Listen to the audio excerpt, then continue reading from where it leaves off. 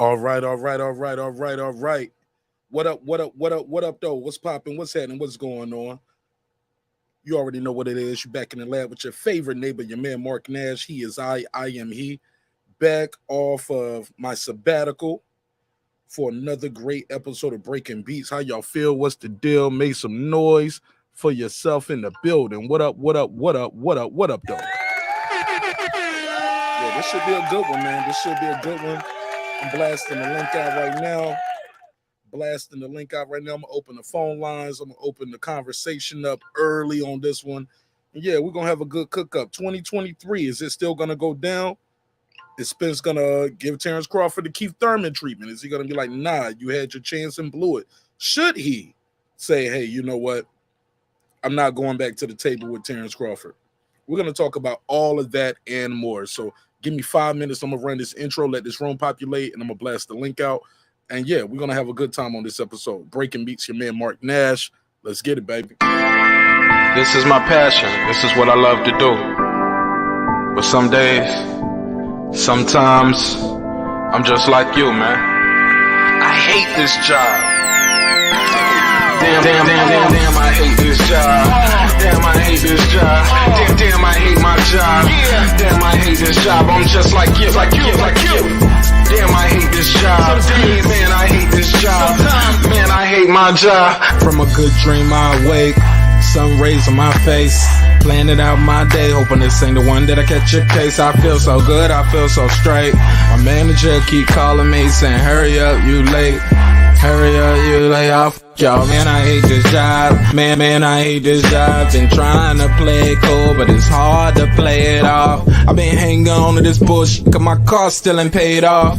I know I'm on my way up. My boy just got laid off, so y'all, man, I hate this job. Man, I hate this job. These hoes here so ratchet. These niggas here so sneaky. Y'all don't even really pay enough for y'all to only pay bi-weekly. I'm trying to double up my cash. Take this job, shove it up your ass. Yo, man, I hate this job. Sometimes I wanna say, walk in and slap my boss. This shit is getting hard. Damn, I hate this job. Gotta make it out of this struggle, bruh. And I don't really mean to take it out on you. You just a customer, but damn, I hate this job. Damn, I hate my job.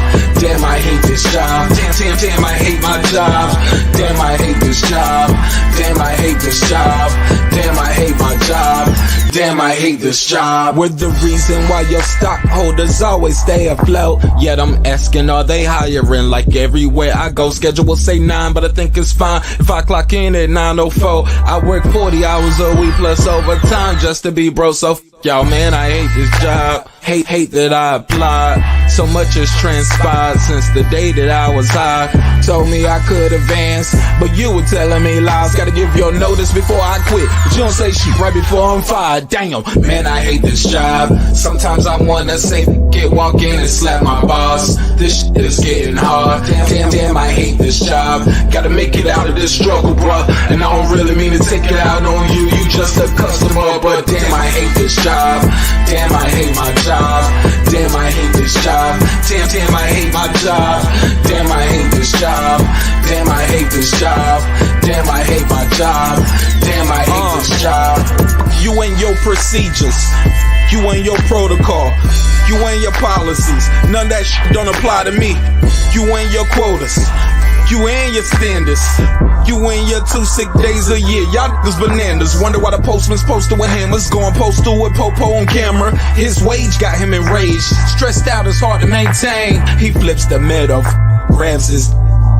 He said, if you don't get the picture, I quit, you ain't shoot. Mother, man, I hate this job. Sometimes I wanna say, walk in and slap my boss. This shit is getting hard. Damn, I hate this job. Gotta make it out of this struggle, bruh. And I don't really mean to take it out on you. You just a customer, but damn, I hate this job. Damn, I hate my job. Damn, I hate this job. Damn, I hate my job. Damn, I hate this job. Damn, I hate this job. Damn, I hate my job. Damn, I hate this job. Look, man, I hate this job. I put my pants on one leg at a time, just like you. I'm out here trying to take care of my family. Damn, I hate this job. It's not always glamorous, for real, but I do what I gotta do for me and mine, you know? Damn, I hate this job. Damn, I hate my job. Damn, I hate this job. Damn, I hate my job. Damn, I hate this job. Damn, I hate this job. Damn, I hate my job. Damn, I hate this job. Damn, I hate this job. Damn, I hate this job. Damn, I hate my job. Damn, I hate this job. I'm just like you, nigga. Damn, I hate this job. Man, I hate this job. Man, I hate my job.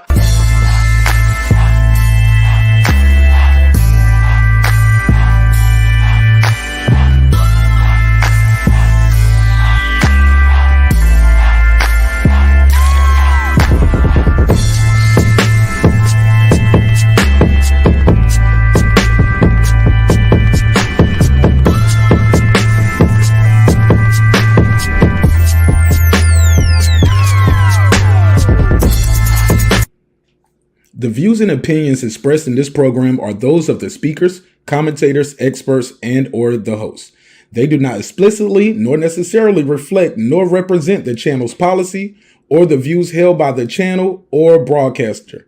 The broadcaster or its channel cannot be held accountable for all or any views expressed during the program. Basically, if I didn't say it, don't come for me. You come for the person who said it. And please don't sue me for somebody else's words. With that said, let's start the show, motherfucker. This that squad sound.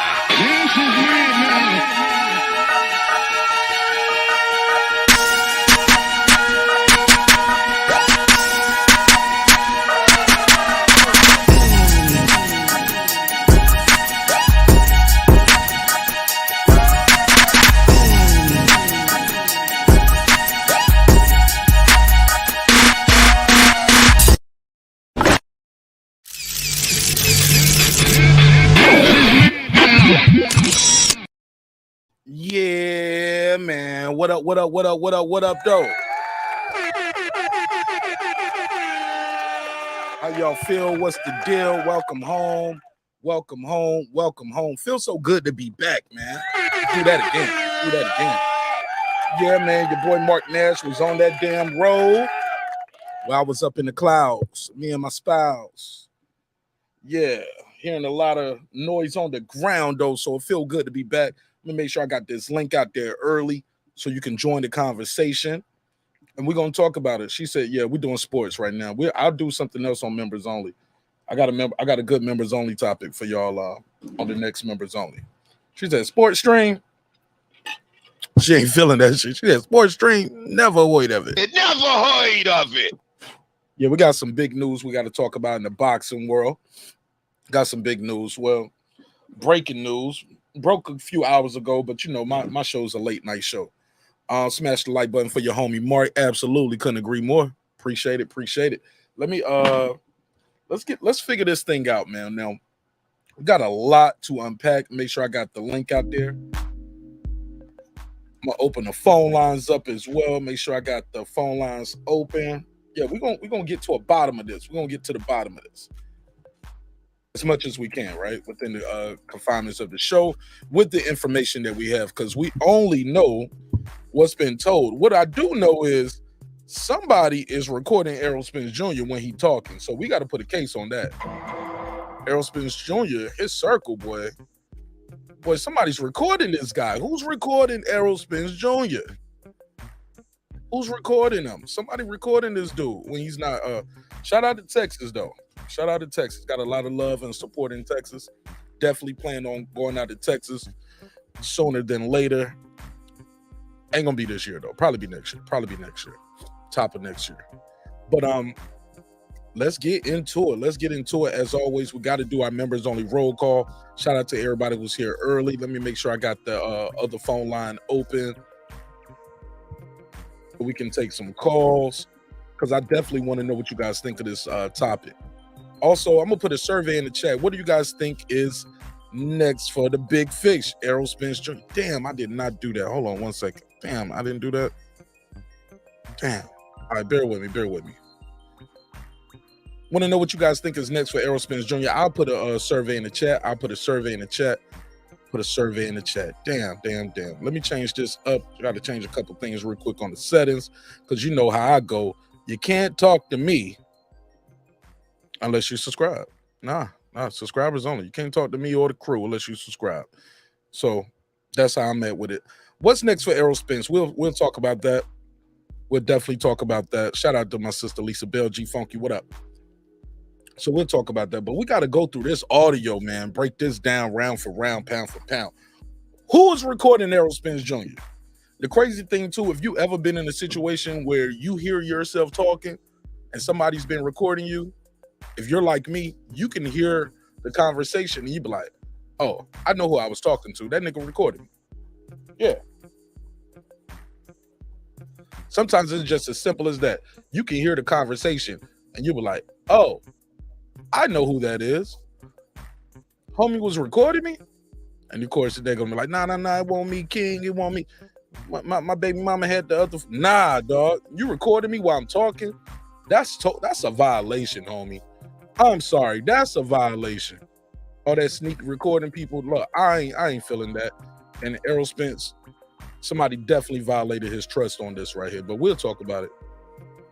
We'll definitely talk about it. What's this right here? Let's do this, do that. My bad, I didn't have none of my keywords in my title right here. There we go. That's what TubeBuddy is for. Boom, boom, boom. There we go. Had to do my search engine optimization right there. All right. So let's do this members only roll call. Opening phone lines up. We're going to have a good conversation. My boy Brandon Washington said, we about to do some spin right here. Nah, we ain't doing no spin. I'm going to have a conversation. We're going to have a conversation with the group. And yeah, we'll get to the bottom of it. Look, I told y'all a long time ago, I ain't going to tell y'all Bud Crawford doing right when he's doing wrong just so I can say I support him. Nah. And this David Avanesyan fight, David Anastasia, I don't heard him called David Kardashian, David Aspirin. Like, y'all are getting creative as hell with these damn names. God damn, y'all getting creative with these nicknames that y'all giving these fighters. But we're going to talk about it. We're definitely going to talk about it. Smash the like button on the way in the room.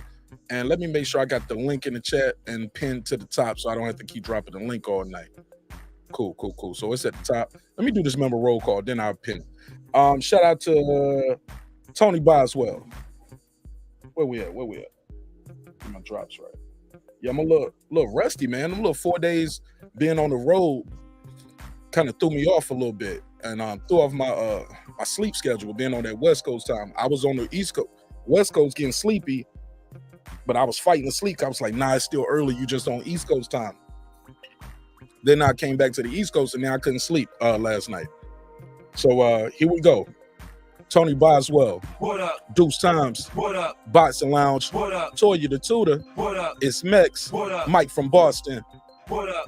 Ace Retro. What up? Ride of the Storm. What up? Here to There. What up? DJ. What up? Queen, aka Miss Sunkiss. Appreciate you pulling up, sister. What up? God Body News. What up? Pittsburgh T. What up? Taylor Bell. What up? Maddie Yoel. What up? C. Jones 0224. What up? Cliff Bailey. What up? Con Shonery. What up? Lisa Bells. What up? That guy Eclipse 330. What up? Cooking with the champ. What up? Champ had me roll. He said, I told y'all this fight won't happen. Terrence Bailey Sr. What up? New Media Today, USA Boxing. What up? HLD. What up? Cooking with Sir Senior. What up? Brandon Washington. What up? Born Supreme. What up? Karma Serene. What up? Lady Shan Dun Dem Season. What up? Dub Right Side. What up? Pewdo. What up? D Bevel the Champ. What up? Rob G Films. What up? And of course, the big fish himself, my good brother Derek Lincoln. What up, gangsta? All right. So we're doing all right. We lost a couple members, but we got some new members. Some people rejoined. But I appreciate everybody's time, energy, and thank you for supporting the show in a major way. We could not do the show at this level without you, the members. You guys keep this show afloat.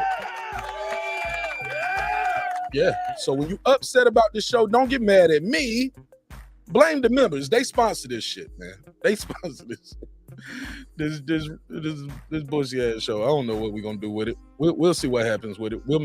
We'll get there when we get there. But in the meantime, in between time, we're gonna have a good time on the way there, right? So let me make sure. Yep, YouTube already flagged my video. Let's go on. Just dispute that. I'm gonna put a survey in the chat and then I'm gonna play this audio. Put a survey in the chat and I'm gonna play this audio. Shout out to Hap. I see you in the building. Juan, what up though?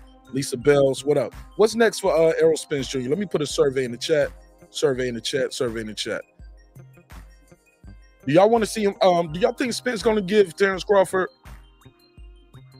the Keith Thurman treatment? And by that I mean like you didn't give me a chance when I wanted it, so now I'm not gonna give you a chance. What do y'all think? What's next for Errol Spence? Thurman? Move up to 154?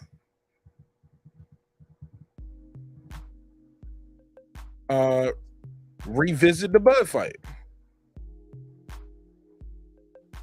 Revisit the Crawford fight. Which what we're finding out now was in 2023 anyway. Revisit the Crawford fight 2023. Give me a fourth option. Somebody give me a fourth option for the survey. What's next for Errol Spence? Tone up. Thurman. Well, Thurman, 154, revisit the Crawford fight. What do y'all want to see? What's next? Give me something else. Give me something else. Crawford is done. Spence versus Thurman, then going to 154. Give me HLD. Somebody give me another topic or another choice for the. Who cares? I put who cares. I'll put that up there. Thurman, move up to 154. Crawford. Do y'all got anything else y'all want to see? Let me see what they said in the chat. Crawford is done. No. Nobody gave me a choice yet. All right, cool. Somebody talking about Skechers. Sketcher kicking out, yay. Yeah, we got to talk about that too. We'll probably talk about that on the next one. Still doing some research on that. Boots? I can put that up there. I don't see that happening.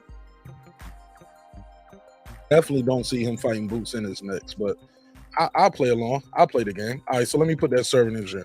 What's next for Spence? Thurman, revisit Crawford fighting. All right, so yeah, those will be the choices. All right, and then we're gonna play this audio. Who is recording Errol Spence conversations? Who did this?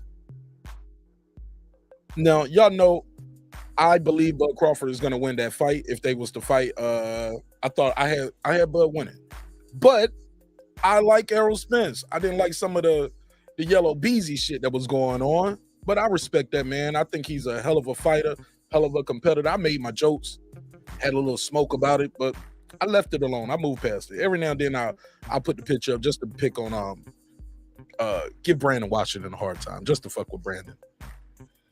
All right, so let's get to this damn audio. Have you heard the audio yet? Press 1 in the chat if you heard the audio already. If you heard the audio already, press 1 in the chat. It's not the best audio, but you can definitely ascertain what is being said in this audio. So press 1 in the chat if you heard the audio. Press 1. I'm putting the phone number on the screen right now. Pardon me for stalling right here. It's a live show, baby. It's a live show. Where we at? Where's the number? Call now. There we go. I'll put that number on the screen because we got 2 phone numbers. That you can call the main number or you can call the backup number. There you go. So he heard it. Sean T heard it. What up, Sean? Sean the Dawn. What up? Juan said 0. 0, I guess that means no. HLD, my brother in the building. HLD be having me rolling on Twitter. Make sure y'all follow him on Twitter. Cooking with Cersei say he heard it. He said, I thought all negotiations were recorded. Really? Nah. You might have somebody there taking minutes in a deposition or a lawyer office, but ain't nobody recording the audio. It sounds like a phone conversation. Oh, let me pin the link. Let me pin the link at the top, and then I can play the audio. Let me pin this link at the top. Where did I put the link at? Where's the link?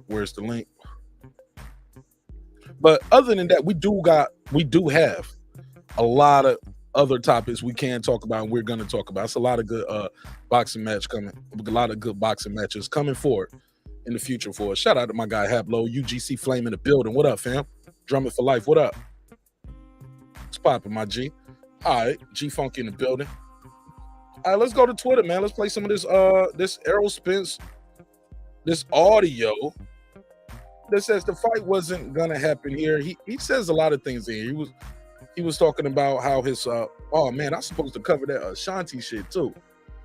Yeah, I want to do a breakdown of that Angie Martinez interview. I need to timestamp that though, because this seems like it's a long interview. All right.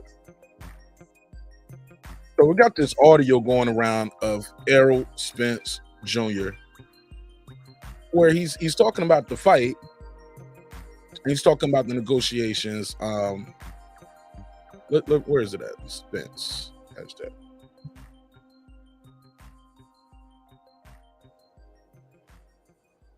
Ennis is pushing for that. Okay. Spence is pushing for that fight.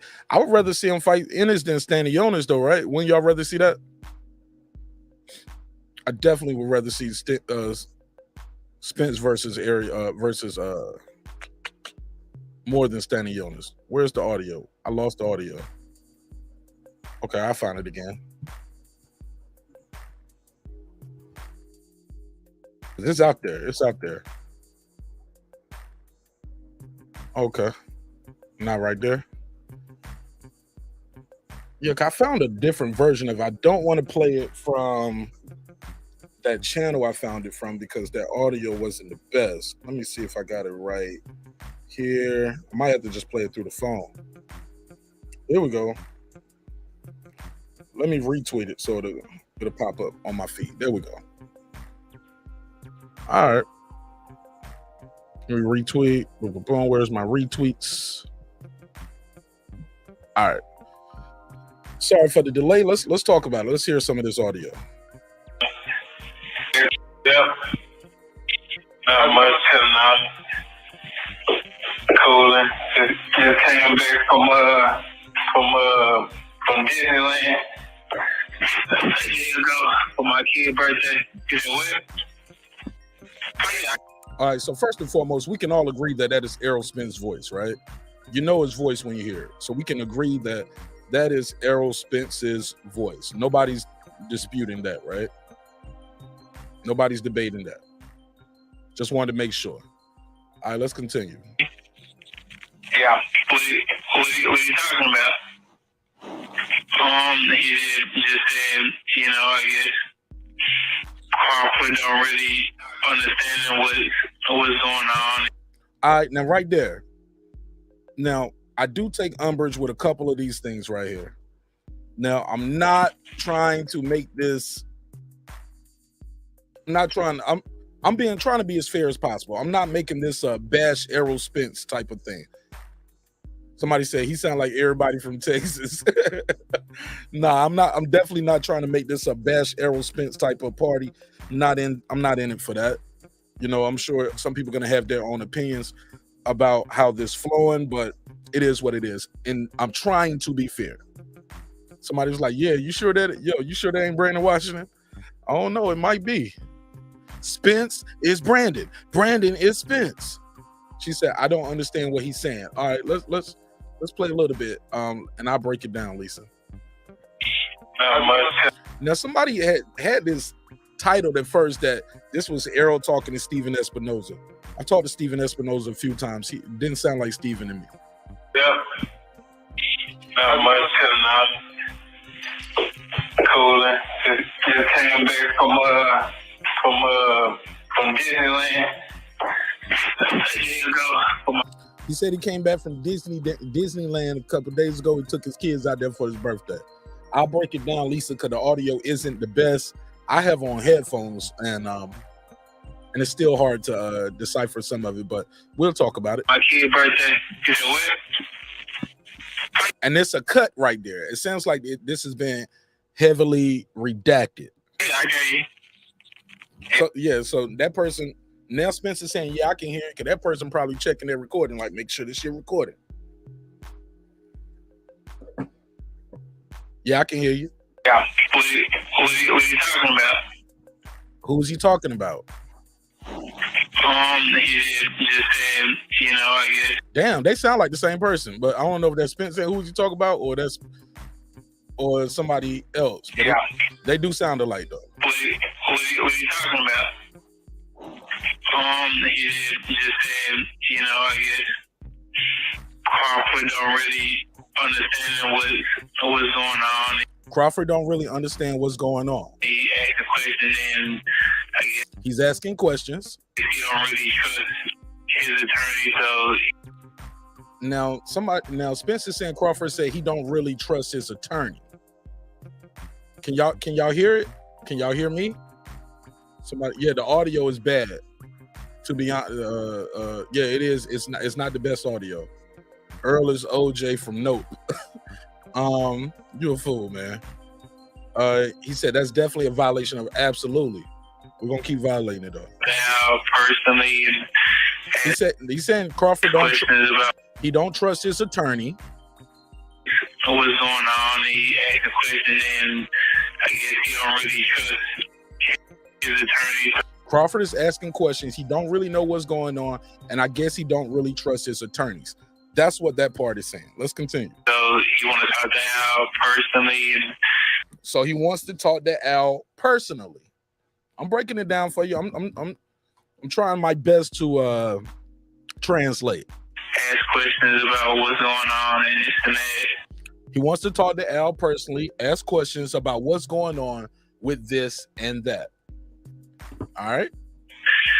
So I don't know what he said. He should be getting it wrapped up shortly. So And he's saying he's saying it should be wrapped up shortly. yeah, no, man, I'll be getting killed on media. Yeah. Everybody talking about I wouldn't go. Yeah, no, man, I'll be getting killed on media questions about what's going on and this and that. So I don't know what he said. He should be getting it wrapped up shortly. So Should be getting wrapped up shortly. yeah, no, man, I'll be getting See, that other person sound like they edited their stuff out. And he said, I know, man, I've been getting killed. Listen to what Spence said next. killed on media. He been getting killed on social media. They both have. I think both of these guys' names have been getting dragged. Let's play some more. Yeah. Everybody talking about I wouldn't go. I'm like, I ain't got time for it. Like, I know what's going on. And that was hard for me to understand right there. I need somebody from Texas to translate that. I know what's going on. He said, I know what's happening, I think. I mean, I'm thinking hopefully we can do it in January. I'm thinking hopefully we can do it in January. I mean, that's the only fight out there for me, so. That's the only fight out there for me. Shout out to Errol Spence. Make some noise for Errol Spence. Errol Spence said, this is the only fight out there for me. I like that energy. Smash the like button on the way in the room, even if you ain't no smash the like type person. Reggie. Yeah, I'm not fighting Thurman. So. I ain't. Hey, he clouded Keith Thurman ass. He told Keith Thurman fight. Errol Spence don't want that Keith Thurman fight. I ain't mad at him. He said, I'm not fighting Thurman, so I don't even know why I put that in the chat, but we've seen a lot of guys say they weren't going to fight somebody, and the right amount of money came, and shit, they did what they had to do. They went in there and got that work in. Let's play some more of this. But, hey, look, I ain't going to lie. I wouldn't be mad at a Keith Thurman versus Errol Spence fight.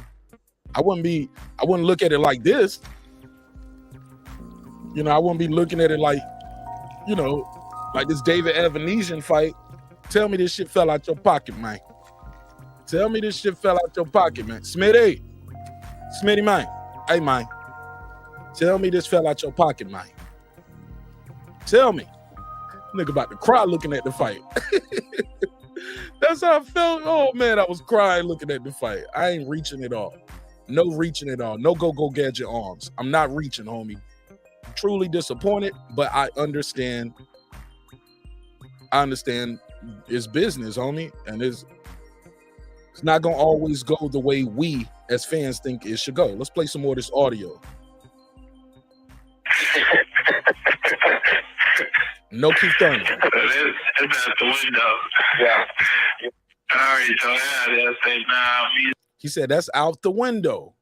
Is Errol Spence gonna give Terence Crawford the Keith Thurman treatment? Should he give him the Keith Thurman treatment? It's a wrap for you, homie. You got up and walked away. Now I ain't rocking with you no more.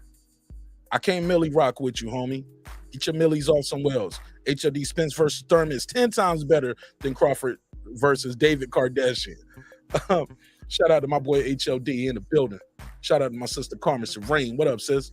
She said, I remember last Monday, she said, happy Monday to everybody except Terence Crawford. Fuck you. His fans, me, I'm not fighting him. He ain't fighting Keith Thurman. I saw my boy Punch Drunk did a video. He said if he don't fight Keith Thurman, he's a double ducker. What do you guys think of that? Punch said if he don't fight Keith Thurman, he's a double ducker. Fight him. Why not?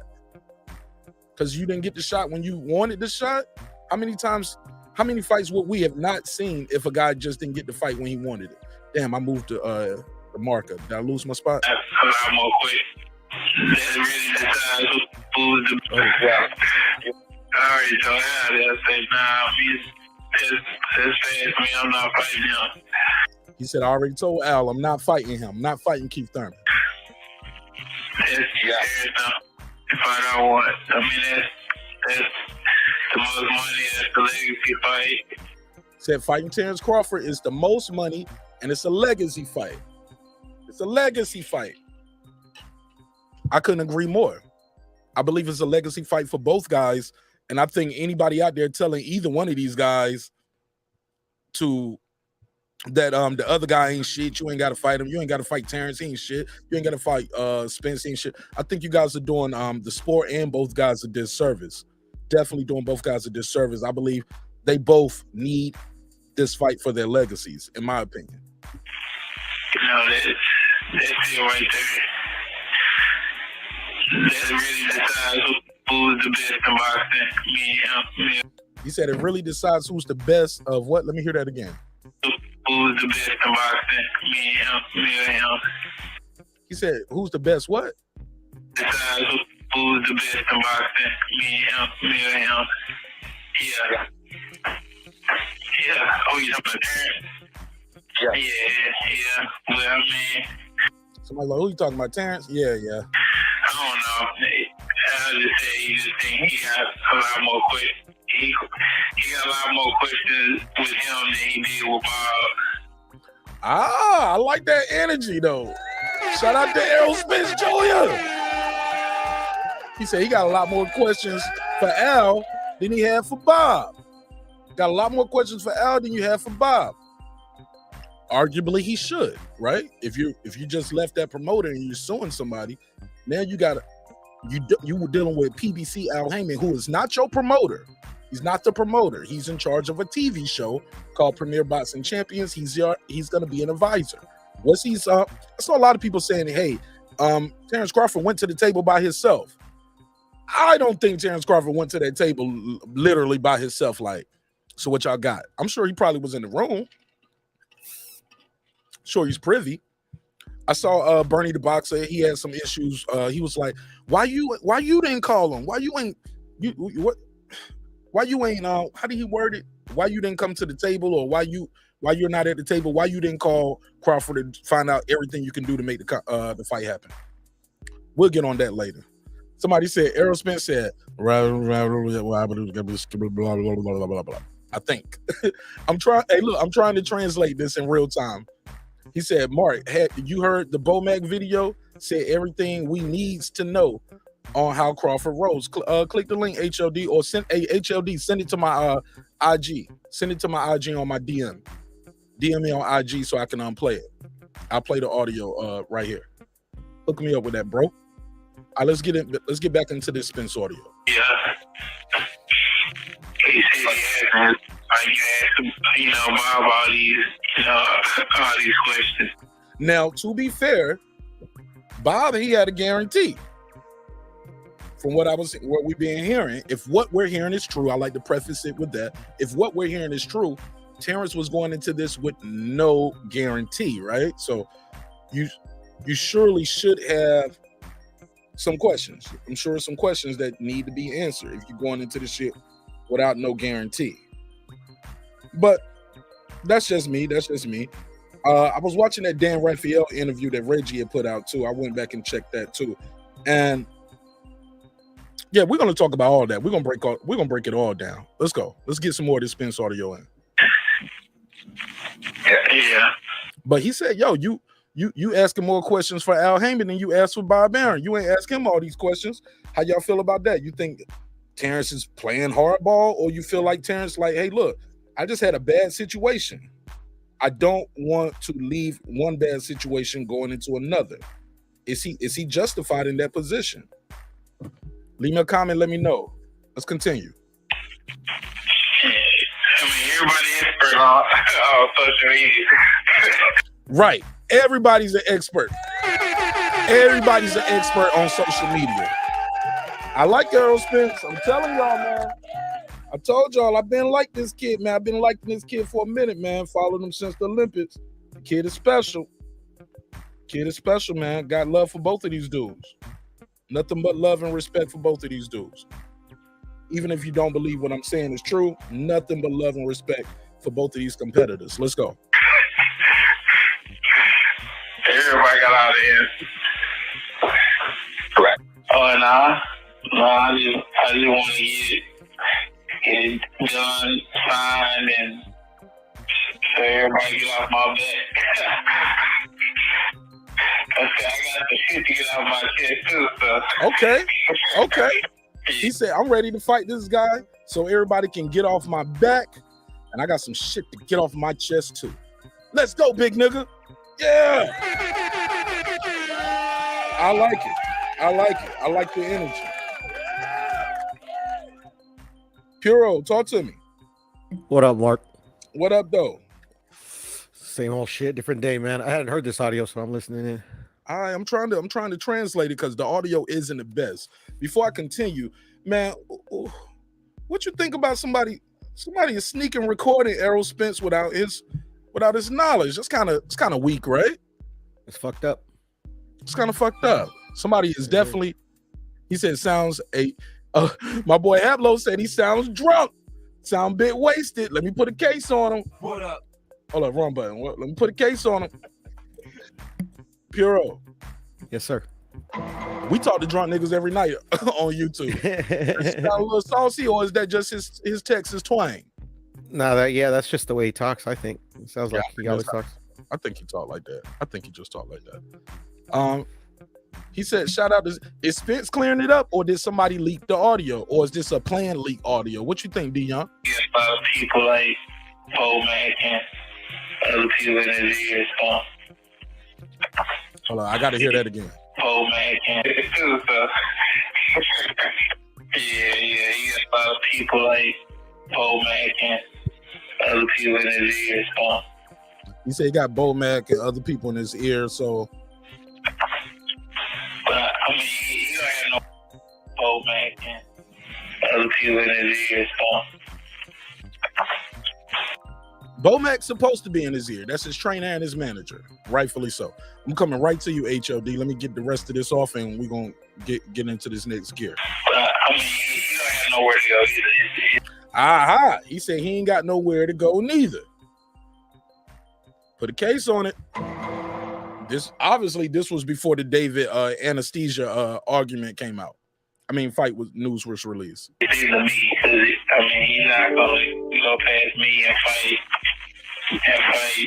Jamil. So he said he can't go past me and fight Jamil, which goes to some of the things we've been saying. When people were telling me that, I was saying he can fight Jamil or somebody, he can fight Boot, blah, blah. Every time I brought another opponent's name up, Mr. IOTBA, I think that was General Big Fish probably as well. The brothers was like, nah, if you ain't fighting Errol, what make you think they're gonna give you Boots? They all over there. You know what I'm saying? They ain't gonna give you Virgil.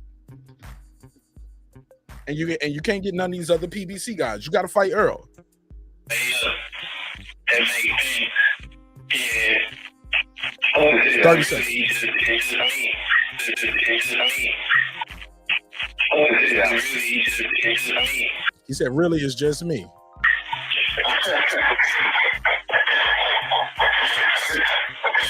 Niggas laughing like we got him in between a rock and a hard place. Okay. Yeah, if you know, you know. If you know, you know. That's I'm not worried about it. He said that's why I ain't really worried about it. Yeah, he told me, it's like, stop. It's like how a kid called and asked him about, about what's going on. He's like, stop. Just don't worry about the fact. It's going to happen. You want it, it's going to happen. He told me, it's like, stop. It's like how a kid called and asked him about, He said I keep calling, asking about the fight, and he said, don't worry about it. about what's going on. He's like, stop. Just don't worry about the fact. It's going to happen. You want it, it's going to happen. Don't worry about the fight. If you want it to happen, it's gonna happen. Just don't worry about it. It's gonna happen. You want it, it's gonna happen. I'm just gonna make sure it's in your interest. And it's in your business. He said I'm gonna make sure everything in your interest. Is that what he said? Just don't worry about it. It's gonna happen. You want it, it's gonna happen. I'm just gonna make sure it's in your interest. I'm gonna make sure everything is in your interest. And it's in your best interest. And everything is gonna be good for you. Everything is gonna be good for you. Did you hear that? Interest. And it's in your best interest. And everything is gonna be good for you. Just stop worrying about it. Okay? All right. Now let me start off with saying this before I open it up to my esteemed colleagues here, and before we had this Puerto Rico versus Mexico beef between these two brothers. Joking, of course. What do you guys? You got to give me your first take on this. Who is recording Errol Spence without his permission? Because they conveniently edited their stuff out of the conversation. But Errol's no dummy. He knows who he was talking to when he had this conversation. Go ahead. It's open to everybody. It sounds like one of those FBI tapes from the 70s when they're trying to record the mafia guys. Yeah. Most definitely. Someone in the chat, I think it was Karma, who said that in Texas you don't need permission to record. One party consent state. Yeah. Yeah, that means if I'm a part of the conversation, I can record the conversation. Right. So it's only when it's a third party. Like I can't record you and Puro, is what you mean. I guess that's. I mean, I'm just going by what she has said, that you don't need permission to. So maybe like you're saying, to explain more probably in detail. It's at least one consent. So there it is. Yeah, one party consent. That's all that is. If I'm a part of the conversation, I can record you. Or if it's in public, you guys standing out at the park, I can record you. Now I can't put a app on your phone. I can't put a wire in your house. That's illegal wiretapping. That's a shit. I gotta get that off my girls. Hold on. Yeah. Depending on what state you're in, that's illegal wiretapping. You're going to prison. But it's still a violation of trust, though, right? HOD? I know. In the sense of morality, yeah. I mean, yeah. By law, it's not an issue, but still, there's, moral wise, you know what I mean. You're that's not cool. That's not cool at all. Especially something like this. This is more like gossiping type shit. It's not like you're trying to protect yourself from, from something. You know what I mean? This is just more like, trying to be exactly what I do. It's snitching out somebody's business. You know what I mean? That's different. That's totally foul.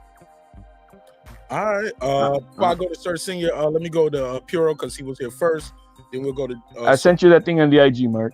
All right, and let me get everybody opening statement on this phone call, and give me your first reaction to this. Give me this first.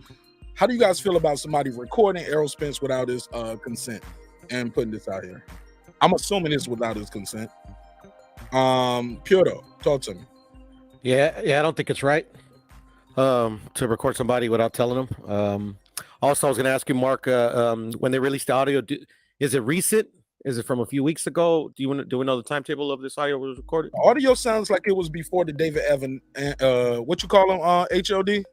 David Kardashian? Oh, yeah, whatever. Never heard of him. Never heard of it. Yeah. I'm joking. I know who the guy is, but not in the context of he should be in the ring with Terence Crawford. But it sounds like the audio was released. I got it today, earlier this morning. I heard it first thing this morning, probably like 9 to 10 o'clock. The reason I ask is, because it's been recorded like before, like he locked anything down with the people at Black Prime or whatever, or BLK Prime, excuse me. Absolutely, it definitely sounds like it's all before the Black Prime shit was put out. It definitely sounds like that. And also, could it have been sent to Terence Crawford? Could he got upset by what he was hearing about, like, you have no other options but me, and maybe he made this deal out of spite. I mean, I don't know the man, but I'm just trying to like contemplate the ifs. Oh, that sounds juicy right there, man. That's what Yo, you just stole my bar. I was gonna say that. Ah, shit. My bad. And and the way it looks like with BLK, man. I mean, you know, it does seem kind of flimsy at all. You know, maybe some type of spiteful shit. All right, Sir Singh, give me your opening statement. Somebody recording Errol Spence and leaking the audio. Yeah, I don't think you should ever record somebody and put it out to the public unless you're trying to protect yourself or protect somebody else. There's no protection in this. There's nothing. You just want to spill the tea, as you know, as a hood rat would say. So, nah, it's not right. It's not fair. It's really disgusting, and it shows where that person is at. Okay, Dion, talk to me. Oh yeah, man. I definitely think it's wrong. You feel me? Especially if it was without his consent. You know what I mean? So yeah, just to keep it short and sweet on that. All right, well, shit, it's open. Give me. We'll go in reverse this way. Dion, give me your interpretation of what you heard on the audio. Man, basically, what I just heard, man, is that he basically said everything that needed to be cleared up, bro. He said that, you know, Crawford asking a lot of questions, which, okay, that's a concern.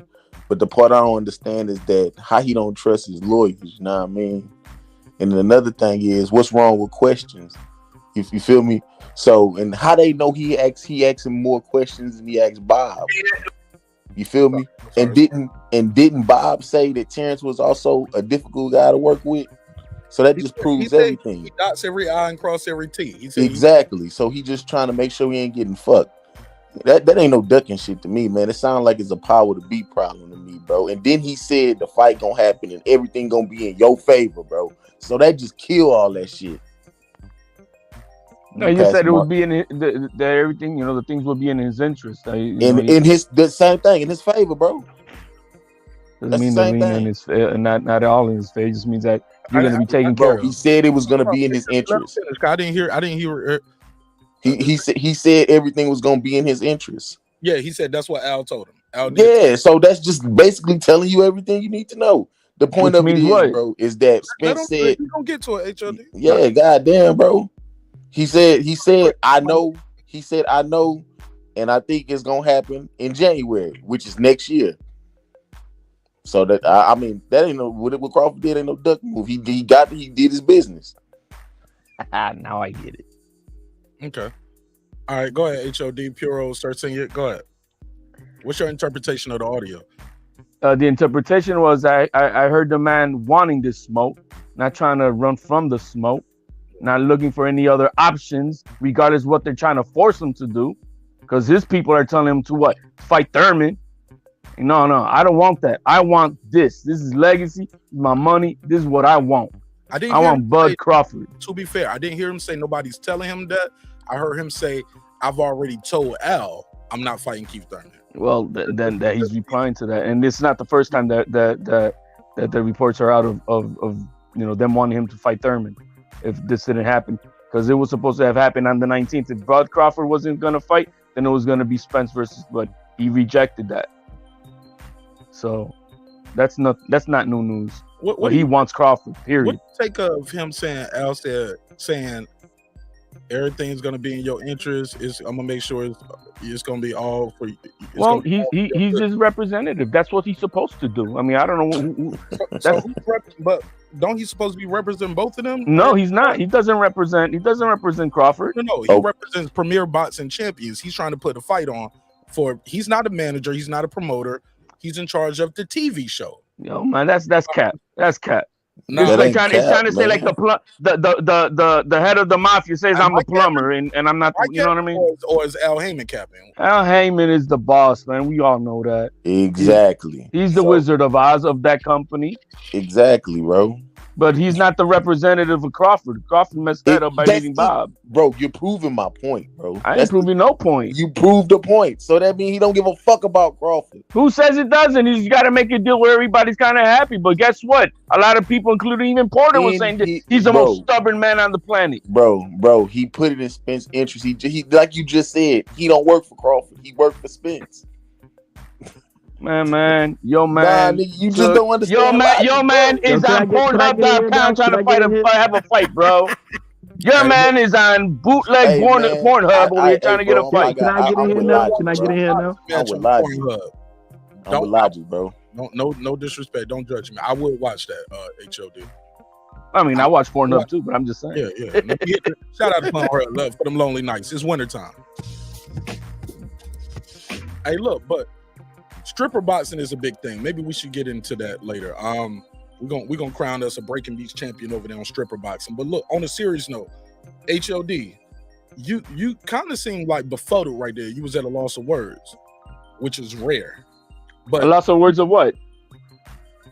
When D said, "Yo, you making my point for me?" Like, this dude ain't here. No, it's not, because it's so logical that my representative is representing me.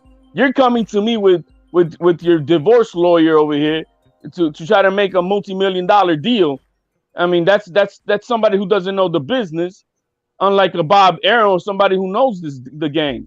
I mean, this game takes many years to know, and it's just not any lawyer gonna understand the ins and out of it. You got it, fam. All right, let's pass it around. Puro and Sir Singh. I was gonna say something that at the beginning of the recording that stood out to me and that made me think of something. But anyways, about him saying that Bud doesn't really trust his lawyers. Is Bud still like radio silent? Have we heard from him yet, or he still hasn't said anything? No, his wife is talking for him on Twitter. But his wife? Oh, yeah, his wife. Yep. Oh, yeah. I ain't heard his wife say. Well, I'm just saying maybe because he was saying. Go ahead, Puro. You kind of cut right I was off. thinking maybe since he doesn't trust his lawyers, could it be that his lawyers made the BLK Prime deal behind his back, and that's why we're not hearing from him? He's trying to sort that out. Well, this conversation sounds like it's before anybody knows about the BLK Prime. Also, we've never heard him say he don't trust his lawyers. Errol Spence saying Crawford wants to answer more questions. He got some more questions. He want to talk to Al direct. I guess he don't trust his lawyers or something. Those are his words. Okay. Yeah, okay. He getting that from somebody. Yeah, he's getting that from somebody, and allegedly this is somebody. I've seen somebody else cover this, so I don't know. But I didn't watch the whole video. A lot of times, if somebody covering the same topic I'm about to do, I try not to watch the whole video, or I try not to watch any of the video. I was like, man, I don't want to get you know what I'm saying? Like DMX said, I don't listen to y'all niggas. You listen to people too long, you start sounding like them, you know? So I try not to listen to people too much. Other than people in the circle, you know what I'm saying? I listen to Reggie with his hating ass. But Reggie, click the link, bro. If you got time. Maz, snipe this out of here. This see, even that, I think they call them shooters or snipers on somebody else's channel. Matter of fact, I can do it right here. Yeah, see what I'm saying? Somebody trolling on the chat. I don't look at the chat. Start sounding like them. I hear people stealing my bars all the time. If not, Puro come tell me. He'd be like, "Hey, nigga, they using your shit over here too." Is he bringing you the recorded tapes? Is he bringing you the recorded tapes? You know they Marcus, I'm a snitch. No. I remember Sir Senior put me on. D-Calico told me about niggas using my shit. I'm like, word, they stealing my shit. Facts. Yeah, like, yeah, they'll steal your sauce now. They'll steal the damn drops. I was like, all right, niggas don't stole the game night. Last time I heard somebody stole the damn title of Kyle's show. I mean, but yeah, man, it's all kind of shit going on over here. Small hats. Yo, you'll hear more of that too. You'll hear more of that. Small hats. Yeah, they using that too.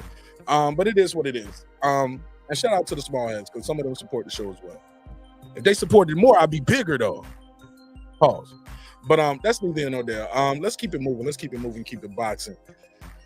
First thing, you go ahead. Yeah, most definitely, man. It's funny to me that everybody had all this hate and vitriol for Crawford, but then when EJ turned around and say almost everything Crawford said, he said that, he gave them everything they wanted. Well, Al told EJ that we're gonna make it in your favor. Boom. Seems like that's confirming what Crawford said. Everybody was saying that was a lie. Okay, next thing they were saying, well, Bud was sitting here and he was really asking questions and they didn't want to answer all the questions. Seems like that's the same thing EJ said. Oh, well, he's asking a bunch of questions. We don't want to answer his questions. They didn't want to open the books. Same thing. Okay, so then Bud was like, okay, well, I'm trying to figure out why they can't get the fight going. This the fight I want. I need it for my legacy. He needed for his legacy. Now, when EJ said, now all of a sudden it's the gospel truth. Seemed like Bud was on it all along, and they tried to string him along and play him like he had nowhere to go. Exactly what EJ said. Oh, they acting like he ain't got nowhere to go. If you know, you know. Well, guess you didn't know. That was my crazy. Brother, Big Fish EJ. He had somewhere to go, and he ran somewhere and picked up a check. No, he hasn't, and that's a different conversation. Hey, look, you ain't got the check till you got the check. I'm gonna say that you don't have the check until you get the damn check. You know? Yo, that's a whole different conversation, and it's a whole different conversation. Hey, look, contracts were made to be broken, homie. You get the right lawyer. You get the right lawyer. If your contract is too ironclad, he'll take that shit to court and say, this shit is illegal. This contract should be illegal. It should not be like blah, blah, blah. And they'll get you out of a contract that you thought that somebody else, I know this, bro. I know this. I'm here to tell you. Contracts were made to be broken. I know it sounds fucked up, but it is what it is. Let me do, before you do that, let me say what up to Maddie. Thanks for supporting the show in a major way, bro. Major way. God knows we needed that. Thank you. I got 5 on it. Spent all my money in Vegas, man. I need y'all to send some donate. I spent all my money on the Reggie Owens and D Bevel the Champ meet and greet. Oh man, somebody help me out, please. Yo, man, you didn't get the midget kid trying to rob you this time. No, but you remember that story from Vegas? Yeah, man. It wasn't no midget. These were little kids for real. But the lady had a whole pack of them. And I thought she had sicked them on me. Like they was just following too close. And it was too much space behind me, left of me, on the right of me. It was not a lot of people there. And bro, they would be walking. And I would be like right here. And the kid would be like right here, like in real life, this close of a space. Like, why are you less than 2 feet from me? Like, I mean, it's about a foot. It was like, and they was like this. Had that little, you know what I'm saying? I don't know what they was about to do. I moved my wallet to my front pocket and I turned around and said, hey, you little niggas, go to the left or go to the right, but you're too close to me. Yeah. It looked weird on the strip. You carrying out on them, bro? Man, my wife said, she was like, I'm not with this nigga, yo. I know this nigga. This nigga screaming at some kids. He about to go to jail in Vegas. Yeah, she left my ass. I had to catch up with her down the block. Yeah, she ran when everybody else ran. Like something was gonna happen to her. I'm like, you funky. That's a whole nother story, man. No whole nother story. Cheaper to keep her though. I do know that. But shout out to Maddie Yoel. But yes, HOD. I remember that story, and I had my head on the swivel. I was ready for all the little kids in Vegas, them little criminals, little nigglets. Yo, Mark, real quick, back to what we talking about here. Look, I don't got to fight in this game. I'm not Team Crawford or Team Spence. I'm trying to figure out the more of the truth of what's going on with the fact stuff that we're able to get out. The one thing that to me, make no mistake that the A side in this game, because there is an A side, and that's Errol Spence. He's the man with three. He's the man with 3 belts. He's the man with the network. Yes, he's the one also with the promoter. So I mean, he is the A side. So who's his promoter? Whether it's what he does, he have his own promotion because it's Down Man Promotions, or is it Tom Brown? Whoa, Tom Brown, EGB. So I mean, he's coming over here with his resume and his belt, 1 belt. You know what I mean? And so yeah, there is an A side and it's Spence. There's no question to me about it. Yeah, I mean, listen, bro. I mean, I don't really be with the money talk, But yeah, bro, the guy got 3 belts. He definitely deserves more. Right. So the interest, right? The best interest then does go to him. So, bro, you basically saying what I said, bro. The best interest go to him. That means he don't give a fuck. He don't have to negotiate. It doesn't mean he doesn't give a fuck about the other bro. guy. It doesn't necessarily mean that either. What? It don't necessarily mean what? That it doesn't mean that he is not to give a fuck about the other guy. But he don't have to look out for the other guy. Well, no, nobody does, and nobody has to look out for Spence either, even though he may say that he's looking out for his best interest. But the thing of it is that he's with them, so they're gonna look out for his interests. Well, I mean, I see no problem with that. I know there's no problem with that, man. But it doesn't mean that they're gonna just try to bend over Crawford. That does not mean that either. Shit. All right, bro. I mean, unless he's that dumb. Well, I don't know. I mean, he is over there with BLK popcorn app over there. So who knows? Nah, y'all niggas be tripping with that shit. Well, it's funny, man. When somebody start off, everybody hate on them. Well, guess what? Why did BoxRec remove the Crawford and David Kardashian fight? It was on BoxRec, posted, and then they removed it today. What? Right? What happened? Why did that happen? Do we know yet, HOD? Oh, I know. Get the Bike. We know who we call Get the Bike. Get the Smoke did a tremendous investigative work alongside Rachel Donaire. I do not call him that anymore. Well, I do because I mess with him. And he told me that bothered him on Kyle's show. I apologize, and I told him I would let it go. He said, "Man, everybody calling me that now." I actually shared like 5 hours with him on his live today with Rachel Donaire. Man, he's all right guy, man.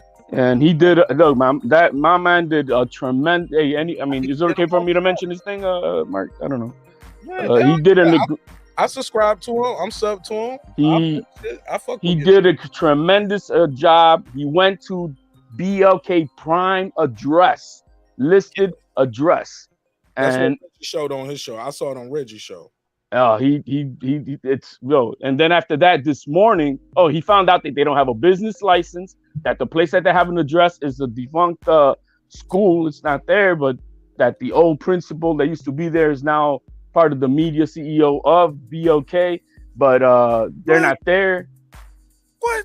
Yeah, bro, it's crazy. And then Rachel Donaire found out that BOK is tied up to another company in the UK who just actually got dissolved on the 25th, which is what, yesterday or today or 2 days ago? Got dissolved. They are without BLK's without a business license. Let me find out. You gotta get the smoke on the panel, man. Yo, let me find out. Terence Crawford about to have a whole nother lawsuit. My nigga. I'm telling you, bro. I'm about to do it. Let me write this in my notes. I'm doing an episode about this shit as soon as this show over. My God. And don't nobody steal my shit, nigga. It was great. Look, big, I posted. Let's put it this way. I posted the video. All right. And Steven Espinoza hit up on it. What'd he say? He checked it out. He came on like or something, or he liked the post. Oh, he did more shit. He didn't even have to watch. He was like, "Oh, y'all going at these niggas?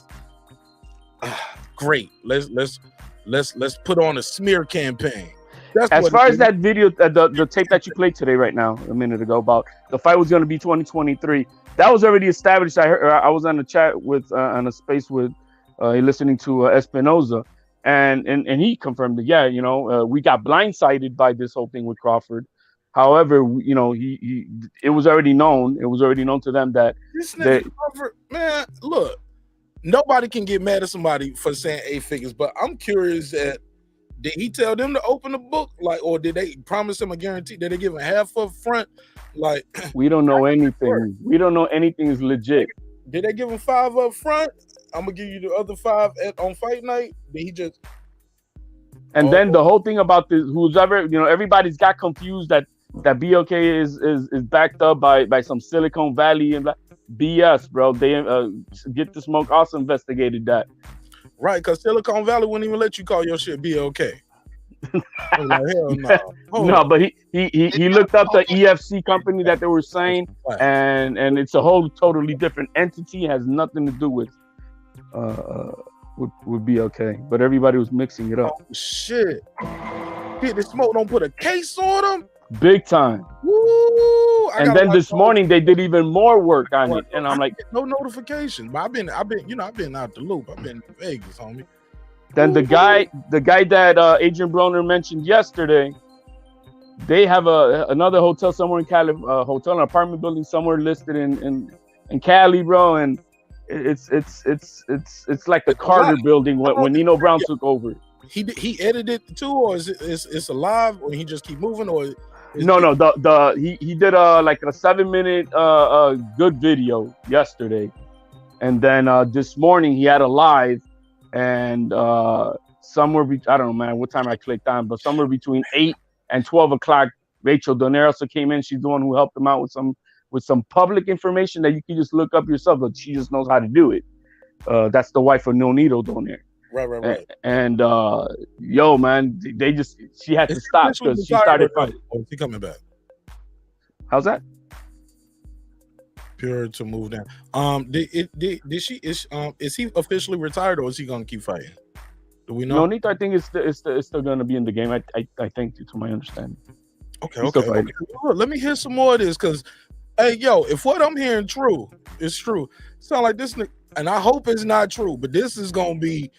I'm telling y'all, man, I'm brutal with this shit. I got love for everybody, but my loyalty is to my audience and the comedy and the entertainment and the camaraderie of the brotherhood and the sisterhood. Because I'm telling you, this nigga better not have been signed to motherfucking Russell Red entertainment right here.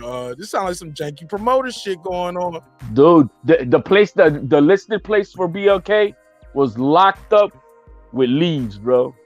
They gonna have my boy in the car like Young Jeezy was when taking him to the weed spot. Y'all ever seen janky promoters? Hell yeah, classic. If you ain't never janky promoters, watch that shit before my next episode. I'm gonna watch it now, bro. Because I have to. Before my next episode, the joke's gonna hit a little different. Oh shit, let me find out. D Young said I got to get the hell up out of here. They don't sway Mark Nash. Yeah, he looking at a Bud Crawford ass fan. No, that's my guy. That's my guy. But hey, look, I fuck with D Young too. I fuck with D Young, but shit, it's all about it's all about having a good conversation, having some jokes. But damn, dog, my man, it's not. It don't just. I don't. It has nothing to look to me. Hold up. Why did Boxrec take the fight down? Well, because they found out this a con ass company, like we've been saying. Nah. We seen it. Nah, get out of here. It could be two things. Nah, we ain't gonna put that body on them yet. I'm not gonna do that, Reggie. Well, I'm gonna put it on them. This has nothing to do with the owner of this channel. This is Reggie Owens. This is a con ass company. Give him a big allegedly. Yeah, Reggie. Yo, Top Rank dropped the most heaviest top to bottom card. Dub, jump in whenever you want to. On December 10th, bro. That card is stacked. What is Crawford gonna do against that? They don't even have an undercard for themselves. Bro, Bob Arum's a cold motherfucker, ain't he, man? Well, this day was already established. They already had that card, man. But this is the problem. Okay. If you go look, and when Bud signed October 21st, that's when it came out that Bud was signing over there with BLK Prime. One of my favorite fighters is Brian Norman Jr. Back in August, and I've been harping on this shit hard recently.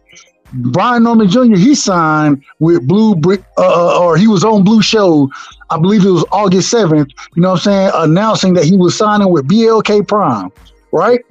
And so I'm sitting here like, okay, so when I went in, when he came up and signed for the Avanesyan fight, I go look at the website and shit. I see Brian Norman, he got a fight for November 12th in Kansas. I'm like, okay, cool. You feel me? Hey, as long as my boy getting some work, brother, that's what I've been crying about is the nigga ain't been getting no fights. That's what I don't like. So then goddamn, I don't know what happened, but all of a sudden that card get thrown out the window. And then I asked Blue tonight, I was like, bruh, what's going on with Brian Norman Jr.? And the nigga was like, well, I can't really talk about that shit. I can't talk about that shit. I'm saying, like, wait a minute, he was the first nigga you signed. So you telling me the first nigga you signed, you can't get him a fight? That's what you telling me? But now I supposed to be, man. Come on, man. Come on, man. I'm telling you, and people are here trying to say it's about defending. No, it ain't about defending Blue Blood. Blue Blood ain't injected himself in some shit he should have never got involved with. He ain't studied on these people. He been putting out bullshit. The 7-Eleven story, when people was asking, somebody asked a comment about why you didn't record it. And then the response to that shit was bullshit. And this was leading people to be on this shit.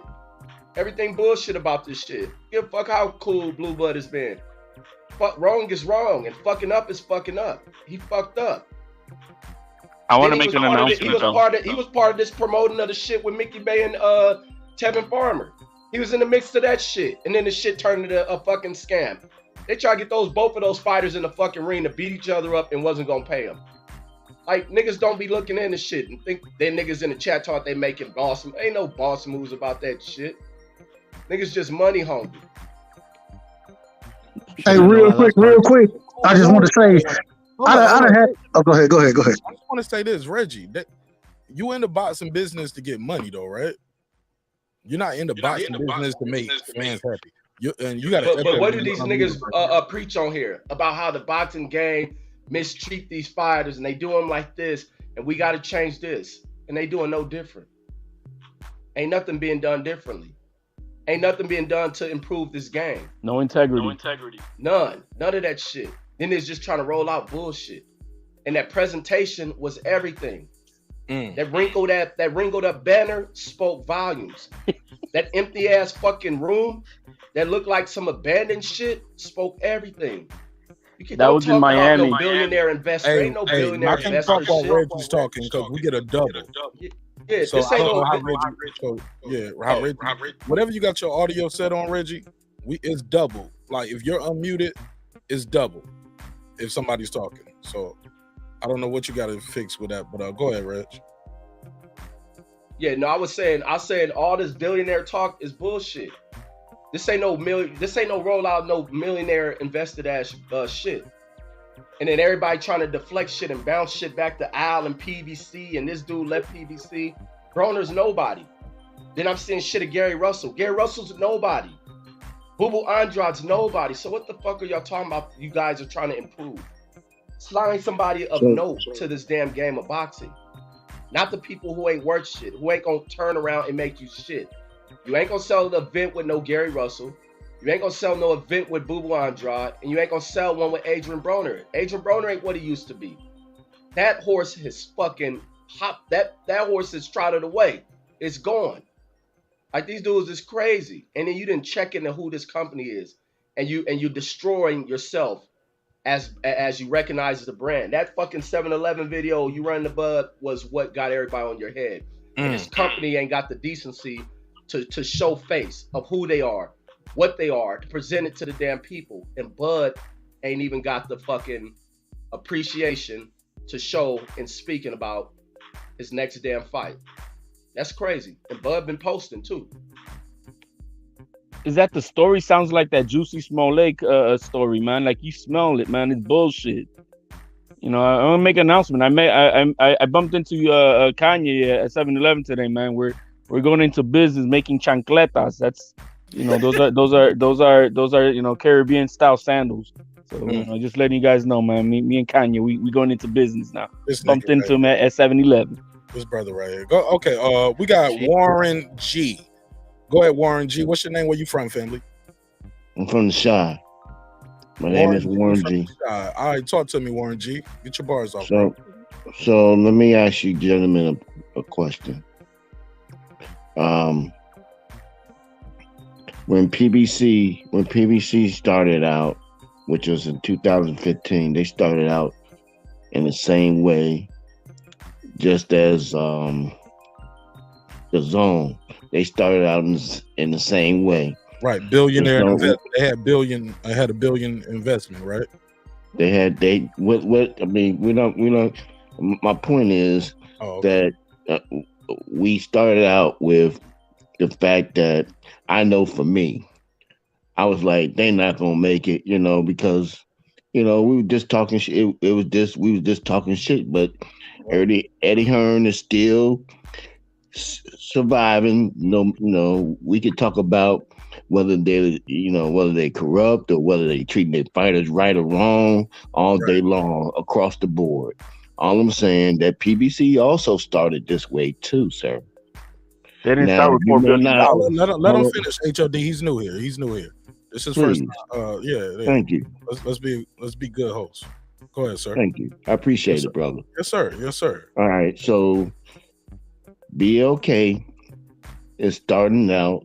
This is their first year that they are in the World Championship boxing. Now, I do hear you say something about Farmer. At the time that they was trying to do that particular fight, and I'm just gonna tap on that just a little bit. You can rebuttal me after I finish. Yeah. Go ahead. 2 minutes on the clock though, because we want to let everybody keep the flow of the show going. Right. I've still got my 2 minutes. 2 minutes. Okay, so my whole point. Let's put it up here for real. 2 minutes on the clock, starting now. Unmute your mic. There you go, Warren G. Go ahead. Okay, so BLK started off just like PBC and the Zone. They had a run now. It still remains to be seen whether they're gonna survive this racket, this boxing racket, this game that we call boxing. Now, no matter where you stand on it, no matter how you stand on it, they still made some powerful moves or some good moves for them just beginning. Now, we could talk about Adrian Broner being washed up and all of this. I understand that. I get that. But the fact that they offered the man, the amount of money that they offered the man, now you might want to debate that. I get that. The amount of money that they offered Terence Crawford, and then they're still talking about trying to get some other pieces. So let's at least allow it to see what's happening before we just throw them to the wolves and say they're not legit. With that, I'll fall back. All right, cool. Shout out to Warren G. And I appreciate you pulling up, man. Thanks for dropping those bars off. They probably about to roast you a little bit, but it's all good. I'm with all the smoke now. Don't get it twisted. All right. Just let you know, man. Once you click that link, now you're part of the show. For better or for worse, you are here now. But I appreciate your commentary. Who wants to reply first? It's open. Oh, matter of fact, before y'all do that, let me run this. Shout out to my guy Taylor Bell. Thanks for supporting the show in a major way. He said, "I just joined. Excuse me for asking. Can you repeat the news of the night, please?" We played the audio of Errol Spence Jr. leaked audio. Somebody recorded him while he was talking, and he talked about the fight being next year. He also talked about Terence Crawford want to ask Al questions. He was like, he ain't asked Bob these questions. He talked about this a legacy fight. It's a big money fight. It's the biggest fight for him, and it's a legacy fight. Said Terence ain't got nowhere to go. So he said, I already told Al, no Keith Thurman. Yeah, we passed that, blah, blah, blah. He said, Terence ain't got nowhere to go. He said he ain't got nowhere to go either. You know, he also said, Al said, don't worry, I'm gonna make sure it's in your interest. I'm gonna make sure everything is good for you. So yeah. Let me run this drop. I got 5 on it. All right, it's open. Dub, HLD, Reggie, anybody, Sir Senior, Puro is here as well. But Puro ain't that rebuttal type guy too much unless he has some drinks. Reggie, HLD, Sir Senior, and Dub, I know y'all quick on the trigger. Let's go. Well, the gentleman saying that they're starting off like PBC, and they at least PBC started out with licenses. BLK does not even have a license. In the state of Nevada. In the state of Nevada. No, in the state of California. Okay, so in the state of California. Let the man finish. Okay, but make it, but be specific. I am being precise. I am being Because you're precise. trying to generalize. So when you bring they don't some have smoke, bring some Let me say smoke this the real right quick to way. everybody. Because what you Reggie want to Owens, do I is need you to fix generalize. your audio, bro. Beam back in. Whenever you're unmuted, it's like a double. Man, please, yeah. Fix the audio, bro. Beam right back up. But HLD, you said they don't have a license. Do they have a license in Omaha where they're gonna be fighting at? Well, their listed address is where Get the Smoke went to today, yesterday, where all their correspondences to go to, where you would get all your refunds from, and anything like that from this app. Well, first of all, it's a rundown school. It's closed up. He looked into the licenses. They don't have a license. They're actually suspended because they owe back taxes, I think. They're involved with a different company that was in the UK, which actually got dissolved 2 days ago. This whole thing is shanky, bro. Bottom line, and plus they don't have. Where's this? Oh, the investment company. Everybody's making up this. Oh, that they have some Silicon Valley company. No, they don't. That's also cap. I'm sorry. I go ahead, Warren G. Okay, yes, thank you. Let me say this. First of all, that address that I already talked to Get the Smoke about this. If you dig deeper, and if he would have went or even called, he could have called. Wait a minute, listen. He could have called Silicon Valley Investment Group. Let me finish. He could have called them and said that I am an independent journalist and I want to find out some information about BLK. I even let him know that, because now when you talk about brick and mortar nowadays, especially anytime between late 2019 and 2020,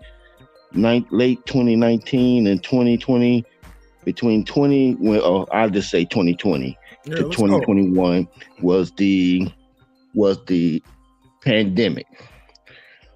Most major corporations now work remotely. I've been working home from ever since the pandemic started, and they haven't brought us back into the office yet, because they find it. Fair enough. We can move that. Is there a headquarters though? So if you want to, you should, or you can contact. There's a phone number listed for Silicon Valley, which is located in San Jose. Wait a minute, I did my research too. So there's a Silicon Valley. The group investment is also located in San Jose, California. They have telephone numbers, and we're not talking about, you can't just go on the Zoom website, because the Zoom website is created by two independent Gotta wrap it up, bro. My man. That's the mic. Go ahead. Just real quick, look. Get the Smoke. He called the listed person in charge for media and contact at BLK, and they went, we're still waiting on that. You know what I mean? So you're telling us to go in. What is an investment company going to tell them? That's their private business. You got to wait for him. Go ahead, HOD. What is an investment you were calling out? What is that going to do? They're not going to say shit. The person who needs to speak up and tell you is who's listed as the CEO and the media contact for this company. Those are the people and it ain't Blue, because he ain't nowhere listed anywhere. So, they're the ones who have to respond, and they're not. And there's no business license, and there's no anything else. And if you keep on tracking the name that the Gus name that Agent Broner mentioned yesterday, man, that shit gets weirder and weirder, man. If you follow his track. So now you got that from Rachel, right? We got that from Rachel, yeah. So right, you getting your sources. Let me ask you this: do you work for BLK Prime? No, just do any of those. Get the Smoke work for them? No. I don't. I just had to ask. I'm just saying, Get the Smoke. So what I did was I did my own fact check. Okay. I did my own research as well. So you called the investment company. So if you go ahead. That was HLD just keep blurting in while I'm talking to you. And I've asked him several times, let me get my bars off. Because Warren, I don't know you. I never met you before. I don't recall trading dialogue with you, my brother. So I thought it was a fair It's okay. We can chop it up and break food together. We're breaking bread together. I don't get rattled too easy. I Go ahead.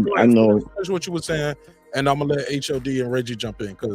But you said if you call a number, and you say you was talking about you talked to Rachel earlier, or you say no. So he getting this information. He got his information from Get the Smoke. He got his information from Rachel. Okay. Two people that I already talked to or talked with and had this dialogue with as well. Okay. So now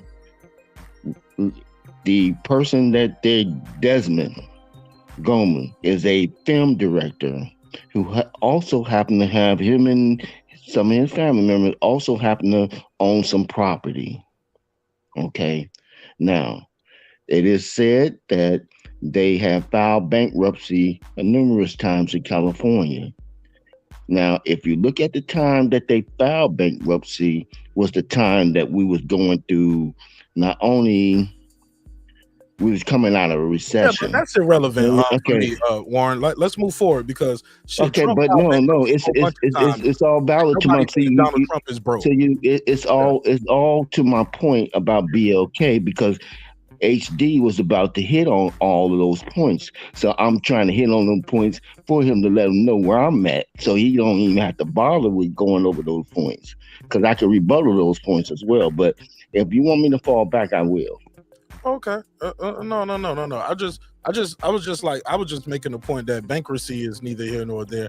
I wanted. No, that's the point that he was going to make about Desmond Gumbo or GUM. So he's going to make that point because that was Rachel's point, and that the property that he had or that he was the owner of was a rundown kind of motel. And you know, when you're dealing with a motel in California or any major city in the hood, you got other elements that's a part of that. And she's trying to connect them to that element, which has nothing to do with them because the article said nothing about they was at wrong or at fault, only that they was the owners of the property. Well, they got hotel money. They got enough money to buy a damn hotel in California. That's it's an apartment, like hotels, like a Motel 6 or something. I'm not sure where you're from, but a city, you have your little, you could be, you have your little prostitution, your little spot where drugs are part of the environment. You saw the Google map video. Why you figure that's going on at their apartment complex? Because they looked up the articles, man. There was a standoff with the police earlier this year. They had some crazy stories on that place, bro. And this guy that Agent Roner mentioned yesterday is owner of that stuff. Shit, you might be trying to avoid legal liability getting out of there. You probably got a smart lawyer over there. Shit. Anyway. Trump filed bankruptcy a whole bunch of times. I don't think he's broke. Michael, what's his name? Mike Tyson, bankruptcy. I don't think he's broke.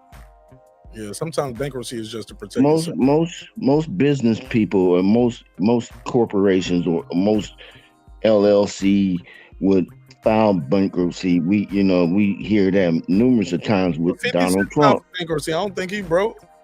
No, it just shows that you're not running your business nice and tight most of the time. Bankruptcy than pay to some of you motherfuckers. That's what that means too. But that's neither here nor there. HOD. Before we go to this clip that you got set up, Reggie, you want to do a rebuttal, or I think Piro. This guy in his defense of this company makes me think that he works with him, or maybe he just he wants to hope for the best for him. But everything looks shady with them. The thing of making them a comparison to Al Heyman is this company's nowhere close to it. At least when Al Heyman came into business, he had a track record. People knew who he was, what world he came from. When Bob Arum came in the game, he had a track record. People knew who he was, what world he came from. Right. These people, we don't know nothing about them. You can't even track none of them. It's one thing you can be in the shadows of stuff, but people still speak of who runs the company, who heads the company, the positions in the company. That's All not we know true. is our Hey, you brother cut Blue him Blood. off, bro. All we That's know is twice. it's Blue Blood, man. It's that And night Reggie, club you got taking a effect double. on Warren. Huh? You got a double, bro. It is. I'm gonna switch over to my phone. Yeah, I don't know what it. Yeah, all right. It's a computer. All right. Okay, cool. Yeah, yeah, Warren. I'm like, you got to respect those folks the same way they respected you. For Reggie didn't jump in, he didn't cut you off just to say you're telling a lie or it's not true. Just show him that same respect, because if not, we're gonna have chaos, especially when he got bad audio and it's doubling. I'm a little more lenient if everybody got good audio, but we really couldn't. Yeah, we got to have good audio. If we ain't got good audio, we ain't got nothing. But you said that's not true. What was he saying that's not true? Shout out to I Know Boxing. What up? Mad Dog H. What up? KTB. Salute. Go ahead, Warren. What you said that's not true. When you try to, Reggie said you try to chase. So what I'm gonna do is just drop a link in the chat, right? Of all the people that's in, put links in my, at least about the CEO. You got to put it in the private chat. Yeah, I'm gonna put it in private chat. I'm gonna drop a link about the CEO of the company of a department of the company. Now, this app is international, right? So the Belize, if you search Belize Film Commissioner, if you type in Belize Film Commissioner, you'll find out that they're invested in the company as well. And then they have a brother that they elected, the government of Belize elected I have his name, I can't pronounce his name, but I put that in the link as well. Okay. I mean, I put that in the chat as well. How they went and elected a film commissioner and they're partners with BLK as well. And then you can make your judgment about this brother for yourself. I mean, the CEO, I'll let y'all guys do your own research and let you guys come up with what you feel about him. But this guy has a Facebook page. Drop the link, man. You ain't got to belabor the point. I'm with you. Just drop that link. Wow. Okay. Y'all now you controlling. Okay. No. Because I got some other people that pulled up, and some of them are members of the channel. Okay, go ahead. But I've heard you. Do what you do. I'm kind of short with it. It's a late night show and it's a live show. Like, once I hear it once, I don't need to hear it 2 and 3 times. But it's no disrespect to you. It's a high energy show because it's late night and we can't put them to sleep, Warren. No disrespect though, absolutely none. But put that link in the private chat and we'll do the research. Reggie Owens, audio, check 1 2. Pittsburgh T in the building. Sean T. Check 1 2. All right, talk to me. Go ahead. I think Pittsburgh T was next. Go ahead, Pittsburgh. No, let Reggie go. Let Reggie go because he's cleaning up his audio. If he got his audio cleaned up, go ahead. I'll wait on Reggie. Reg said, my guy Warren said y'all are being judgmental without doing your own due diligence, and you guys are just going right along with what you heard on Rachel and what you seen on Get This Smoke, and that's all the research that's been done. You want to reply to that before I go to Pittsburgh T, Sean Santos? Matter of fact, some of us been talking about this before. Get the Smoke and them done the research. We've been talking about that. Things I know I've been, because I've been pissed off with this and looking into this company, not finding nothing.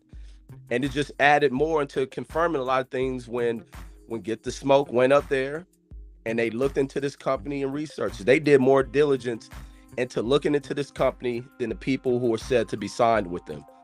And that's a sad thing because a lot of people. Okay, I dropped that link for you. I see it, my brother. I see it. Come on, man. Go ahead, Reggie. But yeah, but you trying to defend them, they must have gave you a little bit of money, or they told you they're going to give you some money. And I guarantee they probably gave y'all contracts with payday being the 32nd. You talking about me, sir? Hey Warren, you didn't drop the link. You put the name. You put names. Right, but if you click, okay, all right. Let me get that link. Let me get some. It's not. That's just part of it. Okay, let me get that together. All right, come on. Give us your cubicle up there. So Reggie, but that's all I got. Go ahead, y'all. All right, let me go to Sean T. I'm sorry, Pittsburgh T, and then Sean T. But real quick, what I'm gonna say is pretty much as far as the negotiations, they were negotiating, and for whatever reason they didn't agree, and we know for a fact that Bud got out of negotiations. We don't know why. We're assuming it's money, but we don't know why. So I think it's weird now when people are making all these connections that we can't connect. That as far as like what Al Heyman and PBC, what they're doing and how they're doing it, we have no idea what's going on. And we also know that it was floated out of his camp as far as Bud that he agreed to all terms. So he can't float that out that you agreed to all terms. And then at some point you back out of the deal. And then we have to do all this research to figure out who the hell BLK Prime is. Like, that's the issue. So we don't even know who the fuck is representing it. We don't know a lot about it. I know this gentleman is saying what he's saying about the company, but that don't look like good business. When you're dealing with one company that's dealing with Showtime and another company that has no face, that has no record, that people have to look up. So that can't. Go, hey Warren, you gotta keep your mic muted, bro. Like, you kind of interrupting people while they're talking a little too much for me for this to be your first time right here, bro. So I'm gonna ask you again, please stop cutting people off. Just how you can use the private chat. I see it, and yeah, but please don't cut him off, especially Pittsburgh T. It's my guy. It's my guy. It's one of the members too. So go ahead, Pittsburgh T. Well, what I was saying in closing is that, like, we can't praise Bud on one end that he got the bag, he got the money, and then on the other end, the people he's associating with, it just don't look right. And then there's conflicts on what was being said and what he's actually doing. So we have to question everything. We have to be critical for everything. And you being critical and having critical thought doesn't look like you're hating. It's just that you're using your brain to say, wait a minute, this just don't add up. This ain't making sense. We'll see as time progresses what actually happened, because we don't know right now. We're doing a lot of speculation. I just think we got to be careful when we start drawing lines about Al Heyman, PBC, and the business that was done, because we don't know. We're limited to what we know. So people drawing all these crazy conclusions, they need to slow down. All right, go ahead. And hey, look, Warren G, it's all cool, man. You ain't got to bounce, but yeah, man, like, it's like just jumping in a little too much. You know what I'm saying? Like, you got to let these guys get their bars off who just got here. I gave you an opening statement, gave you 2 minutes. You know what I'm saying? And yeah, it's just he cutting everybody off. But I'm making everybody be quiet for you. You know, so we just got to be fair. Go ahead, Sean T. All right. Peace and blessings to the panel, first of all. Yeah, I just wanted to say, from the get-go, we've been here. I hear that. I heard something, some little electric sound, but yeah, we'll figure it out. Go ahead. Yeah, but I was just gonna say from the get-go, when the negotiations started, it's like, man, we don't really know what to believe all the way up to this point, because once upon a time it was like Crawford wasn't gonna accept 60-40, but now we're believing that he's gonna accept 35% of something. You know what I mean? And it never came from Crawford himself. It's always hearsay, because Crawford, for some reason, refuses to come out and speak for himself. This BLK Prime thing, like, they just popped up out of nowhere. We don't know what the hell is going on. We don't know how much money is really being involved. It's all hearsay. But to make this move that Crawford did at the witching hour, man, it wasn't cool. And I'll pass the mic. Yeah.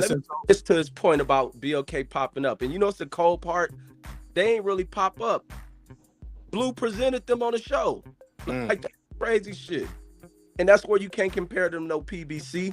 If you gonna come into the boxing game, you use media outlets. It is important for media to push brands. And you ain't gonna use none of that shit, something's fishy. Because when you use other media brands, they're gonna look into you. And maybe that's the reason behind them not pushing that shit through me. And isn't that a conflict of interest to try to report on the Spence Crawford negotiations, but know that you taking part in negotiations with Crawford yourself? Well, not if you're just promoting it or announcing it. I don't think there's a problem with that in itself. That's not a conflict. But I could hear how it's one-sided, right? Have you ever guys seen Bob Arum Oscar De La Hoya, Brian Custer announcing a fight, or Eddie Hearn, and they got you waiting 45 minutes on dead air space, and then the next thing you hear, fix your audio, HOD. Can you hear me better now? Say it again. Can you hear me better now? Go for it. Go for it. Yes, sir. No, I'm just saying, have you ever had a press conference waiting on these top promoters for 45 minutes on dead airspace, and then the next thing you hear is, yo, man, we got to get them likes up to 1,000 before we get this started. Oh, nah. That's what he was doing? Yeah. I didn't know that, bro. See, what I did was I saw it afterwards, so I remember somebody saying, and it started mad late. So I fast forward all the way till I seen somebody on the stage. So I didn't know that's what was happening. Get them likes up to 1,000 before we get this popping. Wow. HOD, I thought he was just there because he's waiting for the press conference. I know he was the one gonna hold the shit. Solo. Hey, Joe, it was in a hotel in Miami, I think it was. Right, where Adrian Broner is already at. He already out. So they rented a conference room, like I said, at a hotel. I was right. Okay. Yeah, there's a clip where you see, I think, Blue and talking to him afterwards in the vestibule, in the hallway. Yeah, bro. I'm sorry, man. Adrian Broner does not look healthy. AB was trying to leave. He don't look healthy, bro. Hey, look, I told, man, he damn, bro. He don't look like he ready to fight nothing. Dude, he's on. Look, all I know is when someone's on, he didn't look healthy. Let me just say that. Okay. Let me do this super chat. Shout out to my guy Dub right side. Damn. Dub left too. He said, how sure are we that Bud fight happens when Brian Norman Jr. signed in early August and still haven't fought? You damn right I'm mad. Let me give him a drop. I got 5 on it. It is what it is, though. I bet $10 is not happening. You said you'll bet $10? I bet $10 ain't happening, bro. I wish Dub would have stayed on the panel. I wanted to ask him a question. Well, yeah, man, I wanted him to stay up. I just didn't want him to keep cutting everybody off, and these things like his cutoffs were convenient. I just dropped the link in the private chat. Just dropped another link in the private chat. You know what I'm saying? He dropped a LinkedIn link, and he dropped the guy's Twitter page. Like that's not what I thought we was looking for. But yeah, and it says he's the head coach, head football coach at Lincoln University, California. Oh my God. That's what it says. Hey Deb, if you can hear me, do you know if he's still signed with Black Prime? Is who still signed with Black Prime? Brian Norman Jr. Because I just looked him up, and he seems to have a fight. He doesn't have an opponent, but it's a Marv Nation card. So I wonder if he left Black Prime and went to Marv Nation. I'm not sure. Interesting. All right, let me share my screen. Though. But shout out to Colin and Nigga, man. He said Bud won't gonna put his kid's life on hold. We can't. What he say? What he said right here? He said, it's simple. There we go. What's good, Mark? It's simple. But what's going to keep his kid's life on hold? I'm not mad at that, and I don't think nobody should ask him that. Like, if this fight goes down and the man is able to get 8 figures, well, nobody can be mad at that, right? Absolutely not. The only thing that I would have a problem, and I mean, it's none of my business, right, and the stuff, but it's the decorum of how he conducted himself to leave an active negotiation, blindsiding a company, and just saying I'm going to go with someone else, and then let them find out throughout like everybody else did, and that's what Espinoza found out. He found it out just like we did.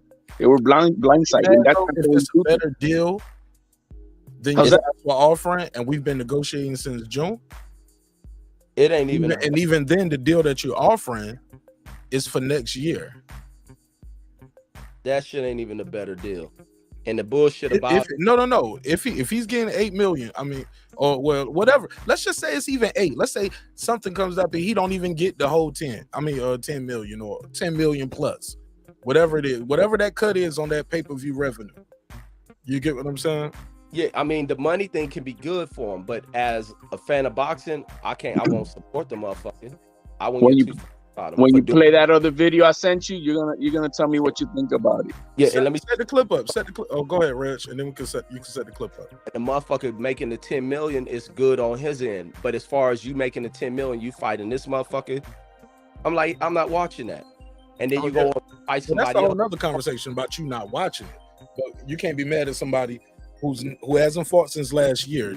Bud ain't no Ryan Garcia out here getting Gatorade commercial money, dog. Let's keep it a buck. He making the bulk of his money either through boxing or maybe he got some real estate shit. We ain't pocket watching, but I know I don't see him on ads everywhere. I'll say that. Come on, and he's not that vocal. He might do 7-Eleven commercials now. I don't know. All I'm just saying is the motherfucker ain't fought since last year. But couldn't he have fought earlier this year? For who? I guess he thought he was trying to fight Spence. He could have fought Errol in April. You all want to keep it a buck? Yeah, if Bud didn't bullshit around with contracts, they would have been fighting this year. No. They could have fought in April. Yeah, but Crawford didn't contact PBC till June. No, they didn't start negotiations till June. That don't mean that's when he contacted them. No, that's what I heard. I think Bud himself said that. I heard negotiations started in June. So, Mark, you would rather see Errol Spence fight Ugas for undisputed instead of Crawford? I don't give a fuck if I don't even care if they even did undisputed. They could have fought each other twice, or moved up and fought Jamel. I didn't give a damn about Ugas. I don't give a fuck about no Ugas fight ever. 4-loss Ugas, no. 12 knockouts with 30-something fights.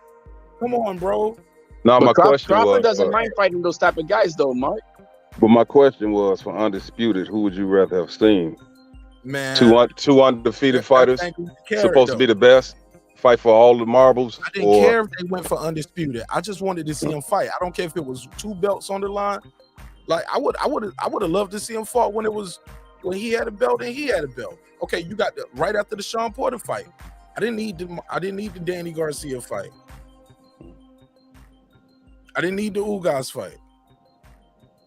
Yeah, I just wanted to watch Spence and Crawford fight. I don't care for the belts. Yeah, I just wanted to see the motherfuckers get it on, bro. Like, it sounds good in retrospect. Like, you see why we waited? You know what I'm saying? But motherfuckers didn't know what was gonna happen. Who was gonna win every fight and how this shit was gonna play. I just wanted to see the fight. And then more shit just started happening left and right. I thought this shit was a goal, like for early spring, yo. After he left Bob on stage, you talking about he didn't go see PBC? Why they didn't go see him? HLD. Right after that, let's get it on. Next fight. They want that leverage because they knew Ugas had no pop for that kid. Ugas was not gonna keep Spence off of him. We didn't know he was gonna stand there and be a punching bag like that though, and just get broke the fuck up. Career. He didn't get broke the fuck up till later in the fight, man. Stop. Man, it's accumulation of punishment. Okay, but after the 7th round, it was a decent, good combative. It was a good competitive fight. That's that Mark Bud fan shit he got coming out. Nigga, I'm giving EJ his flowers. But the more I look at Crawford, bro, I'm giving EJ his flowers. He beat the dog shit out of Ugas. Your man is a cherry picker, I think, bro. I always knew Ugas was gonna get his ass kicked. Bro, brutally. I didn't know he was gonna beat him up that bad though. He punished Ugas. How am I giving? I don't even know how y'all bring Bud into that. I'm talking about Spence. Motherfucker beat the dog shit. Bud saw that. He said, "I don't want part of that." All right. How did this move? Similar to how when EJ saw Bud knock out Porter. He laughed at it. He said his daddy helped him out to get that KO. What the hell? Just like I did. Really? So y'all paid the refs off? Y'all paid his daddy to come up there and throw the towel I in? thought that was a bullshit stoppage. Yeah, I did. I was like, what the fuck? Oh. I didn't like Earl's response to it neither, but at least Earl showed up to fight. Speak up again, Rich. Say it again. I didn't like Earl's response to seeing Crawford stop Sean Porter and the response and then the way they walked out. Rather than going to the ring, but at least he showed up to the fight. Crawford should have been at his shit. Crawford came to one of his fights before. You remember that? Hell no. You remember the guy from Texas threatening him and all that kind of crap? Yo, my man, this is now when we're trying to get a fight going. Where does Crawford go from here, man? After this fight with David Avanesyan? If that 10 million's real, he retires. Yeah, he retired. If it because happens. ultimately he gotta go back to the PBC, which is the dumb part of all this shit. Exactly. I don't think he I'm put gonna on the want show to and not make a bag, and as y'all say, get aged out and get old and rusty. For what reason? For another hope that it might possibly soon be, it should be close, happen in January. Didn't that happen? How many times did they say, oh, well, it's going to be announced on the 4th of July. It's going to be announced this time and at this fight and this fight and then the Wilder fight, then everybody and their mama fight, and nothing ever happened. Here you go with this. Jannar Hill said, Ed Martinez, why isn't Showtime moving forward with the fight? This is Spence's first negotiation where it's not the smoothest. Not every negotiation is going to be perfect. The fight was slated for 2023. Why not still fight the guy in 2023 when you were going to fight him? I don't know, because Bud rather take easy money, man. One of y'all got to say who said that? Go ahead. I'm just saying because Crawford would rather take the easy money. No. Why not still fight the guy in 2023? What guy? Crawford. The fight wasn't going to be until 2023 anyway. If Bud is going to fight in December, why y'all still can't fight him in 2023 if he's successful? But didn't the motherfucker walk away from negotiations? Right. So, No. I got your last contract. If what we're hearing is true, he got the contract, looked at it. Oh, they want to fight next year. There's no fight this year. Okay, I'll still fight you next year, but I'm going to do this right now. Because you didn't say that, Mark. He didn't tell him that. He did say that. That's in his statement. No, that's in his statement. The same statement that you're arguing about and saying that he's going to fight the other dude. If you read the whole statement, it says it. I'm going to beat this dude, then I'm going to go fight them the rest of this next year. Crawford did not tell him that he was walking away from negotiations to fight. Over Crawford defending his shit, and it's hard to believe that he's fucking ducked. It's hard for me to believe that shit. It's something reality that you got to accept. This motherfucker ducked. How did he duck when he would have been on the shelf doing nothing? Because he'd rather fight the easier fight and make easy money. How is it the easier fight? It's a fight he's picking up in the meantime. Man, it's an easier that's like fight if I get a contract to work for you, and then I'm supposed to come and do work for you next week. And then this weekend, I go ahead and do some work for somebody else and still be ready to do your work next week. How am I not honoring what I said with you? I'm just Yo, when you play that Bomac video and they tell you how Crawford thinks and how they think about making their money, you'll understand why they do their thing. All right, but let me play the audio for this clip. Shout out to HOD for sending this in. Kind of threw me off with the screenshot, but let's. Like I said, it's a no-brainer, man. If a motherfucker's gonna give you $10 million to go fight somewhere, and you don't know who's gonna see you. And you get to fight, a mediocre guy, why not take the money? You know what I'm saying? Because you got to think about it. At the same time, Terence is 30 years old. He at the peak of his career, but sooner or later he's gonna be coming down. So you got to start thinking about your kids, and your grandkids. You know what I'm saying? Yeah. Shout out to. All right. Yeah, but if they're in negotiations, neither one of them fight. So you can't just say Bud. Let's not skip it though, man. We just heard. I heard somebody else about to start talking. Yeah, I was trying to say something. I was saying that we can't act like that one guy's being held up. They both are in negotiation. Neither guy is fighting. So one guy can't leave and say, hey, this is holding up my life. I got to run off. You're holding up the other guy. Both of those guys are in negotiation. Bud don't have no fight lined up. Neither one of them have fought. So we have to take the whole thing into account here. What you mean exactly? Neither one of those guys are fighting. So it's not like if Bud had a fight lined up and he ran off and he left If it was vice versa, then you would say, hey, that guy he screwed this guy over. Because the whole time they're negotiating, nobody's fighting. So both of their money's being held up. Yeah. Man, the problem is this. The problem is Crawford kept asking for more and more shit. That's what pushed the fight back. You understand? That's all these revised contracts to go all the way to next year came from Crawford not being happy. Facts. So if you want me to just take a blind deal, then you might as well offer me no money and tell me to do it for the love of the culture. Man, stop this bullshit. God damn. Per Espinoza, the Spence side was already done. Absolutely. Spence was already done. Of course, they made sure that he gonna get everything he wants. EJ just said that. You ain't hear the audio? Yeah. Your man ducked. You are No. HOD, respond to that though. We already did. The one guy who's part of the company got this shit done. Yeah, it's done. But just like Sean Porter said, The A side, right? He sends the contract. He's the A side. he is the A side. I don't really care who thinks that. He is the A side. He put the That's what company. I'm saying. He's the A side. He said, But- "Look, this what you getting. This what we offer." Just like Bob Aaron has been saying, just like Sean Porter said it in his podcast, Crawford is the most stubborn MF ever, probably on the face of the What planet. else did Bob Arum say? Since you want to quote Bob Arum, what did he say to Errol No, Spence? I'm quoting right there from Sean Porter. No. But what did Bob Arum? So you brought up Bob Arum. What did Bob Arum say? He said the smartest thing you can do. Hold up. You quoted Bob Arum saying the guy's stubborn, but he also told Errol Spence to his face, the smartest thing you can do is stay away from this man.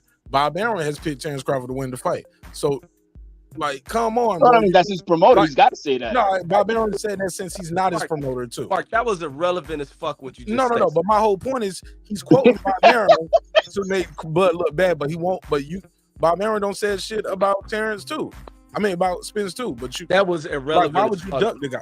That's your opinion. Sean Porter said that if Bud thinks he's not being treated fairly, he's gonna fight so he can get every I dotted and every T crossed. That's what Bob Arum said as well. So very simply, that means that Bud feels he's not being treated fairly. If he acquiesced everything they said they wanted, but I want you to open the books so I know what I'm getting, then very simply, that's the same thing as AJ saying he's asking all these extra questions that he didn't even ask the Bob. Yeah, the pattern is showing you that everything is showing you the same thing. The only problem is y'all mad that EJ didn't get the piss on Bud, and Bud actually did have somewhere to go. Actually, he could go fight a mediocre fighter. You said, listen to the quote. He could fight somebody mediocre and make a bag and still be fresh and ready for EJ. But the issue, EJ to go ahead and get in there quick before he get back on the sandwiches. But the issue is this, man. The issue is one week we hear that Crawford agreed to everything, and then the next week or two we hear that he wants to see the books. So that means he didn't agree. He didn't agree to everything. I heard that at the same time. But didn't Crawford say it himself? No, I didn't hear that at the same time. That's Mike Coppinger said they said he agreed to everything to take a percentage of the net, but if I'm not getting a guarantee and I got to take a percentage of the net, not the gross, I want to know what the fuck we spending money on. And then we did the Michael Buffer episode, and Michael Buffer was talking about like, yo, I seen the motherfucking soda machine coming to a fighter's training camp. Supposed to be free for all, but at the end of the day, it ended up being charged to him as expenses for thousands of dollars.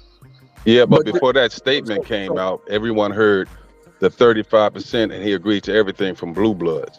Nah, I didn't hear it there. I didn't hear he wanted him to open the books. Every person who said it was 35% said that he also wanted them to open the books. Every single person. If Blue Bloods. the CEO. Blue Bloods didn't say that. What I'll do is I'll pay you a lying fee since I'll be lying. I'll pay you a lying fee if you find somebody else who didn't say that. It's irrelevant who we heard it from and all of that. The point is, we all heard that we heard that somewhat around the same time. Okay. If I'm taking Mark, 35 of the net, I heard you, Santos. Let me finish my sentence. If I'm taking 35% of the net, I want to know what we've been spent on, what we spend the money on, and that was the storylines. But go ahead, Santos. I was just gonna say this: the information about the fight was definitely not going to happen this year.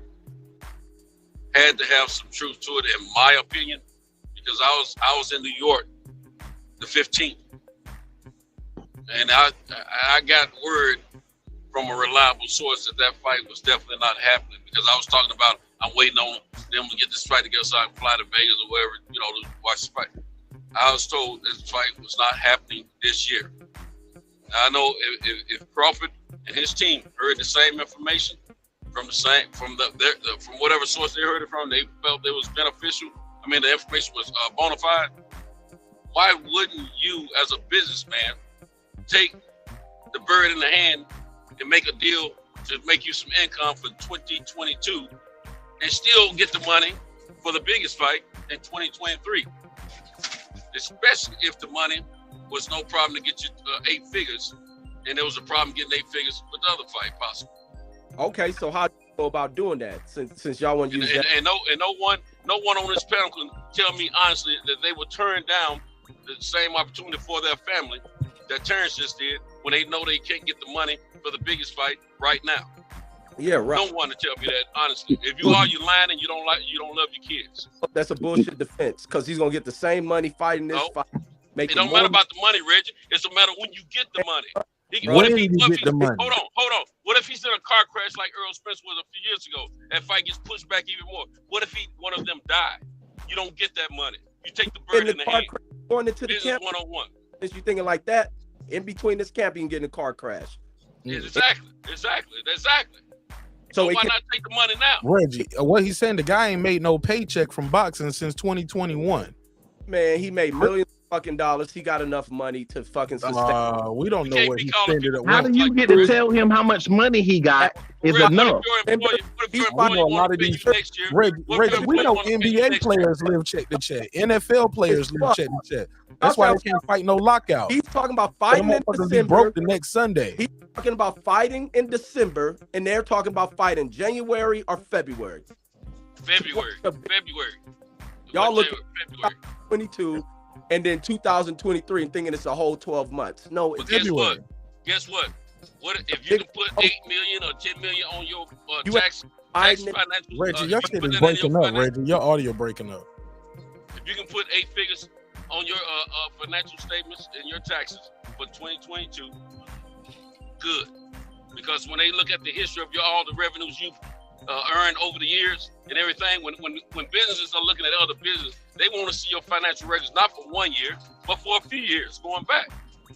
So if you got that in there, that's marketable. Just like what PBC and Sultan don't like, that 10 million he'll get is marketable. They're gonna have to come to the table with more money. That's what they're more pissed about. The problem is, if he can get 8 figures fighting some who y'all call a bum from nowhere, then of course he got to get more than that fighting EJ. The problem is that he walked away with improper decorum from a negotiating table. Exactly. Because you're supposed to let him on. You're telling me that, my man. You're telling me that this fight is not happening, Espinoza or Al Heyman, whoever it is. Okay, it's not happening. Well, I'm going to let you know. I would like to think I'm going to be taking this fight, and then we can keep on negotiating. But you don't just go and blindsiding and say, you know what, fuck it, and I'm not telling you shit. And that we. So you just said that he wasn't supposed to open the book. They supposed to work for EJ because that's his side. But now Bud's supposed to be open and honest and tell them everything and run and answer to them. When they wouldn't reply. I want to hear this. Yeah, you supposed to. The fuck y'all. Yo, my man. No. Why? When they wouldn't open their books is the reason why the fight won't made in the first place. Because that's something that they're actually obligated to do. You're now that he doesn't have a promotional company. He accesses his own promotional company. The same way you go to court and you don't have a lawyer, you work as your own lawyer. It's the same thing. Get off that nigga nuts. Nigga Bud turned into a bitch. He did some hoe shit, and you defending it. Nigga, a hoe. The problem is, again, I'm gonna hold on. Let Reggie finish. Reggie, I guess he was done. Go ahead. Go ahead. More nigga, a hoe. Like y'all niggas defending this shit. You don't walk from nobody's shit, like HOD was saying, and you don't say nothing. You think you gonna go take a fight? Don't talk to nobody, nigga. I'm back. Like, get the fuck out of here. You don't fuck with nobody like that. Like, y'all niggas crazy. You don't do what the fuck you want and shit. Yeah, if you found a fight, Rich. Hold on, Santos. Let me say my point. I don't rock with y'all point. Y'all point is bullshit. You don't fucking just leave. Don't talk to niggas you communicating with for a potential fight for your future and your kids and all that other shit. That you just leave. Let me and say go. something. You tell these people because you got to come back to the table. What about what Errol Spence said on the recording? Where Bud wanted to speak to Al Heyman. And he why spoke is that? to why did he want to speak to Al Heyman? Why not speak to Al Heyman? What you mean? Why he want to speak to Al Heyman? No, you missing a point. Why did he say he wanted to talk to Al? He didn't trust. He said, I guess he don't trust his lawyers or something. He did not trust his lawyers, so he wanted to talk to him. So this nigga don't trust nobody. Nigga crazy. Hey, can I ask Red something real quick? Hey, Red. So because he cover his own butt, that make him crazy? The nigga, why you hire a lawyer? Hey, Red. You don't watch your lawyer? But you must never hired a lawyer before. If you don't watch after your lawyer, make sure he's doing what you're supposed to do. Niggas who don't even appear to court and they let their fucking lawyer go to court. You don't know what's going on. And some of them same dudes get locked up for a failure to appear. What are you talking about? Tone it down just a little bit. Relax a little bit. Why we screaming? Hey, a lot of people have trusted CPAs. Now, tax attorneys, they were trusted corporate attorneys and all that, and they've been screwed. So I want to applaud Terence Crawford for doing his due diligence, for asking the right questions about his business, who he would be held responsible for if anything went wrong, not the people representing him. That's the way business works. Now, this other thing, let me tell you something. You, Reggie, you my dude, you know that. You said it. If he was walking away from a future deal for which affects his kids and all that. What about now? He's trying to make sure his kids and his family are taken care of now. Now, at the same time, I'm gonna tell y'all something, man. We are fans. We're not on the interior, inside information getting situation that these guys are. We don't know exactly what all they talk about. They telling us what they want us to know. This has been going on for years in any aspect, business, government, whatever. If these people are talking about millions of dollars, we on here. I don't think neither one of us are millionaires on here. We ain't dealing with that on a daily basis. We $1,000 heirs or something. These guys are multi-millionaires. They dealing in business in a different level, a different sense. They gonna tell you what they want you to know.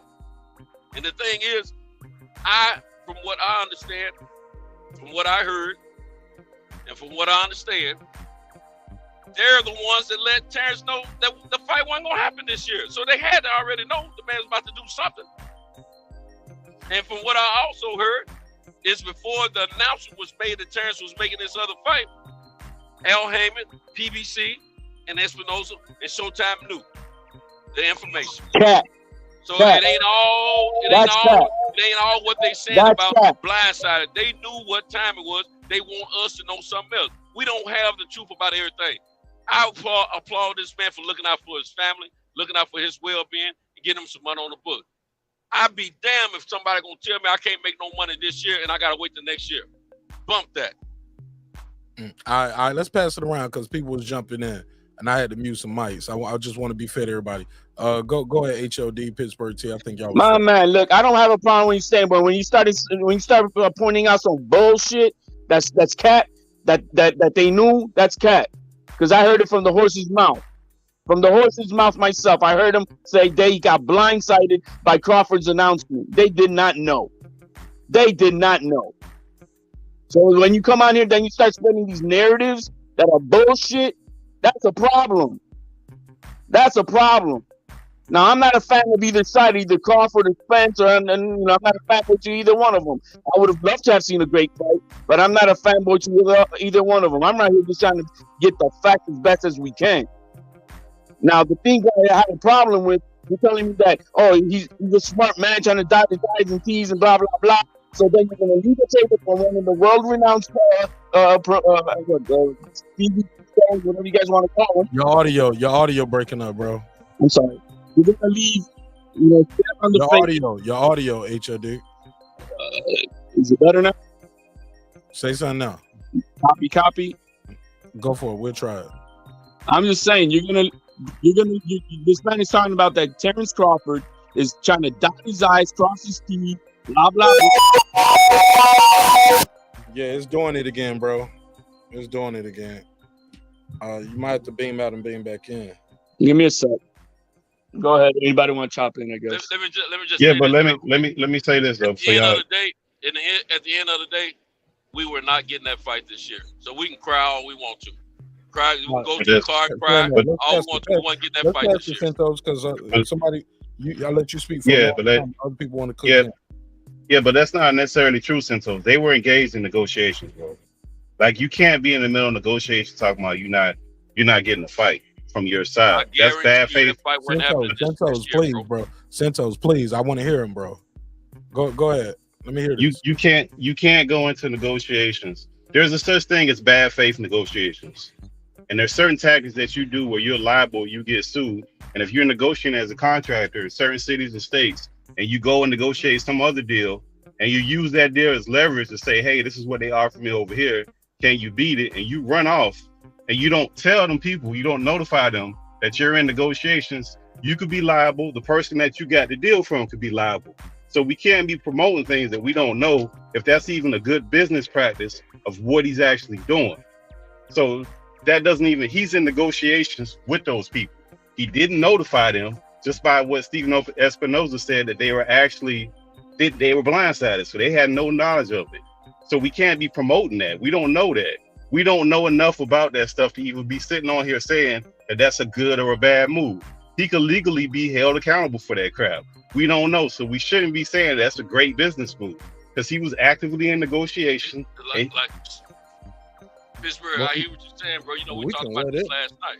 But just like you said, we don't know if it's a good deal, if he didn't do it in good faith, or if it's a bad deal. We shouldn't promote it. No, it's not in good faith. Hold on. We should promote it either way. You speaking negative about the man. No, you said it was a good move for him to provide for his family. If you're in negotiation, but it might not be if you're in negotiations and you're going to be held liable. Doing business out here, that's my opinion. We don't know. Let me tell you something. I'm from the streets. We don't know if the tree don't fall down. I'm like Terence Crawford. I don't trust nobody with my money. Period. And if I got a chance to see what's going on with my money, I'm gonna check it out. That's just. But you're not gonna tell the other side though. You're not gonna tell the other side while you're negotiating. Let the lawyer do that. Just like he ain't gotta talk to Errol. Let the lawyer talk to him, right? It's not. You're not gonna talk to the other side and call the other side up and say, "Hey, I don't trust my lawyer." If I'm not affecting our deal, I don't need to tell him anything. It's my money. Yes, but that's what he did, though, Santos. He called the other side and said he don't trust his lawyer. Why would you do that? We didn't know. You can tell your boy you don't trust the lawyer. No, he said hold on. You don't know when that timeline was when he dropped when Earl said that and they played that video earlier today. You don't know when that timeline was when that. They were still in negotiations. Hold on. And we don't know if Bud said that. We know what Errol. This is Errol's telling somebody what somebody told him. Bud said. That's a fact. It was Errol. Hey, mic check, real quick, guys. Mic check. Perfect. And it's not even him saying Terrence told me this. Third party. It's fourth hand. Bud told somebody. That's hearsay. Him, and then that person told Errol, and Errol was telling somebody. We don't know if that recording was from last month or what, but I know 2 weeks ago in New York, I was told for surely that fight wouldn't happen this year. So I gave up. I finally gave up. I've always said that they don't matter. Pittsburgh, it don't matter if they negotiate now. You can't put. It do matter. They listen. You can't negotiate. Okay, I can't negotiate with Mark Nash with no intention on ever making a deal. You can't do that. Yes, you can. No, you cannot. No, you can't, man. No, you can't. Yes, you can. Legally speaking, you can. I don't You know can't how. go on this panel That's to bad any faith legal classes. negotiation. One at a time. One at a Okay, time. we're We gonna getting step all back over and the see if a place. lawsuit come up. I Yeah, bet you no yeah. lawsuit That's come all up. I'm saying. That's all I'm saying. Steven Espinoza has never said we plan to take any actions. He never said we coming back to the table. No, he didn't say that. He's still been Because they don't have fairly. no grounds. He's trying. Yeah, I don't think so. Not with. Now I know if you do that in a publicly traded stock, things like that, Yeah, it's a then little you can do trickier. that. But these Yeah, are you got independent stock- you got contractors. shareholders. Damn, Yeah, when Santos, you got you talking at shareholders. the same time. Go ahead. My bad. Yeah, I'm with Go you, ahead. Mark. When you got Yeah, yeah. shareholders and all that kind of stuff, that's different. This ain't no shareholder thing. We can't be. You don't have to have that, Mr. Toes. You're totally wrong. All right. So look up bad faith. Look up bad faith negotiations. That's what you do.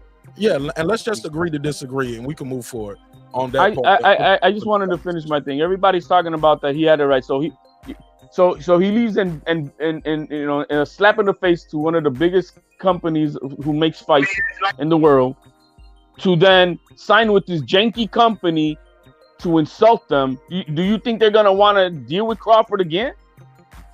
And then if this and is he gonna get paid?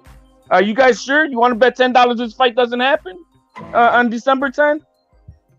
I bet. I mean, Well, no, it ain't gonna happen, my man. Wilder might get knocked out, and he knocked the dude out in Hold on. the first round. Like I said, for some reason, Boxrec already pulled that fight off their schedule. We got to bet. Hold on. What's the bet? I'll be there in December, and I'll bet you $1,000 that fight do happen. Okay, hey, look, Santos. I don't like bets that big on the show with motherfuckers I care about, because I don't think motherfuckers need to be putting that kind of money on the show. If they sure, Like, no. If they sure, they sure. Well, you know I'm gonna need my cut when it's a bet. I'm gonna need my standard fee for facilitating this shit. We don't have an undercard. Hey, look, it's Breaking Beats Prime over this motherfucker. It's MN Prime. So yeah, I got to get my cut. So HOD said he got $10 on it though. So I guess he's only doing $10. Santos, and y'all can keep that. Y'all keep that. Y'all keep that. I'll take $10 bets that this fight ain't happening. Okay. And if I win, I don't want the $10. I just want you guys to come on here and eat your words. I'll take 10 bets at $10 a piece. So I can have 10 guys come up on Mark Nash Breaking Beats and have to eat crow. Well, if you're serious, the money of the bet shouldn't matter. You say you so short. I just feel $1,000 then. Because you see what I mean? You see what I mean? Ricardo for not paying your bets, man. I'm like, man, don't do that, man. Don't even. You ain't gotta do that.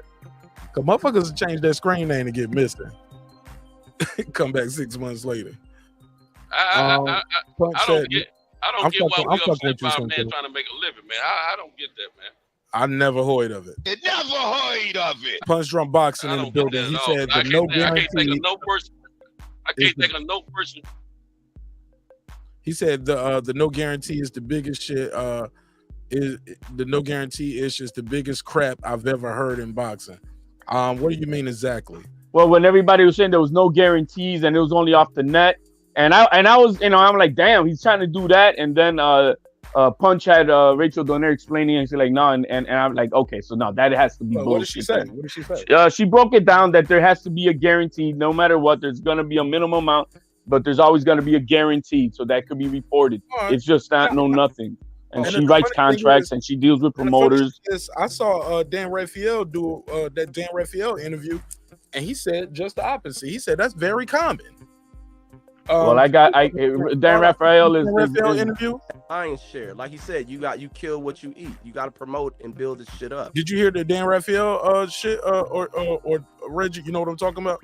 Yeah, that's what he's talking about. They got to kill. It's kind of the opposite though of what she was saying. He's saying. He said it's very common nowadays where it's no guarantee. You gotta, you get paid off the pay-per-view. You get money off of that and the t-shirts, the soda, everything. But maybe the undercard guys, not the multi-million-dollar guys. Did Kovalev take a zero guarantee? Guarantee with a purse, and they can minimize that purse, and you work everything off of the split of the percentages and shit. Say it again, Rich. Everybody's guaranteed a purse. There's gonna be minimum purses put up. The sanctioning bodies ensure that shit. The promotion to maximize their fucking money can add additional shit into it. The percentages for the PBC shit for big fights is gonna work that way. Fighter can't come in there talking some astronomical guaranteed amount he want for a fight, and they like, hell no. And especially for a motherfucker like Bud who don't want to do promotion. You got to promote this shit, build this shit up. They gonna do because the tours. sanctioning bodies are gonna want to at least an upfront cut from that. Yeah, so the bigger the fight, the more promotion behind it. Like they said, like Earl said, I think it was in the Earl interview. They're gonna make this into a big ass fight. I don't know if it was Earl or that Espinoza one. They're gonna make this into the biggest fight. And that's what's gonna happen. But this dude ran away from that shit, doing some of the most unorthodox shit in the history of boxing.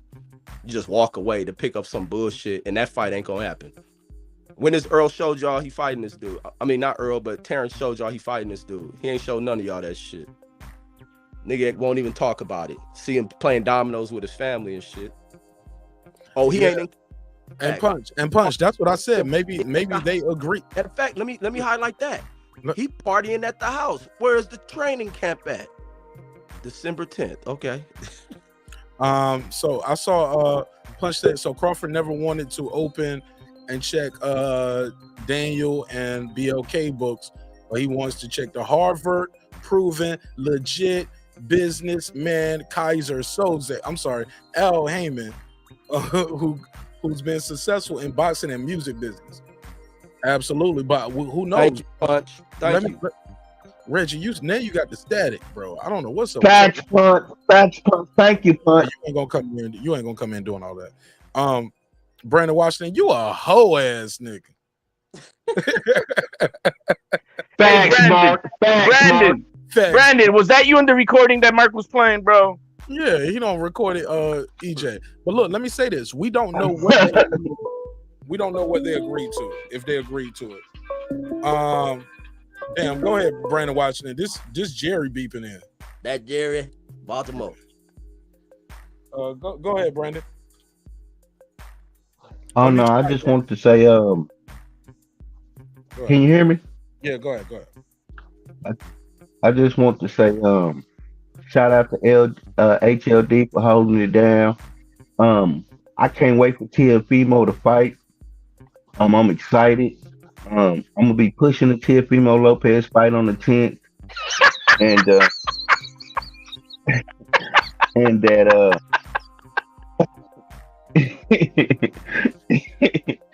and that I'm gonna make sure that we all tune in to ESPN. And if you want to watch a free fight, I'm streaming it on my channel. I'm picking up subscribers right now. I will be streaming the Bud fight on my channel. It's called Boxing Streaming with Brandon and Reggie. Please tune in. We will be streaming that fight. Reggie will be commentating. Yes, I'm gonna put you in jail. Austin White, I told you. I want to see Brandon Washington and Reggie in jail. Hey, Brandon is playing your enemy is my enemy, and we friends type of shit. Yeah. And Hey, Brandon, he say nigga when ain't nobody around. I'm gonna just let you know. Put a case on. That's right. It's the N-word. I'm joking, but maybe I'm not. Who knows? Shout out to everybody who's pulling up. Smash the like button on the way in the room. She said Mark is going to spend everything to make Bud look favorable. Karma, I don't know where you been tonight. I think I've been very fair, and I've been letting motherfuckers cook. I think that is very false, my sister. Yeah, tonight is Sirs and Centos.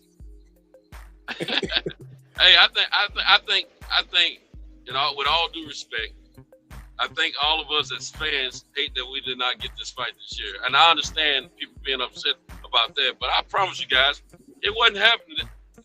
Man, anybody that has hung out with me at nighttime know I've been always pushing the fact that this fight was going to happen this year. I had that much faith in it until 2 weeks ago when I was in New York. The fight wasn't happening, fellas. I'm just telling you. And I've been pushing the whole time. It's happening in spite of what everybody's been saying. I said this fight happening this year. I'm waiting for them to tell us a date so I can get my ticket. But 2 weeks ago when I found out what I found out, nah. So I'm not upset with what's going on right now because I wasn't gonna get my fix this year anyway. Fair enough. Let me go to my caller. All right, let me go to my caller. I got Jerry from Baltimore.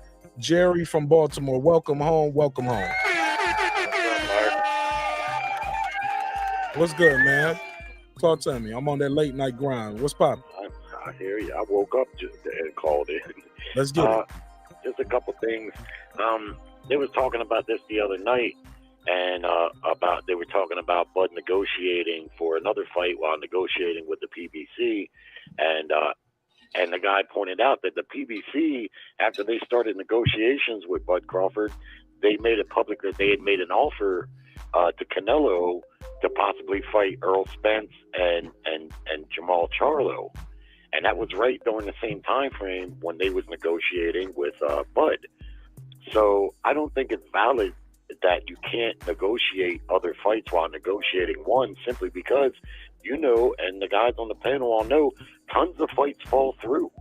You see what I mean? So if you negotiate for 6, 7, 8 months and the fight falls through, then that's all that time wasted. Of course they negotiate and take other offers. Now, there are some instances in business where there's no compete clauses and things like that, but that wouldn't apply here. It just wouldn't apply. And secondly, I don't know how anyone could blame Bud Crawford for moving on. He can't really make the fight. He can only know what he's worth and let them know. And if they come back with some bullshit offer like 35% of the net and you don't get to see what the net is, there ain't a fool on this planet that would sign that deal.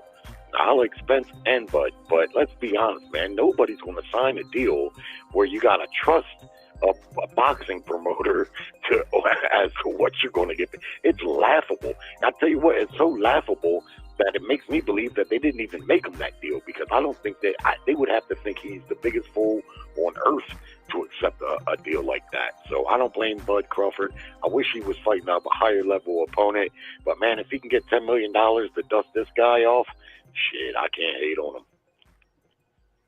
I blame. All right. Let's rebuttal that. Let me rebuttal that, because that was the dumbest shit I ever heard.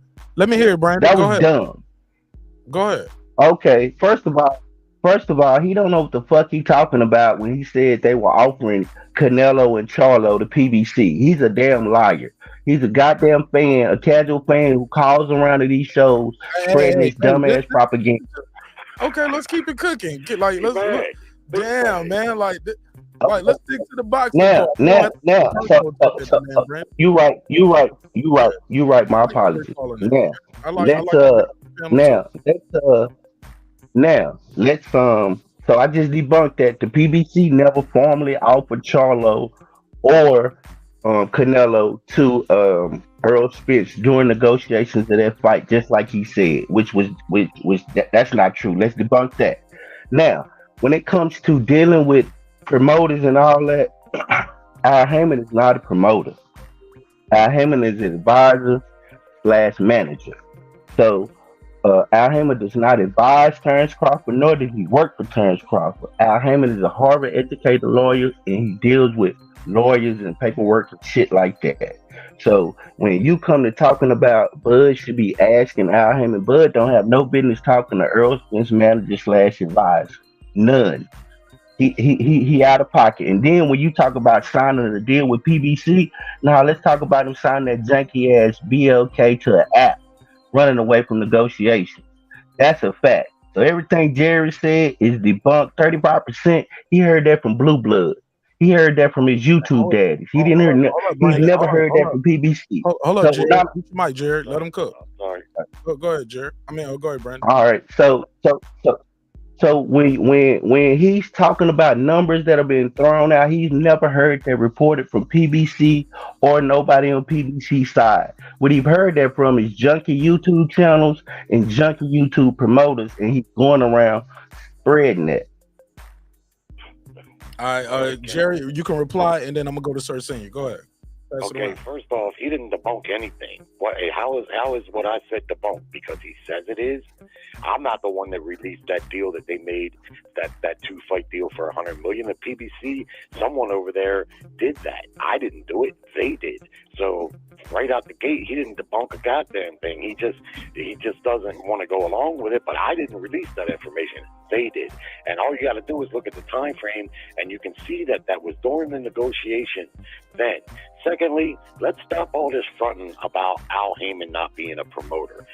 Al Heyman, the only reason he isn't labeled a promoter is because that was a slick way to get around being the promoter and the manager. And that's why he got sued for it. And he got sued successfully by Bob Arum because he tried to take a very slick and shrewd business move by not labeling himself the promoter. All you got to do is look up the lawsuit that Bob Arum and Oscar De La Hoya made against the PBC, and you'll see the very crux of it is that he is the promoter. He's the money man. Now, he's not out there being the mouthpiece in the traditional sense that we know promoters do, but let's stop fronting that he's not the guy, the head dude in charge of those fights getting made and the fights getting financed, because we know that he is. And this is why Errol Spence, in an interview with Bud Crawford that's going around, heard today, Earl said that he wanted to talk to Al Heyman directly. Now, why would he want to talk to Al Heyman directly if he wasn't the man in charge of making the fight ultimately? So what you're talking about with the promoter thing and being an advisor, that's simple semantics, a slick move on his part to try to negate the laws in the Muhammad Ali Act, and intelligent and real boxing fans already know that. So take that casual. Okay, let's pass it around. Go ahead, Sir Sam. Yeah, I want to jump in and say, how is it debunked when he said, oh, well, only YouTubers said that?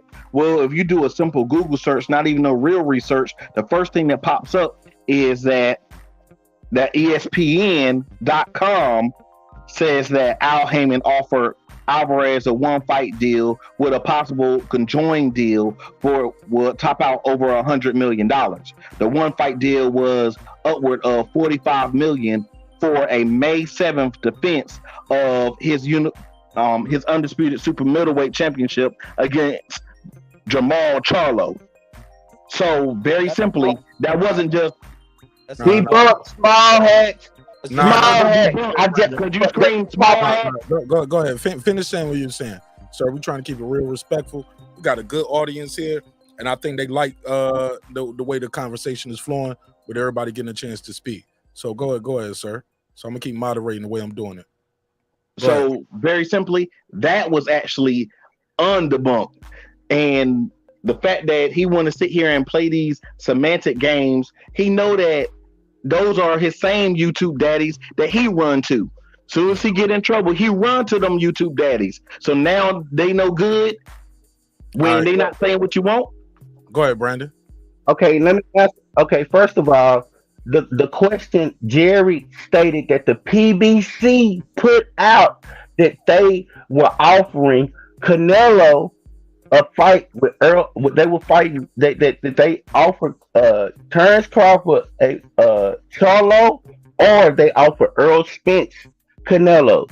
That's what he said. He said it came from the PBC itself. I said that was a damn lie, which was true. I debunked that. The PBC didn't put that out. You just proved that ESPN put that shit out. Small hats, checkmate again. Now, when it comes to Al Heyman, Al Heyman is on record as an advisor / manager. Y'all could call him what y'all want. Y'all could say all of this or what y'all want. But I ain't never seen Al Heyman promotions on nothing. So at the end of the day, you can call it semantics. Y'all can call it whatever y'all want. You saying Blue Blood Promotions on something? Because you called him Terence Crawford promoter last night. Oh, he the mouthpiece. That's what I'm saying. I mean, mouthpiece wise, he's the one that we see out front. Hold on, let me finish. I can explain that if you let me. I can give you context. Yeah, I don't want Do you want the context? My joke off, but go. All right, that's what I thought. That's what I thought. Yeah, I know you did. Go ahead, Green B. Go ahead, okay. B.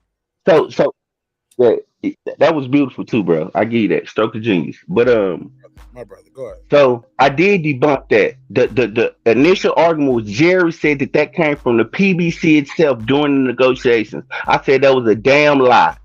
And I was proving it to be a damn lie. Thank you for your help with your Google search, Senior, because you just debunk your own self. Small hat.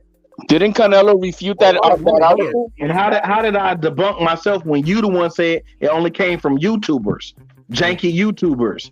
I said it actually came from That's not what I ESPN. said. Small. I didn't say only. I didn't say only. Rewind the show.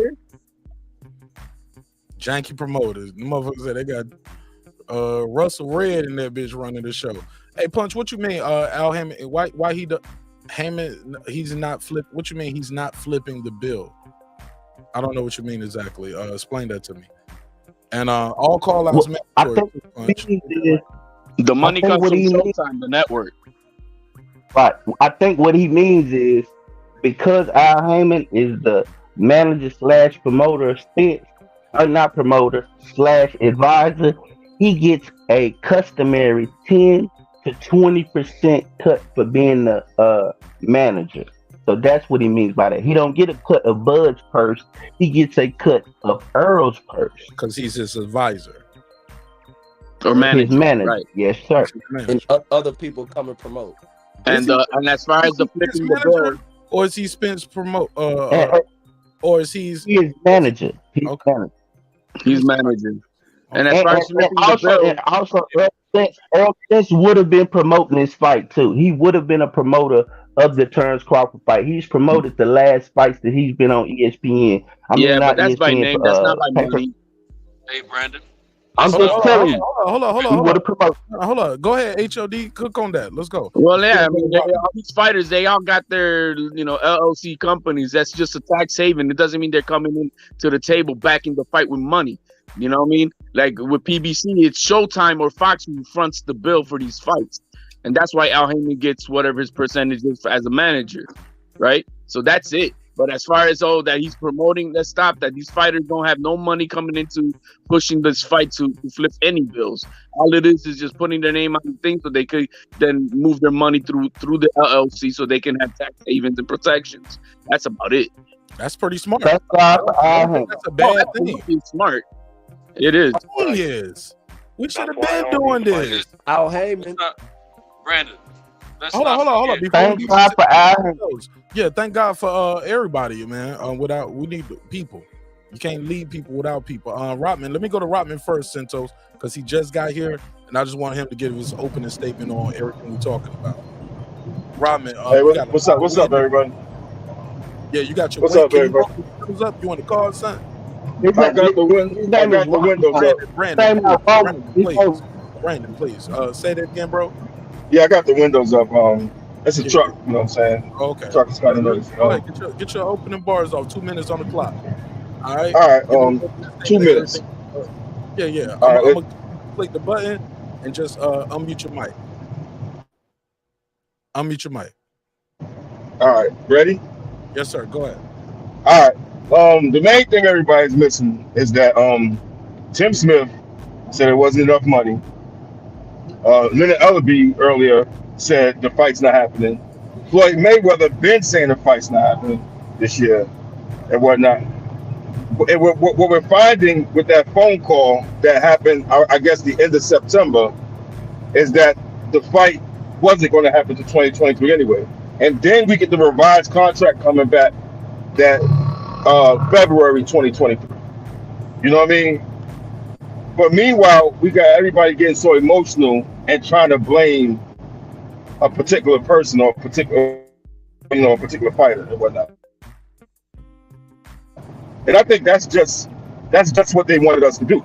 You know what I'm saying? To create a buzz for the fight and whatnot. You know what I'm saying? Which is probably genius, but at the same time, it's detrimental, you know what I'm saying, as far as us being fans of the sport.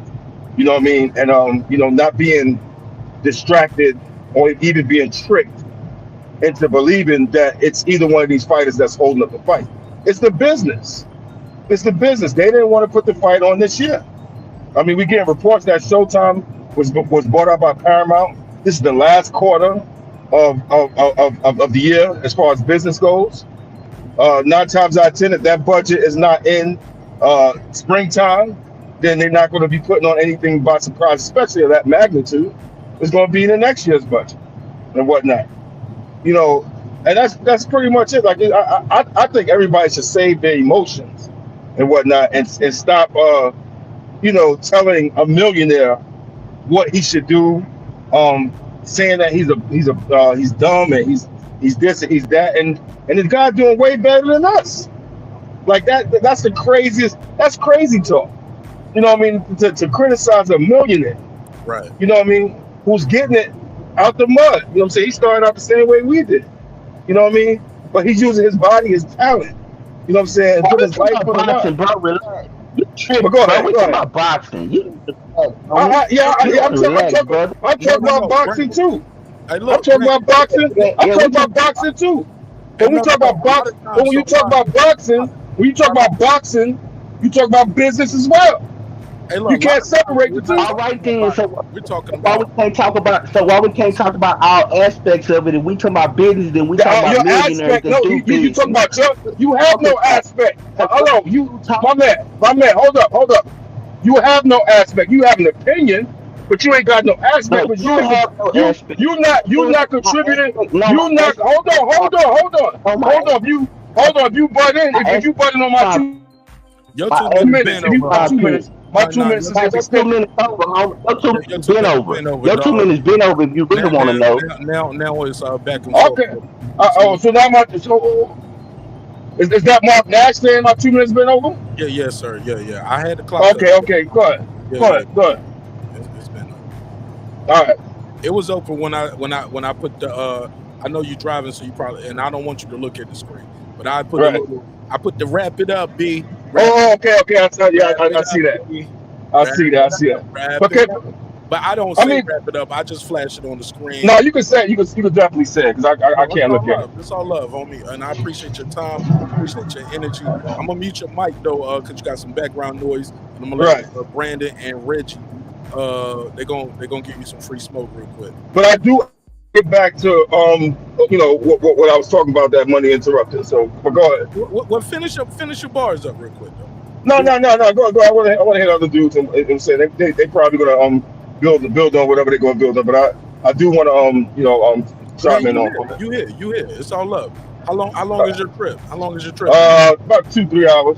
Oh no, I'm going from North Carolina to Virginia right now. Yeah, we might not make it through your whole trip, but we're going. Oh no, we're gonna have to do a toll or two. Go. Definitely. Truck driver special, breaking meats. Let's get it. All right. First of all, let's get to his rebuttal. And I gotta go back to Jerry too, because Jerry's still on the call. Jerry, you still there? Oh yeah. Oh yeah, Jerry was debunked too.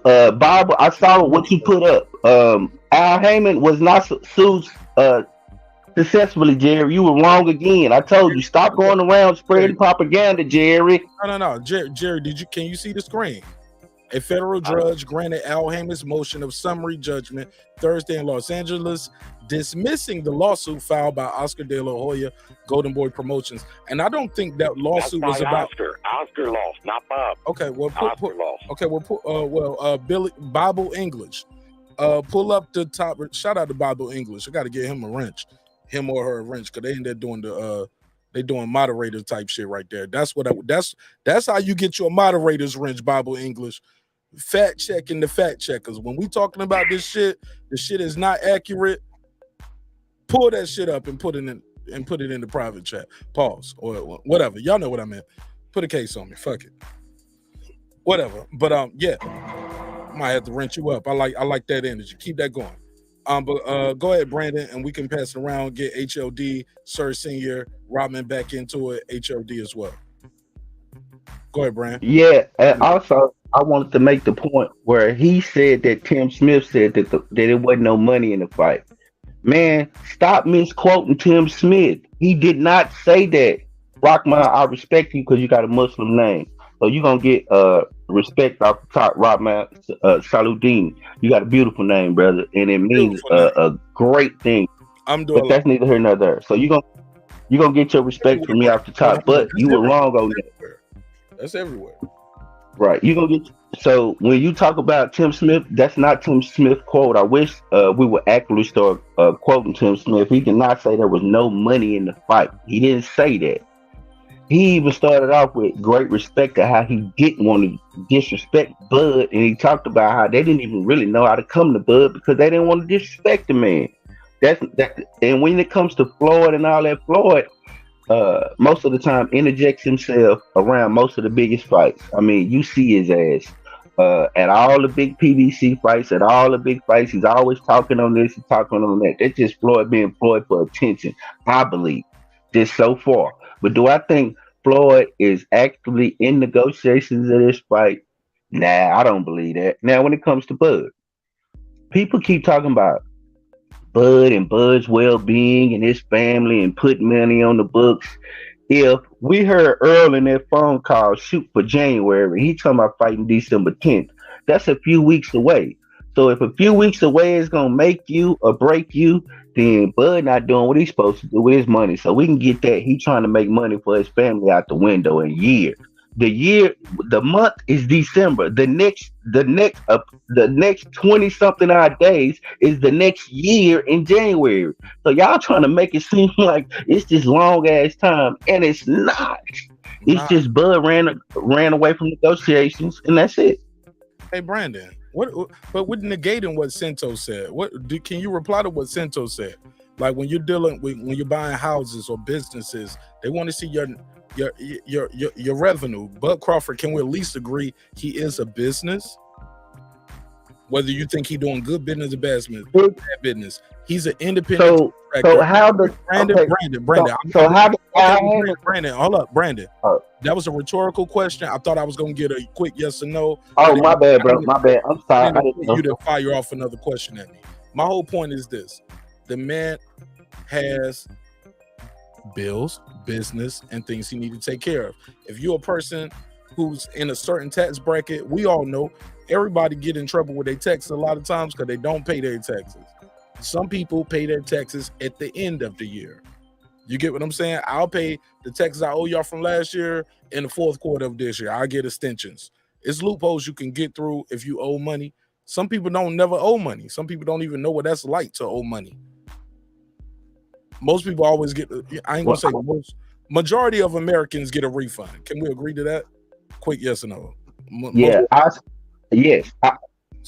gonna say this, Jerry, you were wrong again.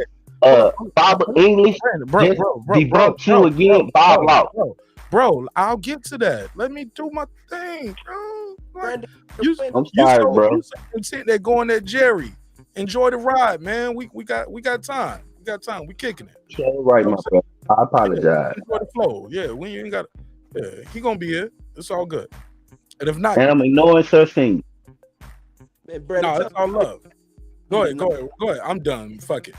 Go ahead, Reggie. All right, well, let me know. I can't. Here it is right here. Reggie, you are chopping up terrible, and I spent more for you because you are a YouTube daddy out here. What's going on with your audio, Reggie? It's like chopping. Mark, I think that's on your end because I've been listening to the audio. It's doing like that, bro, and it's only happening with you. It's not happening with nobody else. It's only your audio. Am I the only one hearing it? Can y'all hear Reggie chopping when he trying to jump in? Oh yeah, yeah, he chopping. Anybody else here other than No, I heard it. I heard it. HOD here. Start singing. No, I don't hear nothing. He sounds good to me. No. Brandon don't want you to talk. Brandon wants you to be choppy so he can talk more. So it's not just me, Reg. It's Brandon TB. Get these niggas, Brandon. It's chopping right now. Even just then, it was chopping. I think the biggest problem or not the biggest problem, but the thing that inflated this whole thing is that, all right, so he left us to make this other fight, and we're all, okay, he's got to feed his family, but he signed up with this janky company that probably nothing gonna happen from it, but maybe a possible FBI investigation with the district attorney, you know what I mean, or attorney general, because this looks just all fucking janky everywhere. Where's his money coming from? We really don't even know that. We don't know where anything of this company is about. So all we know is that, this may fall through. And then what? So then you slap the face of the company that's, a real company who's trying to make this fight that you've been in negotiations with for so long. And you embarrass them to leave for this bullshit ass company that now it's probably, I mean, in my opinion, I don't think it's going to happen, or something funny is going to come out of it. And then you're gonna expect to come back. That ain't gonna happen. I don't see Al Heyman doing that. As Boom Boom Andrade, how that worked out when he when he slapped Heyman with his bullshit and left him for Rock Nation. See how his careers happened after that. Hold up. Now, I'm sorry. Go ahead. I didn't mean to cut you off. No, I'm just saying. I don't see. I mean, hey, I could be wrong in change of heart, but money changes everything, right? But I don't see how Heyman wanted to deal with Crawford ever again. Yeah, it's very but if they can work, they're trying to bring Keith Thurman to the table. Yeah, but Keith Thurman didn't burn Al Heyman. This is just a personal vendetta with. No, he didn't burn him, but Errol has said, "I'm not gonna fight that guy." Well, right, but that's a different scenario. That's just because. I think. Hold up. That's personal between Errol. Let me finish this one part to bring it back to Boo Boo, because what he said.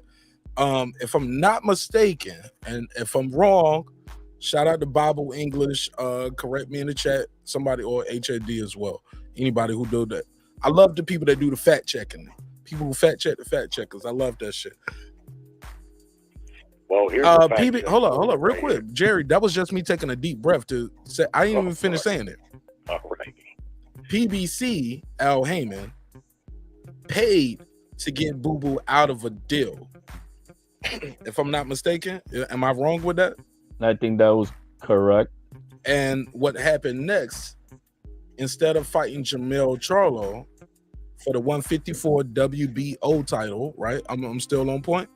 I think so. He signed with Rock Nation. He got up and left the table. Some would argue on some Terence Crawford shit. Got up and left the table, signed with Rock Nation, and Rock Nation is now telling them, "Hey man, look, he the champion.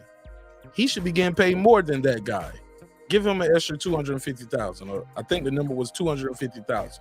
Am I right with that so far? Or I can't verify what you said at that, but I do know there was something to that effect. But now we're getting into murky waters, more or less, right? Mm-hmm.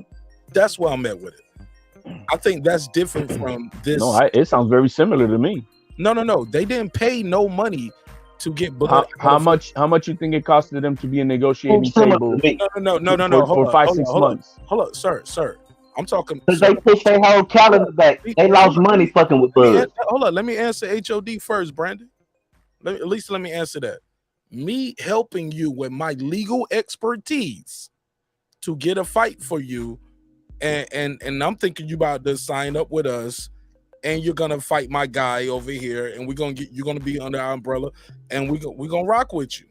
And I'm helping you with my legal expertise get out of your situation. And then you get in another situation and trying to charge me more. That's different from this situation. They didn't use any legal expertise. I agree. That's what I'm saying. That one part that may be, but just the fact that he left them instead of signing with them and he signed with Rock Nation, that alone right there says fuck you. Yeah, well, fuck you if you don't see the devil in the details, nigga. That's what I'm saying. At that point, it's like, what? I've been courting you all this time for 6 months, and then you're gonna leave for that ugly motherfucker? The same. My whole point is, I like the way you make that sound. Go back and make that sound. I like that, HLD. I've been courting you all this time. I done bought you this ring, and now you go and run off with him. You do the runaway bride. No.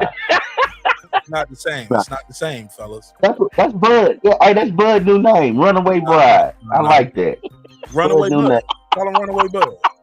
No. You can't call him Runaway Bud. Matter of fact, don't put. Oh, you already did that. Mark, you coined it. Everybody heard Mark Nash coined it. That ain't on me. Runaway Bud. I'm here for the jokes, but I don't like when, like I said, man, like y'all created this monster when y'all start calling the motherfucking Toby Top Ring. I'm not down with that. I never heard that. I never heard nobody say that. I never heard nobody say that. Nigga, please. Nah, fuck out of here, Brandy. You know you heard that shit. I know where you frequent. Small head. Yeah, but that's a different lane. I'm not into that shit. Yeah, that shit ain't cool, bro. I ain't into that. I don't know nothing about that. Saying it. But Brandon, you was on record as saying, "Oh, this Bud Crawford, Bud Crawford Spence fight, Civil War." Yes, I was. I'm not gonna lie. Yeah, you did say that. I was gonna go in the training camp. I was ready to go in the training camp. Let the white man talk. Yes, sir. The white man, let him spread that fake propaganda. White power. Oh, what a drop in. Where the job at? Whoa! White pop. Yeah. Go back to your country, white pop. Yeah, go ahead, Mr. Jerry. All right, Mark, check it out. Right off of ESPN's website. Just a couple things. 10 months after top-ranked promoter Bob Arum filed a $100 million federal antitrust lawsuit against PBC creator Al Heyman. Speak up a little bit louder, Jerry. Say it with They your chest. settled on Thursday. The stipulation of dismissal was filed in federal court in Los Angeles, and it's a matter of public record. Arum told ESPN.com. We settled, but the terms of the settlement are confidential, and I'm not going to talk about it. I'd be pissed if they said anything about it, and I'm not going to either. Oh, yeah. Bob Arum settled with the PBC Oscars case. And he didn't lose. Nah, Brandon. I got to hear this. I got to hear this. Okay. He And on then the phone, secondly, and you screaming in my ear, Brandon. I got sooner or later, boxing fans are going to realize that just about every fighter in boxing has a promotional company. And it sounds like a big deal, but really what it is 9 times out of 10, it's not the fighter that has the promoter's license. It's somebody in their circle that has it. And George Kambosos, Lomachenko, Canelo, Golovkin, Devin Haney, you name it. They all, even the Charlo brothers, they all have it, but they're not active promoters. All you got to do is look and see who they're tied to. Lomachenko has a promotional license, but he fights under the Bob Arum promotion. And why is that? The same reason all the other fighters do. They only have that promoter's license on paper. They can't finance the fight. So as we talk about promoters and what a promoter truly is, what they truly are is the money man. They're the ones who finance the fights. Never mind all the other semantical bullshit, because it doesn't add up to much. That's why Lomachenko fights under Top Rank, along with Devin Haney. That's why Canelo fights over on DAZN.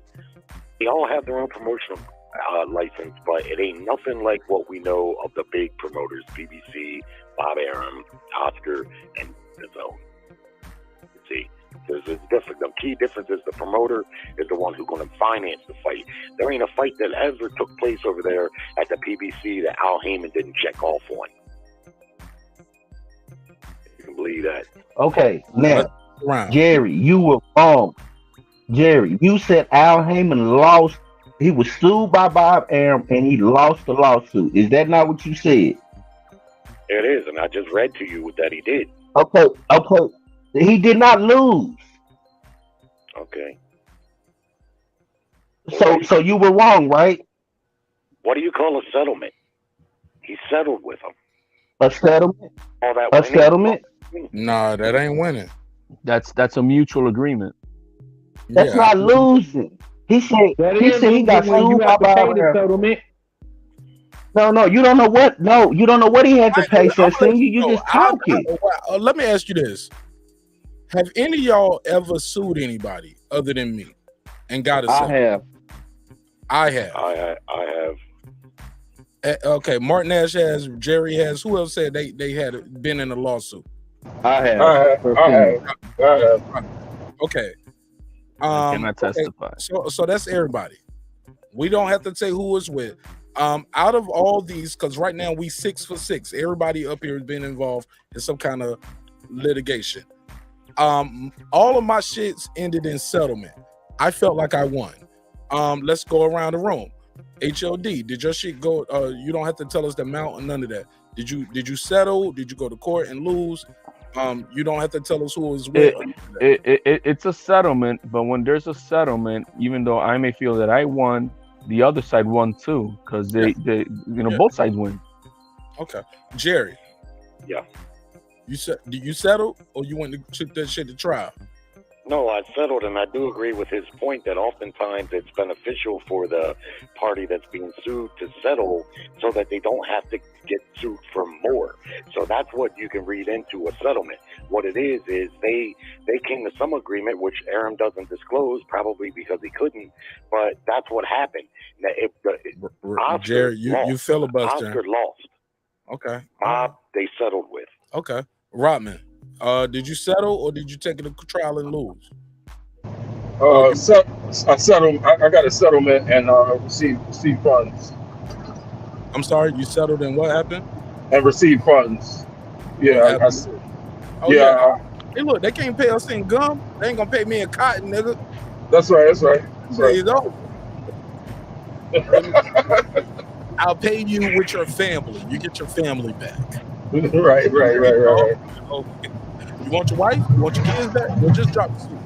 Right. I mean, a settlement is pretty much almost an admission without admitting. You know what I mean? That there was some wrongdoing. It's cheap, and plus sometimes you can go to court and you can get less too. Let's be clear, especially if you're dealing with an injury, you can go to court and the jury be like, that nigga ain't hurt that bad. You know what I'm saying? And it's just cheaper for them to give you $35,000 or $50,000 or whatever than to spend $100,000 on the case that we gonna win. Like, we can win this shit, but it's gonna drag out. It's already been dragged out a lot of times. Sir Senior, did you ever have a case? Yes. I've had both, and I've done both. And when I get it, wait a minute, hold on, Sir Senior. I just asked you about the case. Pause. You got me. I didn't ask you if you had the wife and the bridesmaid on the wedding night. That ain't my business. Like you said, you had both. Or the best man. I'm not sure how it went. Whoa. No best man. It was no best man. Best man, it was a sister. Respectfully, that motherfucker brought Respectfully. I told her she looked alike. I was like, babe, I couldn't tell from the back. Y'all look alike. Right. Everybody had the same dresses on. Respectfully. Maybe not. But go ahead. So you right? You settled or what? Yeah, I got a settlement. Like, I definitely have gotten a settlement, and I've taken it. Settled. And you have settled also. Yes. Okay. And when I settled, it was a loss. And when I got the settlement, they definitely lost. And last but not least, let's go to my good brother, Derek. I'm about to say my good brother, Derek Lincoln, the big fish himself. But shout out to my brother, Derek Lincoln. He always watched the replays. He's like, man, try to keep shows under 4 hours, man. Like, because they'll pile up on me. You know what I'm saying? It'd be too many shows and I'll miss some of it. If not, I need those timestamps. So I do the timestamps for people like Derek Lincoln who watch the replay.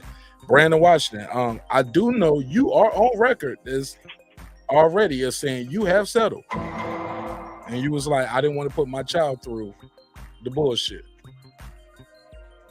Right? Yes. People I ain't look at it as a loss. Yeah. But you didn't look at it as a win. But here's the thing, Mark. But here's the thing. I didn't come on here and make a definitive statement.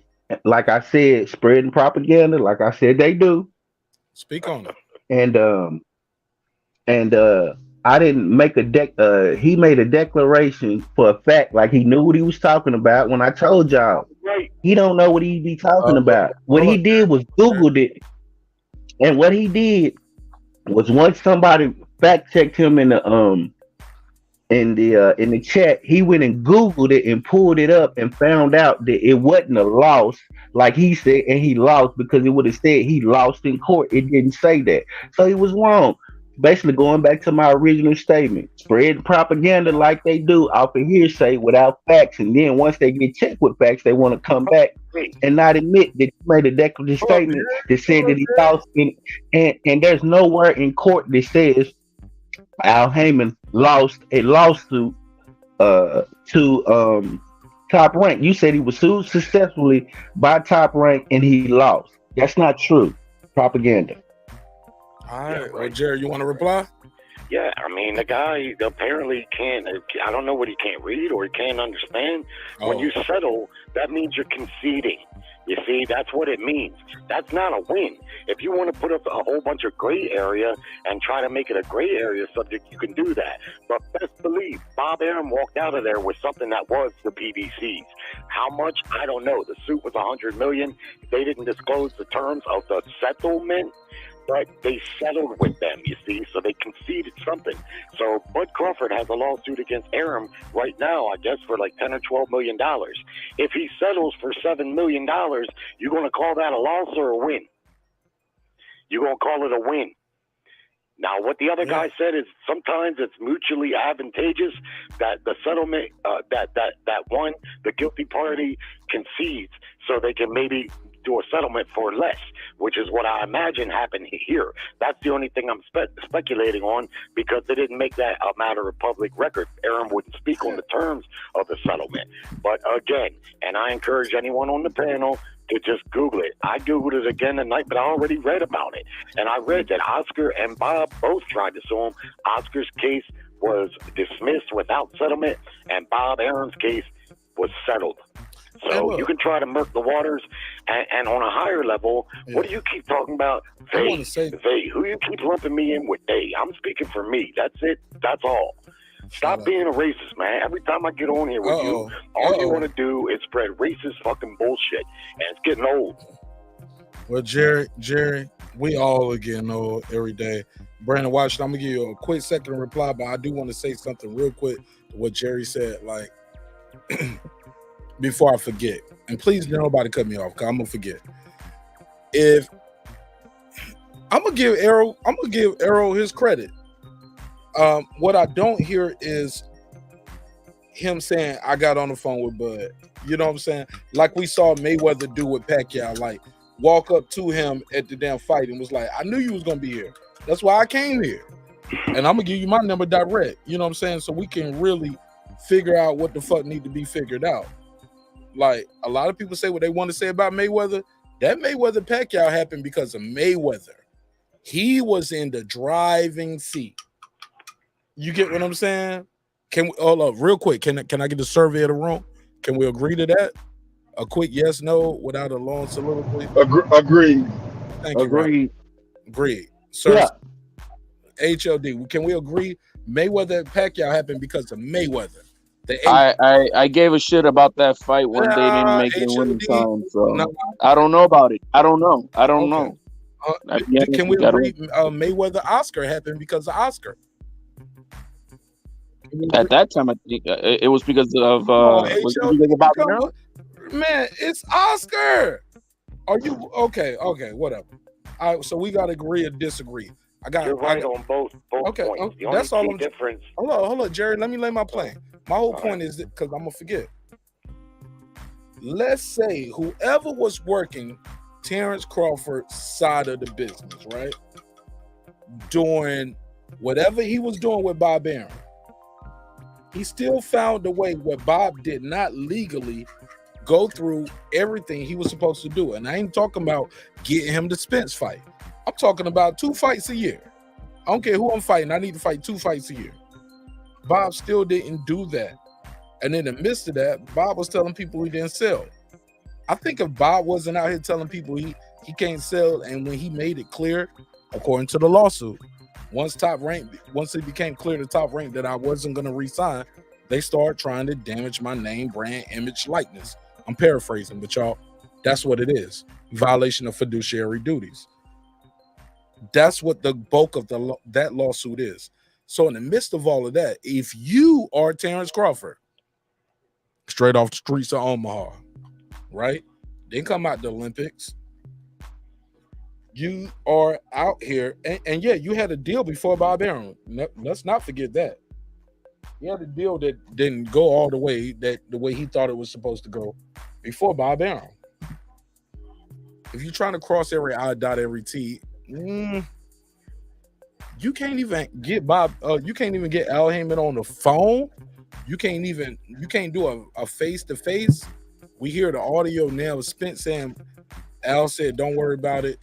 And then Spence is telling us on that same audio, he ain't got nowhere to go. He can't do nothing. It's basically take what I give you, knowing, according to Spence, everything gonna work out in your favor. According to HLD, Brandon Washington, everybody who's been up here, he does not work for Bud Crawford. He is not in negotiations to get the best deal for Bud Crawford. We do know, if we believe in everything that we say is true, Ugas got what? 50-50. Danny Garcia got 60-40. The legacy fight is undisputed. and it's the biggest fight of your career. It's the first time you fought a real punch. Hold on, now I'm getting into some boxing talk. I'm gonna keep it moving, but come on, this is the first time he fought a real puncher since when? A guy who gets knockouts, man, and everything's working in your favor. I'm just saying, like, it just seems like shit is not just on the even kill sometimes. And if you move forward, I didn't hear that like that. I didn't hear Errol Spence. What you heard, I didn't hear that. Of course he did. Of course he didn't hear it like that. But I heard what I heard, dude. You gotta get your audio fixed too. If you're gonna chime in, you want to get up. Nah, his audio, all right. This truck driver special. My whole point to that at the end of the day is this: people are mad that the guy wants to dot every I, cross every T. No, everybody's ignoring the fact that in that audio, you hear Spence with his own voice saying, everything's gonna be. Al told me, don't worry about it. Everything gonna be in your best interest. I'm gonna make sure everything is good for you. That's the quote. I didn't hear that. Okay. Well, you know, I got the file right here. Y'all want to play it through one more time?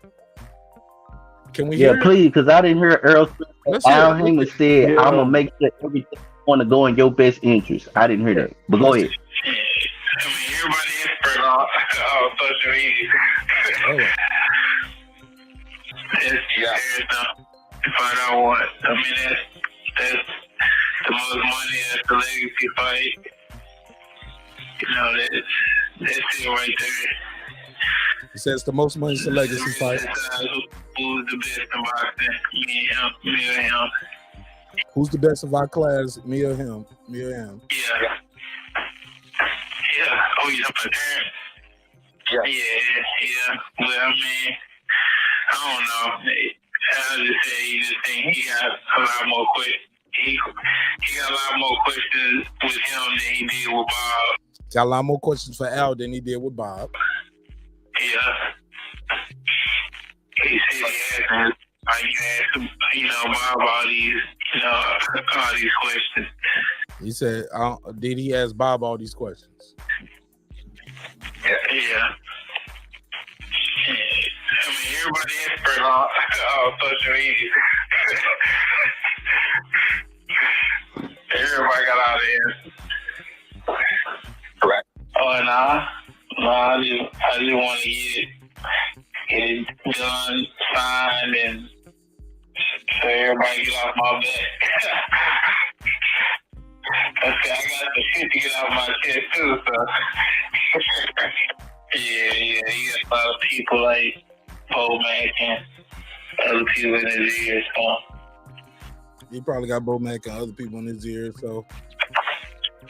But, I mean, you don't have no Bo Mack and other people in his ear, so.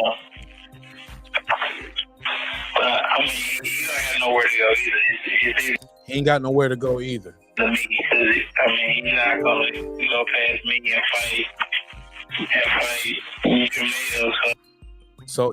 So all the people who are mad is like, well, why you fighting him?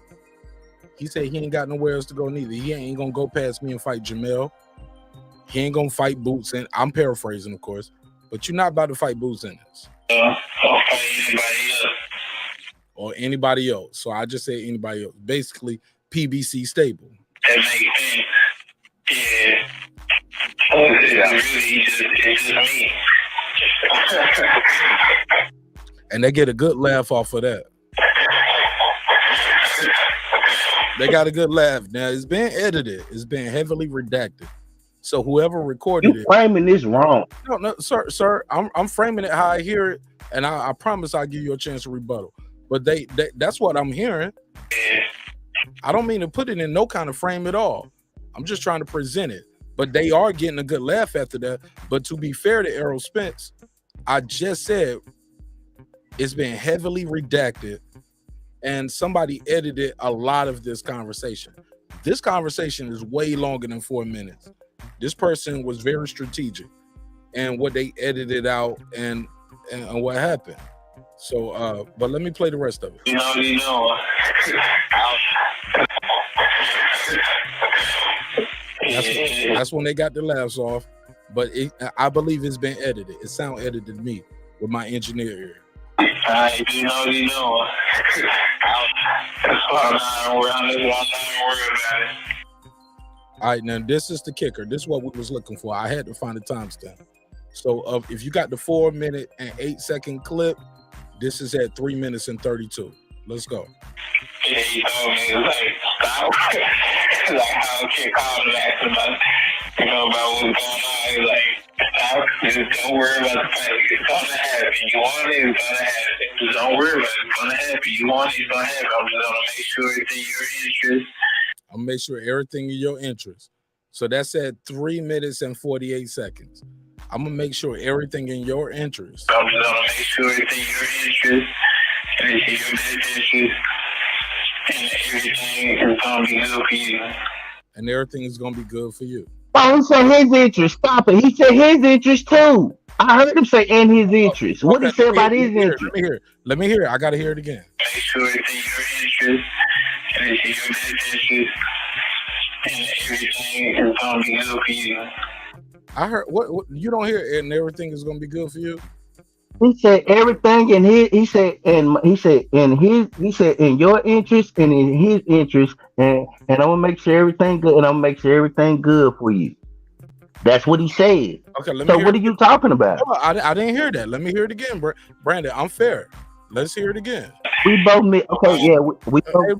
Hey, bro, I got the headphones. I'm sorry, bro. Look, bro, I promise. I'm gonna turn it up. Let me see if I can EQ this shit. If I had this on the big board, on the big computer, if I had some real, hey, look, if I had some BOK Prime support behind this motherfucker, like nigga, we had a big board in here. I can EQ this shit. Let's hilarious. I need that BOK Prime support. Let's go. Just don't worry about the fight. It's gonna happen. You want it, it's gonna happen. Just don't worry about it. It's gonna happen. You want it, it's gonna happen. I'm just gonna make sure it's in your interest. And it's in your best interest. It sounded like I heard him say everything in your interest twice. I didn't hear his interest. Let me hear it again. I heard, and he gets his interest. It's gonna be good for you. Just stop worrying about it, okay? I didn't hear that. Let me hear it. Try one more time. And it's your best interest. And everything about what's going on. Stop. Just don't worry about the fight. It's gonna happen. You want it, it's gonna happen. Just don't worry about it. It's gonna happen. You want it, it's gonna happen. I'm just gonna make sure it's in your interest. And it's in your best interest. And everything is gonna be good for you. Just stop worrying about it, okay? All right. I might have heard it now. But I heard, Brandon, I'm from Texas and I know I drive. I'm from Texas. Brandon, I think I heard it. Cool. He said that. I think I heard it. I'm gonna make it sure everything is in your interest. And then his interest.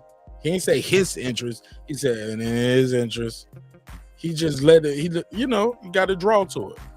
See, we got that Texas draw. Y'all needed me to translate that, man. That's all. I lived in Texas, but it was San Antonio. I was around more soldiers and Latinos and Latinas more than anything. The one thing that San Antonio, Texas. The one thing I pull out of when he was talking about the point of that he doesn't trust his attorney, that he wants to talk to Heyman. The thing is that once you hire an attorney and then enter into negotiations, the one person that has to speak on your behalf has to be your attorney. You cannot, Al Heyman cannot speak to him. But maybe he is he under the false impression that Al is, how we saying Al is just the guy who's supposed to be in charge of the TV show. He manages certain fighters. He does this, but this is a premier boxing champion event. Right, who's coming up with the contract for this fight. But that's Terence Crawford fault. If you don't know how this works, that's his fault. What capacity? But maybe he feels like in hearing this, it seems like how I heard it the first time was like, you don't have my best interest in you. Your best interest is for Errol Spence, and this is. But he has to know that already going into it, right? He has to know that. I mean, yeah. I mean, obviously, you're going into someone else's to the territory, Lions then. right? Yeah, nigga. I mean, that's obvious. But the thing about it, Earl, but they show you the character of Al Heyman because Earl is repeating what Al Heyman told him, and Al Heyman is saying he gonna make sure Bud get his interest too. So they show you the character of Al Heyman. Al Heyman ain't trying to cheat nobody, and he reassuring and he's telling him. He said, "Man, this dude got." Let me hear that. Let's hear that one more time. Let me hear that. Just don't worry about the fight. It's gonna happen. You want it, it's gonna happen. Just don't worry about it. It's gonna happen. You want it, it's gonna happen. I'm just gonna make sure it's in your interest and it's in your best interest, and everything is gonna be good for you. Just don't worry about it. He said, and everything's gonna be good for you. Like I'm hearing that a different Yep, way. he said. Brandon, "Get his I'm interest." hearing it like you saying it to me, bro. I'm hearing it like Megazord saying it to me. Look, Mark, you want to battle this nigga? You want to battle this nigga? You gonna battle him, dog. Stop worrying about it. I'm gonna make sure everything is in your interest and in his interest, and everything gonna be good for you. You know what I'm saying? Just stop worrying about it. Like, Bro, you got me over here rolling, bro, because I know that's exactly how we probably be sounding to you too. bro. And like, but that's just me saying it. And bro, but tell me this shit fell out your pocket, man. Rodman, cross me over back. Rodman, I don't like this David Avanesyan fight because I'm gonna let people, bro, because I know it's more of a dangerous fight than Ugas. How about that? I know this. Man, stop that. No. More is on the line. I mean, this is fucking Errol Spence, undefeated guy with 2 belts already. But let's not act like Bud Crawford don't got no title on the line, homie, against the guy who knocked out his last. Who was coming off a retina injury. Let's not forget he was coming off a torn retina. And he whooped that guy ass. No, I'm just saying. But Ugas and didn't have 6 knockouts in a row, homie. Ugas didn't have 6 wins in a row before he got Errol Spence. Come on, fam. You saying you got he beat Pacquiao. Possibly not. Far as the crack, skill set maybe. Because Ugas got that amateur pedigree. Ugas can scrap.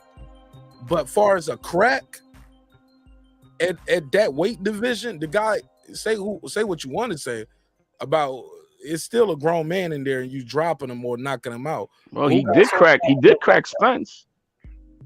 And he did crack Spence. Couldn't crack the shell though.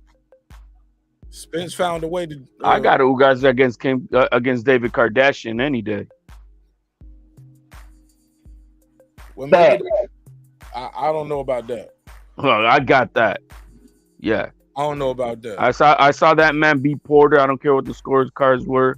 He beat Porter. I see that. Yeah, he beat a lot of debatables, homie. No. I don't know why he. I agree. I think he beat Porter. Got a lot of look. I said that with the Spence fight. I was like, this shit. I think he dropped him. I think he dropped him. Niggas know who know. Like they know I bought the fight. You know what I'm saying? Like ain't nobody heard of or talked about Avanesyan until this fight was announced. Absolutely. The guy, he's a propped up easy opponent, and I'm not trying to discredit him, but if he fought six guys that were well beneath him, they're gonna knock him out. Just like Golovkin knocked out all those title defenses that he had. All it takes is one punch, though, homie. Yeah, well, I know that, but I'm just saying. This guy is dropping, and Ugas. Mark, you can't sell it. You can pick sell it, Mark. You just as much as you want to try. You can't sell it, Mark. As much as you want to try, you can't. I'm not trying to sell nothing, homie. You can't. No, hold on, homie. HOD. Rodman, yeah. Y'all didn't see. Well, HOD and Brandon said they're members. But look, let the world know. I was like this when I saw the fight being announced. I was like, oh no. Yeah, I was the same way. No, say it ain't so, please. Yeah, nigga. I ain't gonna lie, man. I felt bad for all you guys, man, because I know how passionate. Can I do the drop? Can I do the little baby drop? Let's.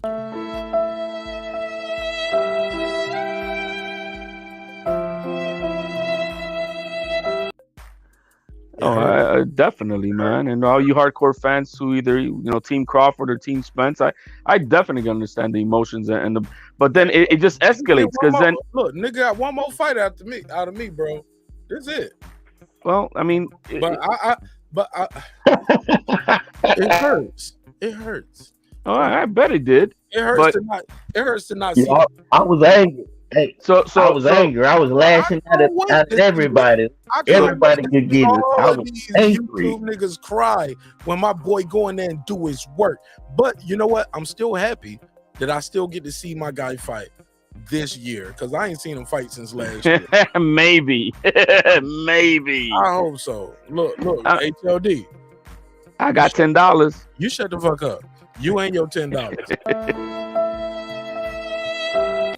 You know what? I'm about to put you in the same class with Champion Heart.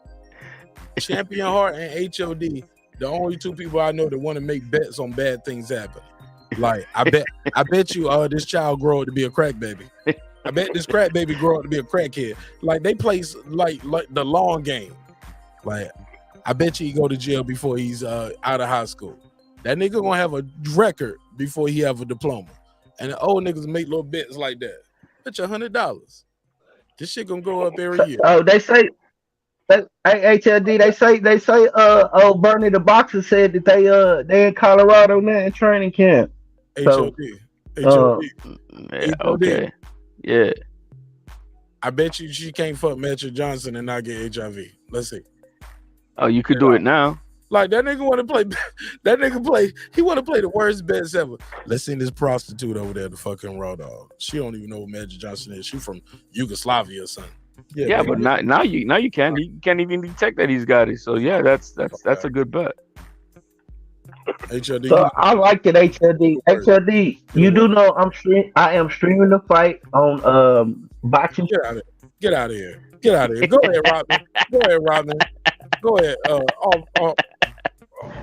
For me, hey, look. For me, it was like I got some smoke for this nigga too. I got some smoke for you, my brother. What's that, brother? No, I was talking to Brandon. With the green B right here, Mr. Green B. The green B right here. He up there saying, I can't. What did he say? I'm waiting to see Terence Crawford fail. Oh, I wish for the day. What did you say? I should have put a star beside it so I could come to it. Shut up, Haplo. I love Haplo, but shut up, Haplo. Click the link. All call outs mandatory. Hey, look, Brandon. I'm disappointed you, black man. You out here up here wishing, praying, hoping. Talking about you want to see Terence Crawford fail? Why? Just because Errol from Texas? No, he's just trying to support he's trying to support Teofimo and his. Oh, right. That's what he's doing. Yes, I mean exactly. You know, we got a great undercard. You got Keyshawn Davis, Baby Anderson. Come on, let's go. December 10th, let's go. Everybody, New York. You know, Bobby Aaron. Runs that card that you talking about, right? You okay with that? Small hats. Man, listen. With what Kanye going through, I'm damn okay with that. Shit, I don't want none of that in my life because ain't nobody gonna help. They just gonna sit back and watch because ain't nobody said nothing. They just watching. Is that unfortunately the story? It just keeps on like you guys got the disappointment that it's not happening. Then he's fighting this Ronald McDonald guy, and then we find out that he's now fighting on this janky app that we don't know what the hell's gonna happen if it's even gonna happen. You know what I mean? So the story doesn't just end. It just keeps on going, and it's not really positive. There's a lot of janky shit, and then we got a YouTuber being the spokesman of this thing, and the way they ran that Agent Broner press conference yesterday was janky as hell. I'm gonna tell you, man. They didn't look. As a DJ. I have a banner board, right? It came with a green screen, the white screen, but you can use it to put banners up. And I use that like when I do weddings and other events. My G. It comes with clips to make that screen a little tighter. Got to pay a couple dollars for it, but you can get some clips. But they didn't even clip it to straighten it out. Like they took that shit straight Man, out. get some likes up. Get us to 1,000 likes before we get this press conference started. I did not know, bro. I just learned that tonight. I did not know they did that. I did not know they did that, bro. I remember seeing. Did they get the 1,000 likes? Hey, we don't got we got over 1,000 people on here. We don't got 1,000 likes. We got to get them likes up. You know. Did they get the likes up and then started when they got? That's how he proclaimed it to be. See, I fast forward. See, I saw it later and people told me. It was like at the 45-minute mark because it was like 45 minutes late. Like I landed to that shit and I was like, nigga, what? Okay. But the biggest news for me is and then AB looked drunk while he was talking. I felt so bad for AB, man. AB looked drunk. His voice, I said, Brandon, early when they had like a conversation in the hallway with Blue, they were doing the thing. That man did not look healthy. That's what I'm talking about. You know, and I'm not talking about not drunk type of stuff. He just did not look healthy the other style way.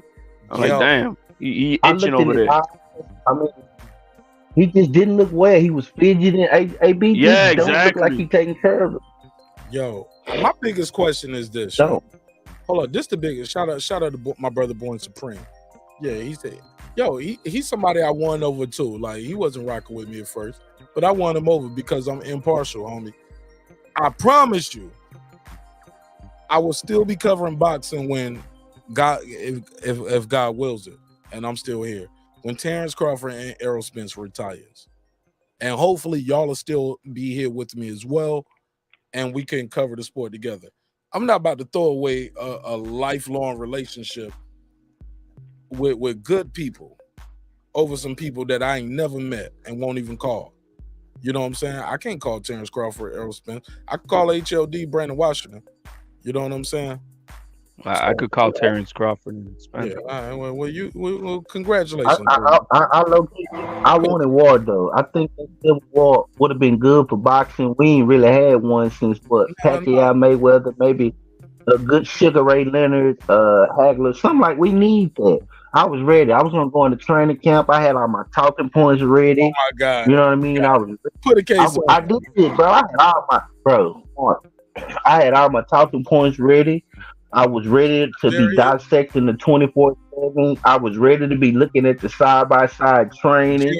You know what I mean? I was gonna be. Jerry, you believe it? Brandon Washington. Yeah. I was. I was just doing a mic check, making sure you still here. He said, I wanted war, man. But I got one question, Mark. I heard that Andrade signed with this BLK also. What? Hold on. Breaking news. Hold on. Let me do this ad real quick. And we'll come back with the breaking news.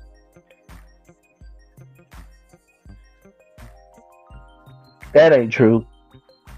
Cap. Hold on. Damn, my ad ain't playing. Yeah, we got to run this ad, pay some bills real quick. I don't know what happened, but let's try it again. Attention Apple users, do you have a locked iOS device that was activated with a specific carrier and you want to go to a different company? TabTechUnlockSim.com can help bring your iOS device over to the carrier you want. With simple, fast, and easy instructions, you can unlock your iOS device without going to an overpriced phone repair store. Go to TabTechUnlockSim.com, unlock your next device in the safety of your home for the fraction of the price. And it's easy as 1, 2, 3. TabTechUnlockSim.com. That's TabTechUnlockSim.com. TabTech, your next device. All right, and we back. Go ahead. Jerry. I told you they be over here spreading propaganda. They be over here spreading. That's a lie. That's propaganda. I'm out talking when I'm talking. Fuck with the lie. I didn't say it was fact. I said I heard. I don't know if that's for sure or not, but it seems like Andrade is a perfect candidate because he seems to be out there on an island needing someone.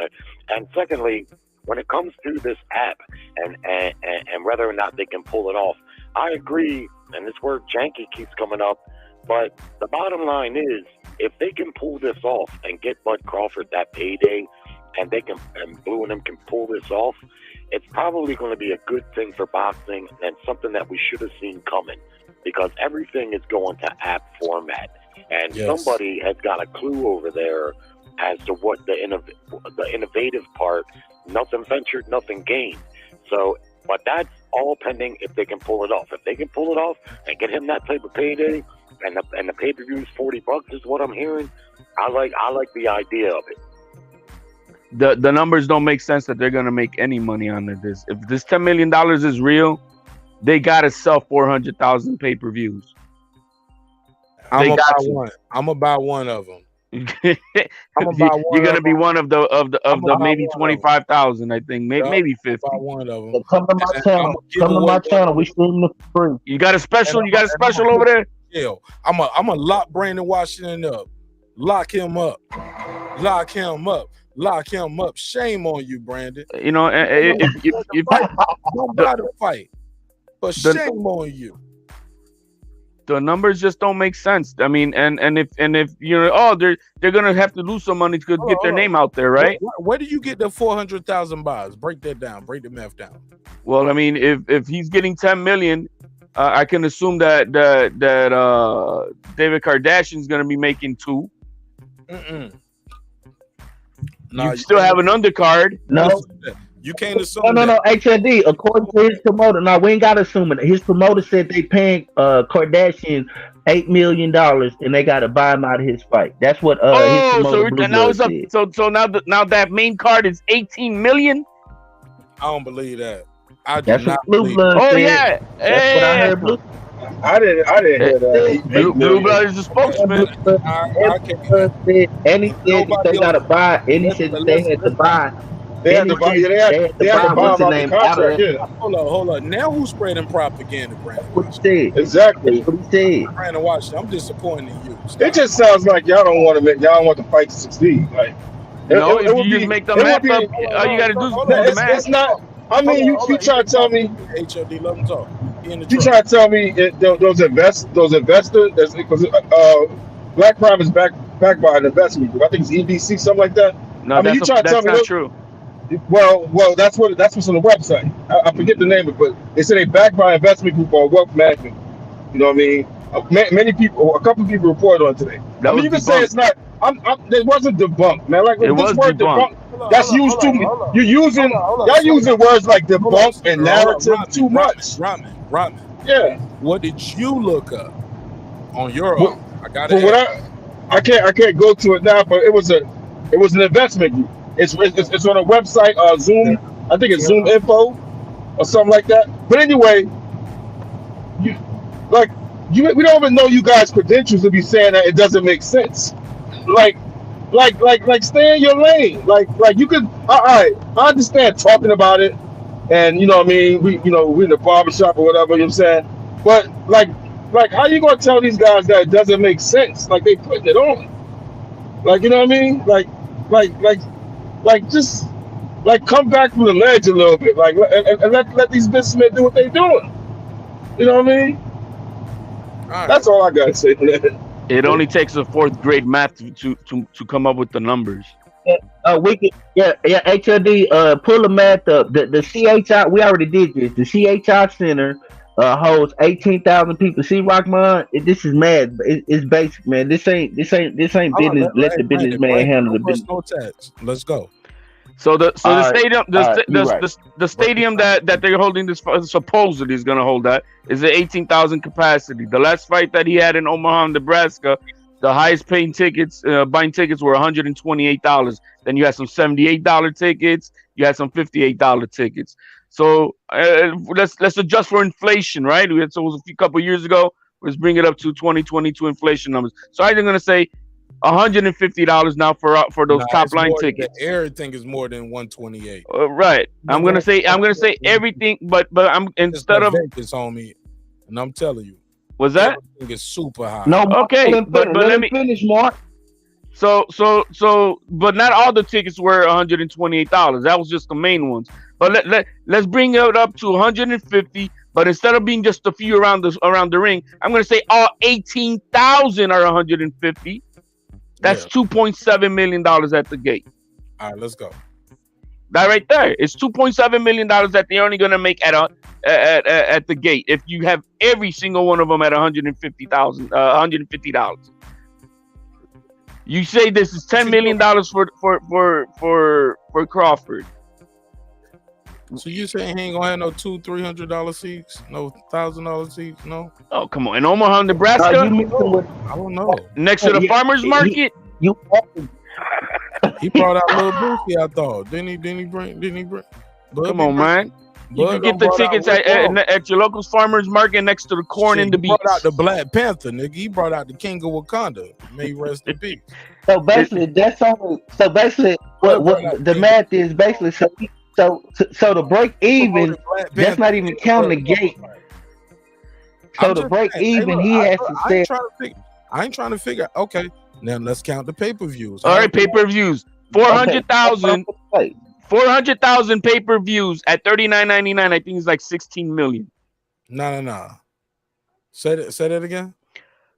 400,000 pay-per-views at $39.99.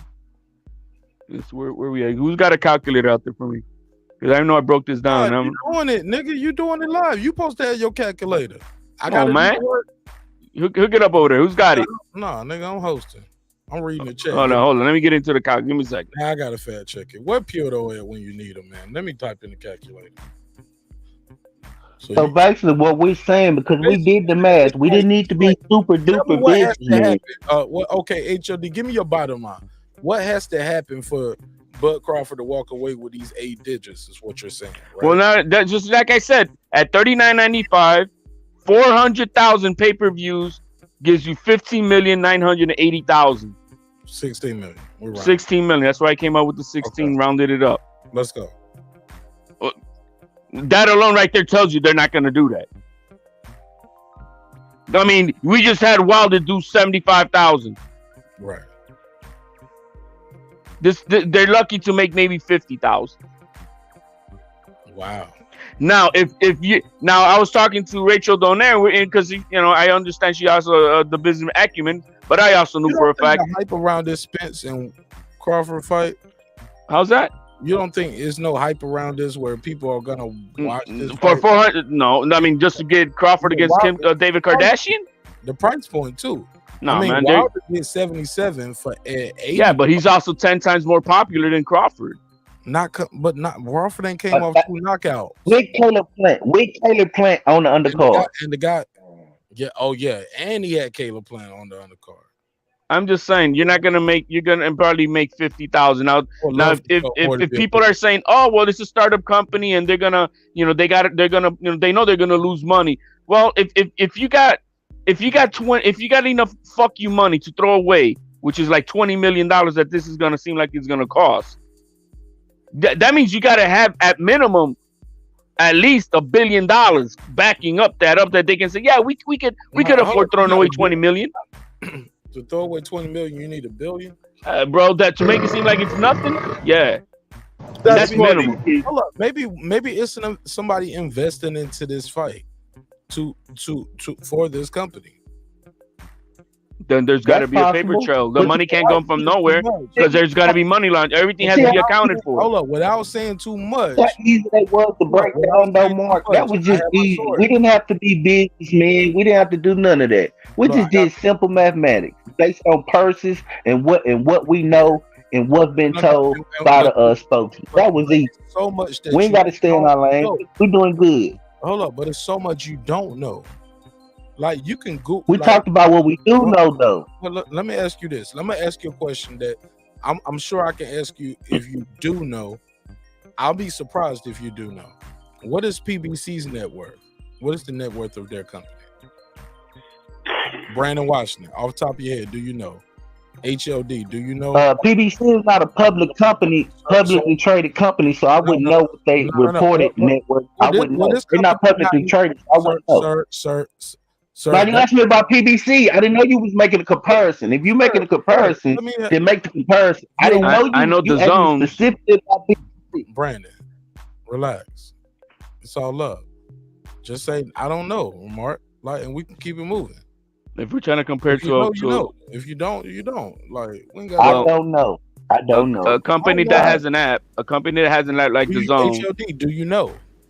A company that has an app. HLD, do you know? Oh, PVCs? No, we don't. Okay, because I was looking up, and I don't got to go around the whole circle. I'll just say this: I was looking up watching a lot of people do their content, and a lot of people's like, this company, BLK Prime, is only worth like $5 million. How can you give Guarantee Bud $10 million? We don't know what PBC's net worth is, but we know the numbers they was throwing out for Canelo and other fights that we hear, right? Yeah, because that money comes from Showtime. I seen PBC. No, what I do know is I seen PBC get a $300 million deal from Showtime, and then I seen them get another $200 million deal from Fox. That's Right. what we know. Right. Their money comes from the networks. But that's been a while ago, Brandon. Yeah, that's why they're running out right now, and we don't know what's going on with them now. They may go under too. That may be a possibility if they don't find a home. It's been a lot of fights, bro. It's been a lot of fights, and the numbers. These guys. Deontay Wilder was just on Fox pay-per-view, and I just seen them do a PBC Fox countdown for him. Bro. So, and Brandon, hold on.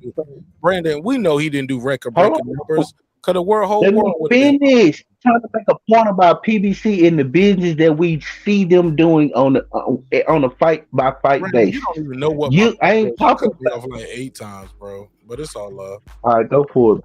No, I said, but you can't predict what I was. You trying to make a comparison that's not the same. You trying to equate them to an app that's not the same. Finish. That's what you've been doing. But go ahead, Cook. Let's hear it. But compared to the Zone, if you want to compare an app, they got $2 billion. The page that the homie sent over here talking about these were facts, and y'all should do your research. Man, I put up the shit he put up here. This ain't favorable. I put it up though. I ain't got no dog in this fight. Motherfucker got 1,500 subscribers. The thing is, and it got him listed as head football coach at Lincoln University. Husband, father, Alpha Phi Alpha. Shout out to the black and gold. My G, like, come on, Brandon. The only way this money makes sense is somebody throws it away is if somebody's trying to put money in the washing machine. You know what I mean? Somebody from across the pond who can't probably fly to the United States. You know. So whoever put up the money for Deontay Wilder's fight, they was laundering money too. No, because that money is from a network. I'm pretty sure they lost money on that though. That's a network. That's a network. They still lost money on it. That's the network. But how do you cover those losses though? Because they promoting their brand. See, Showtime can afford. So BLK Prime is promoting their brand as well. And they got investors. You don't know. Showtime. How do you know that the Wilder Helenius fight was a loss according to Showtime? You don't know that. You just talking. They had that at the Barclays Center. Do you know they said it cost $500,000 to turn on the lights at any stadium in New York, or in particular Madison Square Garden? $500,000 just to turn on the lights. Come on, man. They lost money on that. $77K? Come on, they lost money on that. I'm not just talking. Yeah, but Showtime can afford to do that because they're do the math. 77,000 buys times what? $80. What is that? 77. That's $6 million. That's $6 million some dollars. That's like $6.1 million. All right, what was Wilder's guarantee? $10 million. Damn. Wilder got $10 million to fight Helenius? Yeah, it's on Twitter. It's on Twitter. I think Yahoo or somebody. Wilder got $10 million to fight Helenius? Doubtful. You said that's doubtful. You don't believe that. Go ahead. I mean, somebody that got Google, look it up. Look it up. That's why he needs Fury to get another fourth ass whooping and make some money. Hold up. Wow. Oh, go ahead, Jerry. Jerry said he don't believe HLD for me is a nice purse. HLD, that's a nice little person picture. Gotta admit. Not only do I not believe that Wilder got $10 million, because that probably would have been widely reported, but I also agree with the guys talking about the numbers for the Crawford fight. Just basic numbers tell you that fight not only going to lose money, it's going to lose a lot of money, and you got to wonder if it'll even come off really. That's why I don't think that it's gonna happen, or they'll be bankrupt on December 11th. Yeah, Yeah, I wish him luck on it, and I think boxing needs to move in a different direction, and these apps seem to be where everything is going, and I like the idea, and I'd like to see it work, but I just can't imagine how Bud Crawford's going to fight on an app. He claimed the ESPN app ruined his last pay-per-view. Yep. He fought Porter, a well-known opponent, and what did he get? $6 million? Now he's going to fight this guy no one knows about. No, with the pay-per-view money, he made upwards of $8 million. Okay, but Damn, still, that's nice. That's a nice cherry on top of. Right, he made $6 million guaranteed, plus it was a little over $2 million on the That pay-per-view. right there, you don't split. Hold up, do fighters split that? I need to have a fighter on who's the pay-per-view fighter to tell me that. Like, how does that work? Like, you know how you got to bust down the pot for that right there? Mark said, I need a pay-per-view star. Like, say what now? What'd you say? I said, you said I need a pay-per-view star on my channel. It's like to ask you about that. No. But I've talked to guys who fought on pay-per-view before. That's not a question that I never immediately thought to ask, but I don't be out here asking for interviews anyway, Brandon. You'll ruin it. I'd rather have you on. That he just broke down to 77,000 at the price point it was at. If Wilder got 10 million, HOD never gave me that number. What about the other fighters? So you're And the looking rest at of the a card, solid- right? You're looking at several $1 million of losses. I don't know. People can say what they want about Double Alexander, digit. but It could be double digit. I don't. But did he sign a one fight? Is it a one fight deal? Is it more than a one fight? Do we know if it's more than a one fight deal or is it one fight deal? Do we know that? For Wilder it was $6 million, like Brandon was saying. No. What about million. this BLK Prime? This deal. BLK Prime. Is it one deal or is it for one fight or is it for multiple fights? It's supposed to be a one-off that we know. No. We don't know. That's what Blue said. He's the CEO of bullshit over there. So yeah, I'm believing it. Man.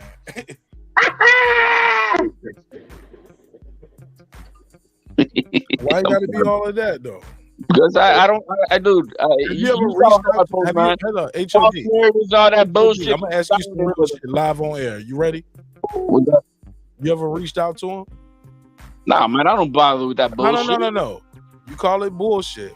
Have you ever just hit him on Twitter, hit him on Instagram, be like, hey, yo, my man, blah, blah, blah. You know what I'm saying? When I got into this white TBC shit and I seen what was going on over there, I'm like, fuck that shit. That was it. And then when you hear all the little reports that everybody puts out by him, it's just bullshit. But what did Blue do? Like I'm missing it. What did he do? Breaking news. Yeah, he's breaking news at 3 in the morning, man. So y'all are mad at his title. No. I feel like he clickbaits people. He just makes up shit. That's what he does. Breaking news at 3 o'clock in the morning, man. YouTube business. That's what YouTube does. You try to get people to click on your own channel. Hold on. I mean, I'm not defending them. I've had running with people. Hey, look, it's breaking for my audience, HLD. You might have heard it already, but it's breaking for my audience. No. I'm not saying breaking news that don't exist. Oh. Fake shit. How do you know it don't exist? Dude, it don't exist. It don't exist. No, things change sometimes in the business about man, that like the same people who said breaking news and they told us about the splits. They said breaking news, they told us about the dates. Mike Carpenter's give us breaking news, people say it's fake. Then we look later and the shit happens. Dan Raphael has been there as well. Like things change. Like we don't know no, man. Bullshit. All the people we don't know where hold up. So all the people told us Spence and Crawford was close to coming to a deal. They was lying? No. They were close to coming bullshit. No. I call bullshit. No. We even he said the audio. They were in negotiation. I call bullshit. But they were close to a fight. That don't mean guys are lying. And that don't mean fighters ain't trying to make the fight. Yes, it does. Because he said the fight. He said, according to Blue Blood, he said that Bud agreed to all the terms of the fight. I'm gonna reach out to Blue. I'm gonna see if I get him on the show. But Brandon, if that's what he was told by somebody close to him, then he would have to believe what that person told him. So you can't put that on Blue if that's the information he got with somebody he knows just in his camp. Exactly. That's if he got that information from somebody in that camp, yes, you can. Brandon, wait. If he made, and you can have responsible Brandon, you can't do that. Listen, Brandon, if he made it up, then you could say that. But if somebody told him that directly, that he knows that's in that camp, that he knows that person is close to him, he got that information from that camp. Don't make me go on They that. didn't Don't make refute me. it. He didn't make it up. If he made it up, then you would have a valid point. If he made Don't it up, make me he do just my called that a research and passive cook mind. this guy, make him a fool all over everywhere, man. No. 'Cause I will. Do what you want to do, HOD. That's not my Let me say point. But this. because I'm a HOD. I want you to say what you're gonna say, but I'm about to drop a gem on you, and motherfuckers gonna really see the real for real. I know I ain't just capping, homie. But go ahead. I don't know what you meant by that. He said I'm scared to talk. But okay, well let me. I'll proceed with caution and with much due I'm just saying, okay, you ready? If I got to go through all these videos and hear every single one of these bullshit made up stories to just show how bullshit they are, y'all gonna eat that and gonna come like, yeah, that's bullshit. Yep, that Blue is bullshit. Yo, I can't believe I'm about to shoot Blue Buzz and Bell. Niggas go clown me. This whole episode, they're gonna call it Mark. They're gonna call it the Mark Nash has crossed over. Mark Nash has been bought off the episode because I'm being too fair. I'm letting niggas talk. You should have said this, brother. Why you let all them niggas bash? Yeah, you should have pushed this beard. Mark. You should have told him this bullshit. Get him to pull up. Get him to pull up, Mark. Get him to come pull up and let him defend himself, and we can ask him all the Bud questions. But if Bud Camp put that out, Brandon, that's not on Blue. That's on Bud Camp. He just repeating what he was told. I got it. But was it did fight hype? Did fight hype? Go ahead. Hold on, homie. Let me say this. Yeah, go ahead. HOD is one of the few people that told me, like, when the shit was going down with T.O., he knew about it before the fight, but he told me after the fight. HOD, is that correct? That is correct. Now, hypothetically, if I was on my show, then let's say HOD was one of those people who was my source. He knew this shit. He told me, but he said, Martin Nash, you gotta do it with confidence, and I'm not gonna be on your show, not gonna be in your panel, can't do this, can't tell anybody. But where's my $300 cash app? You know what I'm saying? Whatever. You know what I'm saying? However it goes. Whatever his price is. Like, shit, yeah, nigga, I appreciate a little info. You know what I'm saying? But he got a little info. Shoot him $100. You know what I'm saying? I started off too high, HOD. Let's bring it back down. Don't be bored. Don't be Bud Crawford and my TO leaks. $100. We starting in negotiations, and you don't get no back end money. HOD. I could have came out on the channel and said breaking news. Teofimo Lopez got a hole in his throat. Don't bet no money on that first money knockout. I'm just telling you, man, blah, blah, blah, blah, blah. Or I could have came out here with still telling people he gonna knock him out in the first round, knowing that the guy is at a deficit. Could have took that information and did whatever I wanted to with it. I could have took that information and said, hey, man, breaking news, man, everything might not be on the up and up with the TO camp, blah, blah, blah. Like, you could. Do y'all get what I'm saying when I say these things, or no? Am I tripping? People have inside sources even within this space right here that we at. Some people will sell the information.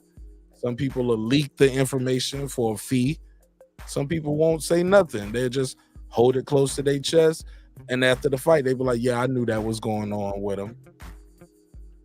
But does that mean they're not who they say they were?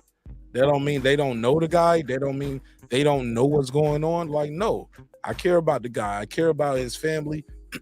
I still want to see him win. I'm not going to tell everybody that he's fighting at a deficit. But we were like, well, he said this and he said that. HOD, am I right with what I'm saying right here? Is that being fair in all aspects to it? I'm trying to be fair. Well, and that you could have shared something that was total confidence. You mean? Right? Yeah. That shit. Like, it's like, are you is it about your relationship, or is it about you pushing content, or is it about, or you leak the information to somebody else? Like, people do that. Well, for me, since I don't have a channel, I don't have none of that. It's it's just the passion of understanding, learning, and within the business, and getting to know whatever. You have a channel, huh? You have a channel on every channel you go on. Well, I mean, I use voice. You got a voice. I have a voice. I appreciate having a voice where I'm not tied up to anything. You know what I mean? It's just me, and I could do what the fuck I want to say and say how I want to say it. And that's that. And if it's not appreciated, You tell us T.O. was at a deficit. What was that? But you didn't tell us T.O. was at a deficit, and you knew before the fight. You did. That's correct. Did that because that's of all integrity. That's all. Fair enough. That's all. I mean, I'm not gonna. No, that's integrity, man. You tell me something. That's our shit. But how do we know they didn't want him to say that though? How we know Blood Camp didn't? We don't know. He clearly got a source on the inside of that stuff. And unless, to me, this is me, unless it's proven that he just made the shit up, then he's just passing along information. You could say that information is bullshit, but he's getting information from somebody in that camp. He's passing it along. If he just had a press conference for them. He's a part of it. No, brother. At what point? What point are we saying? We talking about recently or up until this point? Because remember, they've been in negotiations for a while. So the information is going to change, and what he's being fed is going to be changed. Now, you could say that he knew what he was saying was bullshit. That'd be a different argument. No. My theory with that guy is his overall, whatever channel is all bullshit. Not just this stuff here. I'm just saying what the product that he puts out is bullshit. I mean, but he's got that's yeah. Yeah, he's got to sell. What you want to, like, if you go on Facebook right now, you're gonna be bombarded with all kind of advertisement, all kind of bullshit. You go on Google, Amazon, they bombarding you with advertisement. So if he's advertising as a person on YouTube, we can't get pissed off at him. That's no, advertising is one thing and bullshitting is another. You see, I'm on Mark Nash show. I've been on this thing for a minute. The reason why I'm on this show for a minute is because I see how Mark Nash runs his show. He tries to run it with integrity. He's not pushing narratives. He likes to fact check. He likes to bring the source of where he's coming from. He ain't a bullshit. You see, he's not selling bullshit. Just elaborate. Don't cut him off. Elaborate on the bullshit. Elaborate on the bullshit. Elaborate on the bullshit. What do you mean by bullshit? What are you saying by that? Elaborate on that. Fake shit. Fake shit. Stuff that doesn't even exist that happened. That's what I'm saying. Delusional, like, oh yeah, hypotheticals, but yeah, and explaining it with some of his own bullshit. It just doesn't make any sense. See, Mark Nash don't do that. Mark Nash likes to fact check his shit. And if not, he likes to fact check the people on the panel. Mark Nash has checked me to fact check to see if I'm saying something right or not. He's never caught me on a bullshit lie. Because I don't do that. But okay, could we say that he doesn't fact check and maybe he does? That doesn't make him a bullshitter. Come on, man. I wasn't born yesterday, man. Seriously, you just said Mark Nash. He's a hustler. Nope. The dude is a hustler. I'm a hustler, baby. I don't agree with you on that one. Now, you just told me something specific because Mark Nash to check me on some stuff. Mark Nash does his research. Everybody doesn't perform the same way as Mark Nash. So that's a bullshitter to me, and I don't buy to that.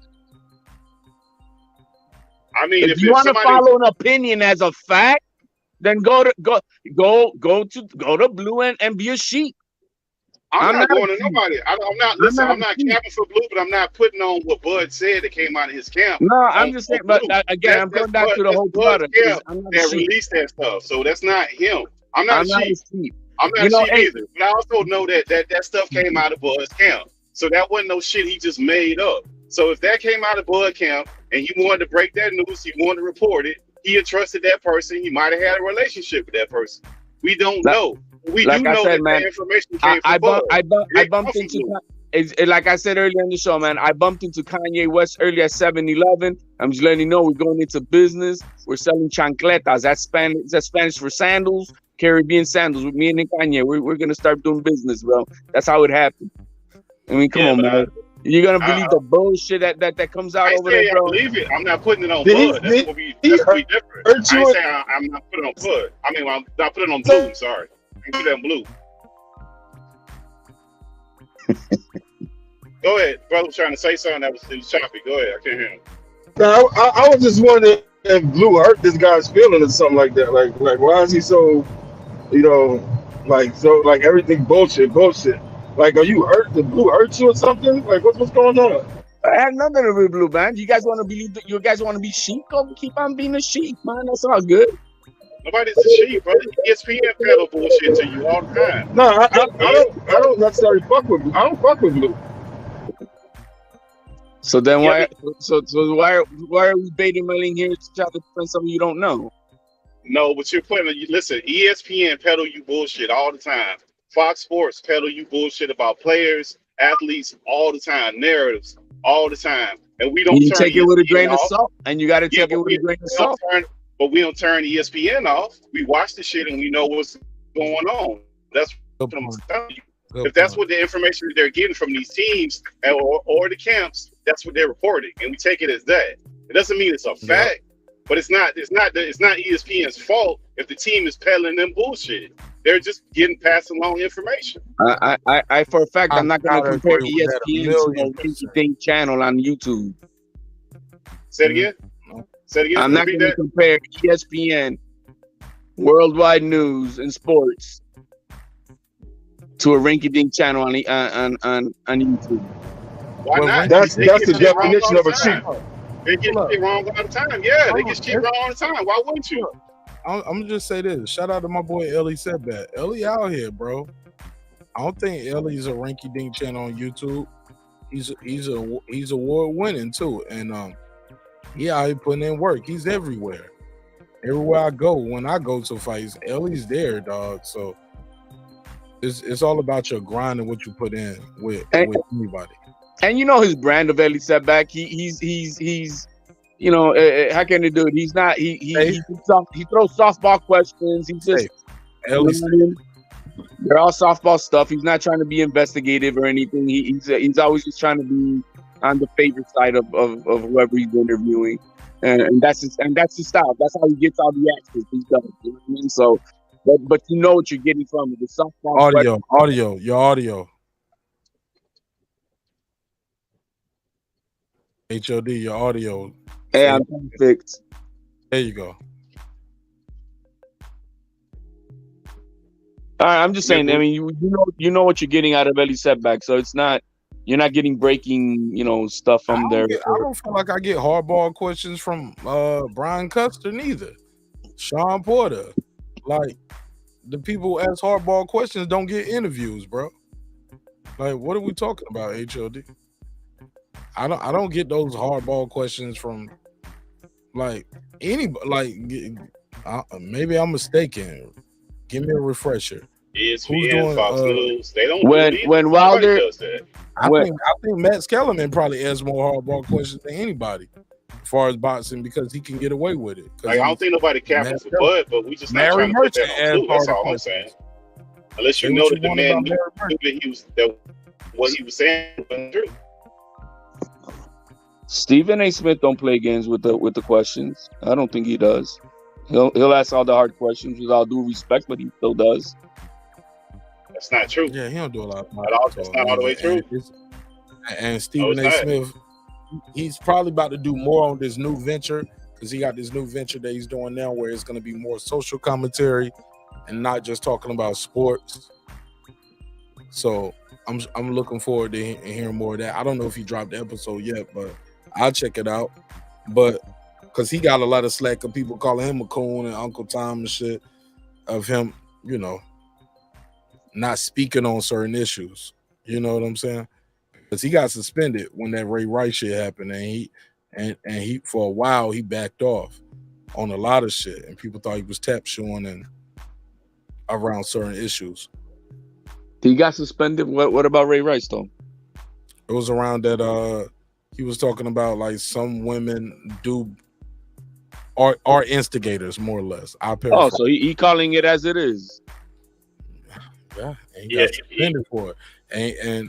And because I believe it was Carrie Champion, I think Michelle Joy Phelps sent out some tweets like, "Thank you, Stephen A, for saying I brought this domestic violence on myself," and stuff like they blew his statement out of proportion. You know what I'm saying? And he was like, "Look, I was raised by my mother and my older sisters and blah blah blah, and I think it's egregious that people, you know," he did this whole Stephen A thing, and they still put his ass on the shelf for about a week and let shit cool off. He had to come back and He was apologize. never the same. He was never the same for a long time, dog. Yeah, but what did he do? That's why people were shocked. That's why that shit with Michaela. That's why that was a big deal. He cooked her. The position he took, because he had never, he ain't seen him like that since then. You know what I'm saying? Question his integrity now because he stood up.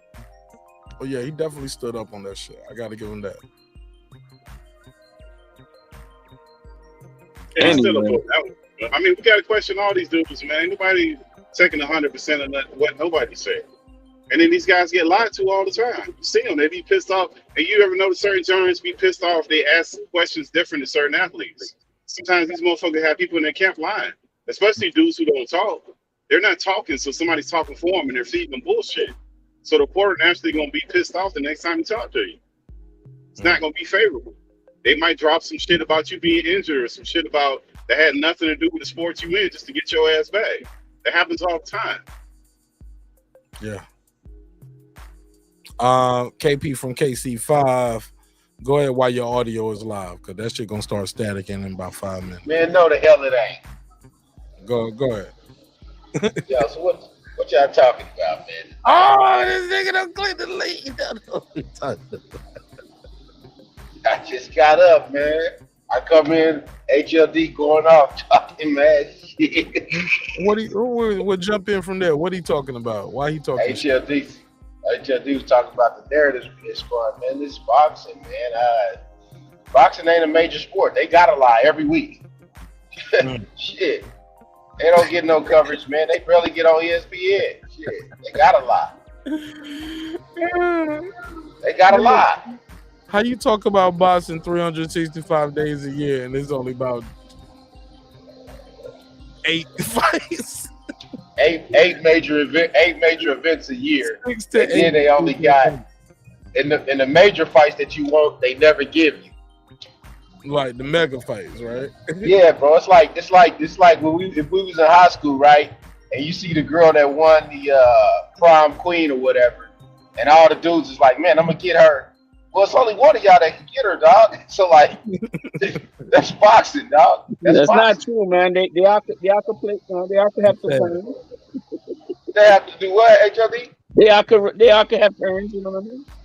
You breaking up, HLD. You fading. He said I'm saying that they all could take turns with the prime queen. Oh man, HLD, get out of here. You about to get us canceled. You about to get us canceled, man. But HLD, Mark's point was that it's really no, like, now you really can't say anything.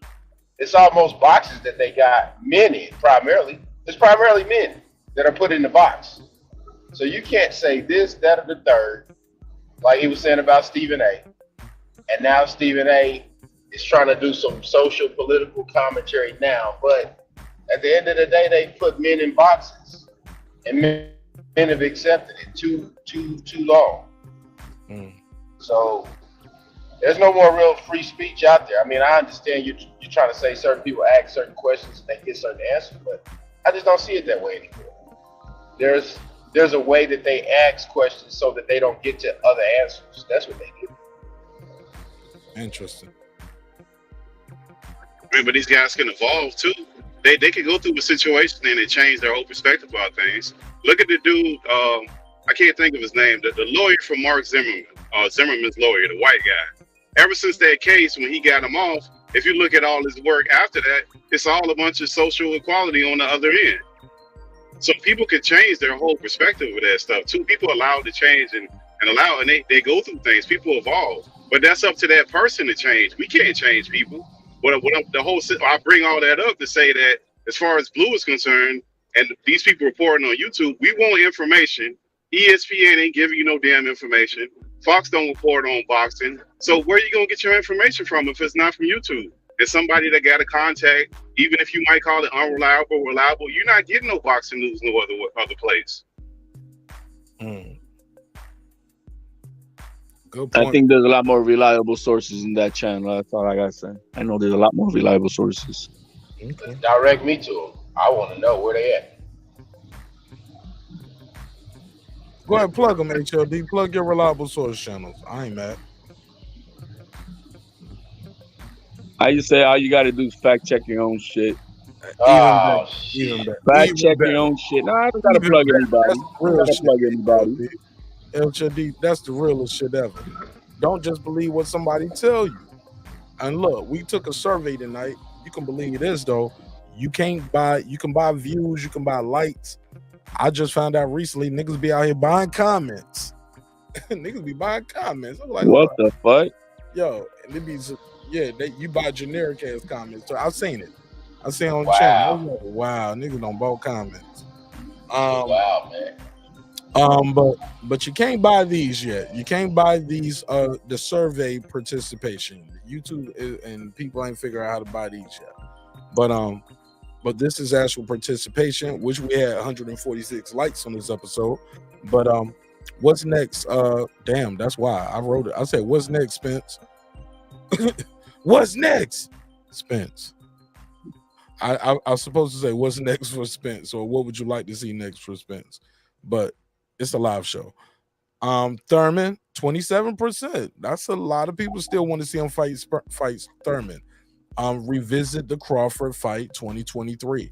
That is in the lead. The majority of the people still want to see that. Move up to 154. I'm surprised by that. But the biggest shocker is a lot of people don't want to see him fight Boo Simmons. Ain't that something? I think it's because most people don't believe it's a realistic fight. I think that's why. It's not gonna happen. They're not gonna allow it. You know what I mean? That's how. What does that say about Boot Simmons, or what does that say about PBC or Errol Spence? I'm just trying to be fair, just trying to spin the block and ask, why is that so unrealistic? They in the same camp. He's undefeated. Because he's the young lion up and coming, so they need to save him for the future. Why save him? Because Spence is leaving out the division, so they're gonna leave the young lion. Be saved though. What you mean? Don't save him. He don't want to be saved. Hey, but this is the business side. This is not the competition side of speaking. It's business. It is business. They need to keep a young lion who's gonna take over for PBC at that division. You see, when Spence leaves, who's it gonna be from PBC or Showtime? It's got that's gonna be Ennis. He's the Spence. I don't think Ennis is going to stay there that long after he get a belt or two. I think he's going to already signed a deal with Showtime. I don't think. I like how you think of HLD, but I don't think Ennis staying there to get undisputed. That motherfucker going right to 154, bro. Eventually, but he on his way to 54, bro. But I think as soon as he get the title, he going to 54. He ain't even about to unify unless it's some big bag there. Well, I mean, that kid is bigger than Tito Trinidad was, bro. Bro, he's huge, bro. I got a picture with Boots, bro. And y'all see him? Yeah, he ain't no little dude, homie.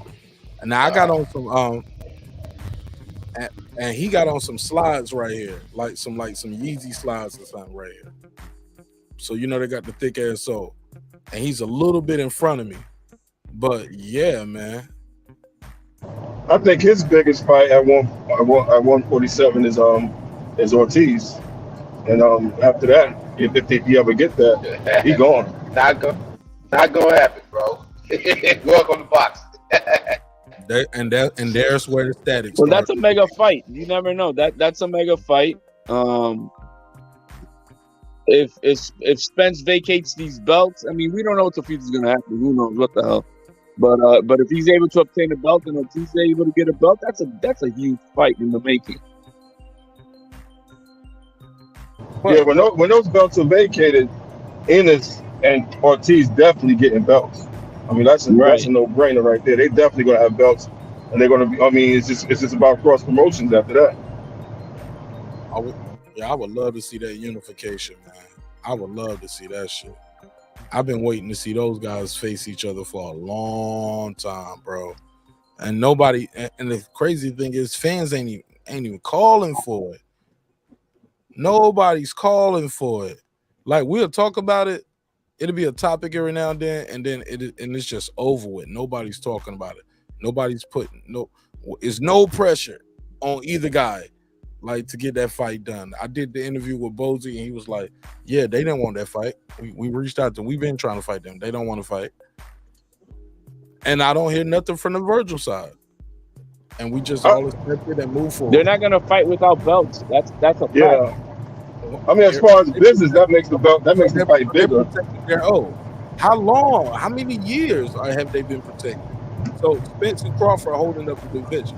They are. That's why I wish that the sanctioning bodies would mandate boots with Spence and Ortiz with Crawford, and hopefully both those old farts get knocked the fuck out, and we can get the young bloods in here, man.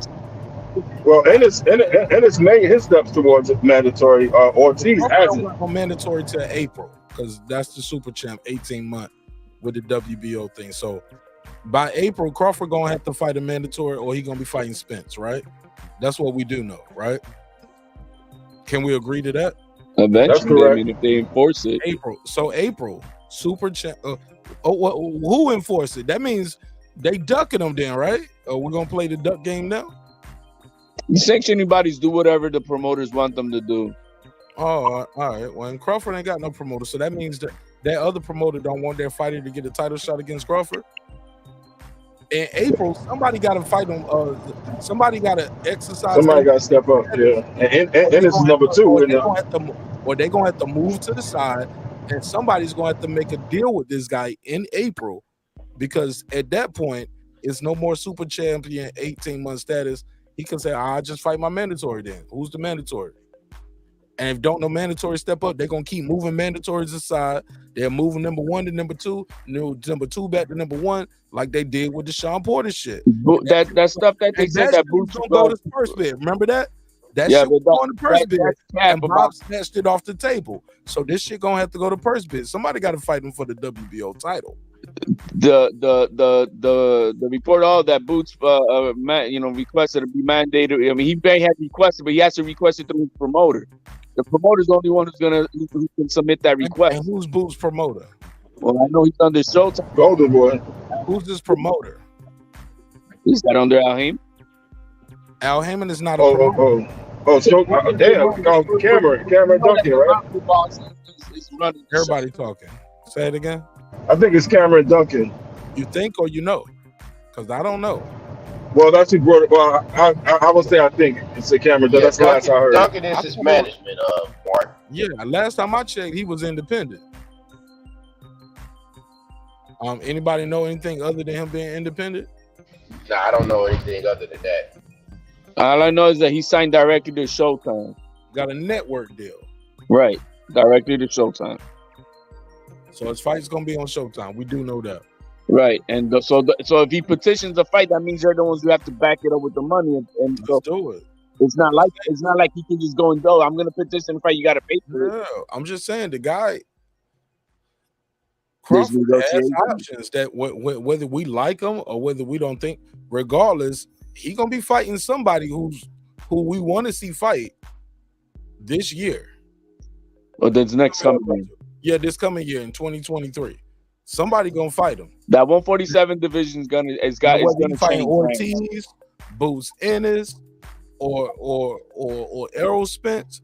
He gonna have to see one of those three-headed monsters next year. I think that's gonna be my next episode, and I can build more off this last part we was talking about. I mean, Errol Spence been avoiding mandatories. That super champ status is 18 months. You know what I'm saying? You got to fight and defend that shit. And now I don't know if this counts as and that's what we got to look up, HOD.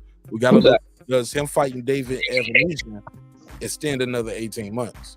And that'll be bad. You're saying that if David Avanesyan is what?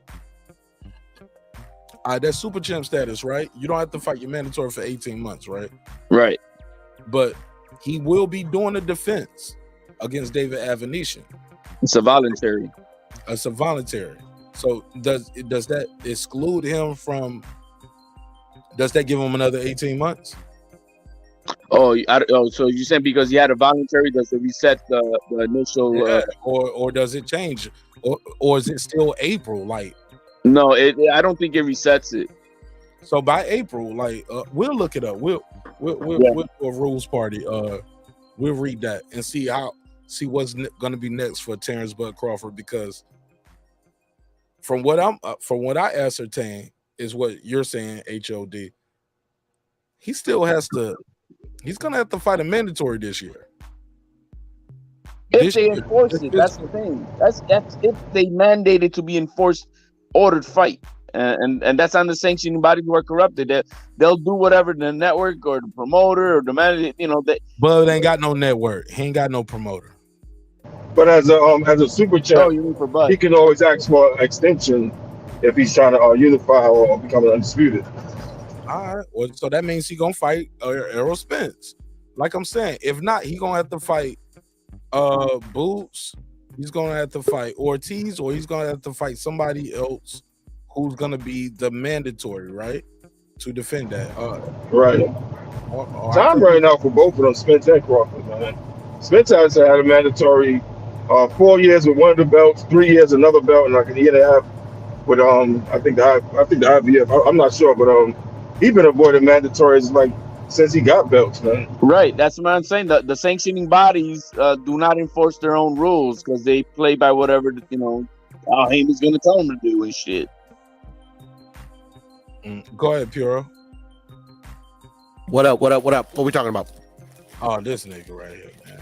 I'm just fucking around. I heard you guys are talking about Virgil and shit and Boots and shit. You heard Mexican and you jumped on the panel. Let's go. Anyways, they ain't never gonna fight each other. Come on, bro. Why not, Puro? And why aren't fans demanding that fight? I have no idea. I mean, why'd you click the link for then? Shit, man. I'm fucking with. Don't hang up. No, I'm just playing around. Bro, they're scared of to lose the O. I mean, they're fucking waiting for Terence and fucking Errol to move up or something and shit.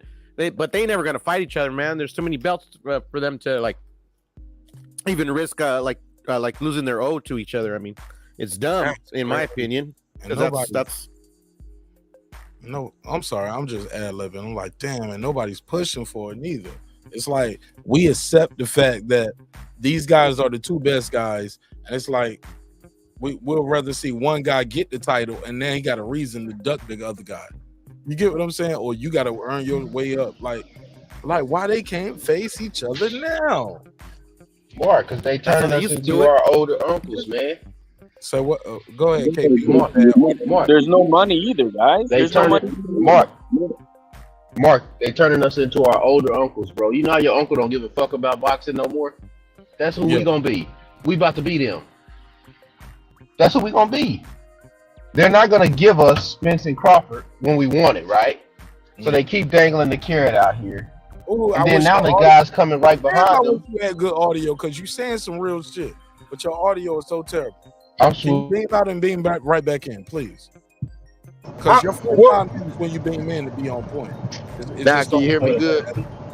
Go ahead, KP. What I'm saying is that they gonna turn us into our uncles. Our uncles don't give a fuck about the sport no more. You know how you go around your uncle and say, "Hey, your uncle, I'm about to have this fight party." He like, "Huh? I don't know them." We like, "Yeah, man, this is the best fighter." He like, "Man, fuck that fight. He ain't coming." Hey, look, be like, it's Cole Stevenson, Devin Haney, Tank Davis. That's us. We are becoming them in real life right now. Oh my That's God. what boxing does to you. Boxing creates that in you, bro. Oh my God. That's who boxing makes you be, bro. You gonna be the old ass man sitting in the back room, and they always trying to get you to go watch a fight, and you like, nah, fuck that. That's what you gonna be. Tell boxing thank you, because they not gonna give you what you should have got when the guys was in their prime, because Boots and Virgil's in their prime, Yeah, and Earl Spence and Terence Crawford is. I mean, Spence done went They, through the car they both accident. low key past their prime, bro. Yeah, they pretty much passed it almost. And one dude is 35, and the other dude is almost 33. Yeah, and they still telling us we gotta wait till another year. Yeah. Like, bro, like it's only so long you gonna wait for the pussy, bro. If you ain't gonna get the pussy, you gonna move on. Damn, man, you're breaking my heart hearing that shit, man. You know it's true. Why they That's just why. Why they just couldn't give him the 40, man? Can't give Like, you nothing, bro. like it's just like what I keep saying the 40, but I'm just being facetious because we don't know what the percentages were. Like we heard 65, 35. We also heard no guarantee, but nobody. And now I'm hearing, oh, it was a 15 million guarantee, and also I heard it was 15 million possible if you count the guarantee and the back end money. Like even at a low level, like it's a lot of rumors, a lot of fluff. What I don't like is this: the fight is not happening. What I do like is the fact that Terence Crawford got a fight, and I'm still going to see somebody who's arguably number one, number two. Fuck it. Let's just add all the weight divisions. He's top 5 in the world at what he does. The kid is phenomenal. But it breaks my heart to hear that this BLK Prime might be on some Jelly Roll promotions. Jelly Roll and Russell Red. Motherfucker said it was Jelly Roll and Russell Red in charge over there. Oh man, we gotta do some research. Is it Jelly Roll and Russell Red? Put a case on it. What's the name of that movie? Janky Promoters. Janky. I gotta look that up, man. Oh man, I got some new drops for the next episode. You better not. This shit better. Hey, look, y'all know. Mark said this shit better not flop. No. Look, I think that. Hold on. No, the vent gonna flop. This shit gonna flop. No. Hold on. I've been very clear on that. This Mark, no. No. I'm gonna buy it. I'm gonna look. I want to give away a pay-per-view to somebody, but this shit about to do Mayweather Pacquiao numbers. Come on, fam. It's David Anesthesia. like, Bud gonna put this nigga in the dirt, homie. Can I cue the Undertaker? Like, hold on, homie. Can I cue the Undertaker? Like, I'm just saying, look, every fight can be dangerous. Motherfucker gotta punch his chance. But he going there and arguably the best in the world, homie. Hey, that motherfucker look like Vic Darchinyan, bro. He does look like Vic Darchinyan. I'm glad you said that. He fights better than Vic Darchinyan, but Vic Darchinyan gained 20 pounds and posed that. Vic Darchinyan fought everybody though. Yo, I used to love Vic Darchinyan. I'm like, this awkward ass motherfucker be knocking. I'm like, yo, jab him. He right, like he throw people off with that shit. Like that motherfucker Vic Darchinyan. Let me cam over real quick. Vic Darchinyan being that bitch like this. Boom! Looking like dude off of the car. Looping right here. Kids. Put him up. Motherfucking Vic Darchinyan being that bitch like this. Don't insult Vic Darchinyan like that, Mark. Boom! Overhand right. Put him in the dirt. Yeah, man. But yo, man, look, December the 11th, or sooner. If we find out this fight ain't happening, oh man, this episode right here, it's gonna break my heart, homie. It's gonna hurt me more than it's gonna hurt you. I might have to burn one of my Terence Crawford hats. Yeah, I'm gonna cry on there. HOD, can you see the screen? Yeah, I see. Oh, nigga, hey, I'm with cry. that. Hey, Mark, Cry, that's the POP hold it down. Oh, cry, nigga, breaking my heart. POP hold it down. Say it ain't so. No. And that's the moment. No. And that's the moment when you have to come. Man. Yeah. Nah, I ain't gonna burn my damn hats though. I'm still gonna rock my T-Bud hat, man. I fuck with Terence Crawford. I ain't fucking with none of y'all hating ass niggas. Hey, Mark. You know how your uncle always tell you, the sports today ain't like it was back in the day. Bro, man, you're breaking my heart with that because you're right. That's gonna be us. It's already Hey, Mark. Mark, you can just go back to Fuck HBO y'all. I'm out of boxing. here, man. I'm going to eat. Mark, you can just go back to HBO boxing, and you know it, and you know it's the truth. Yo, we are Larry Merchant. Larry Merchant is us. We are Larry Merchant is we. Yeah. Oh my God, we are Harold. We are Jim Lampley. We. Hey, look. We and got Blue Blood is legendary Matt nights, Kellerman. bro. Mark, Blue we got Blood is Matt legendary Kellerman, and everybody hating. Big Cat. No, I'm fucking around. Mark, we got legendary nights. We don't even get them shits no more, bro. Never heard of it. You don't even I think they changed the job description. These kids don't know about that legendary night shit.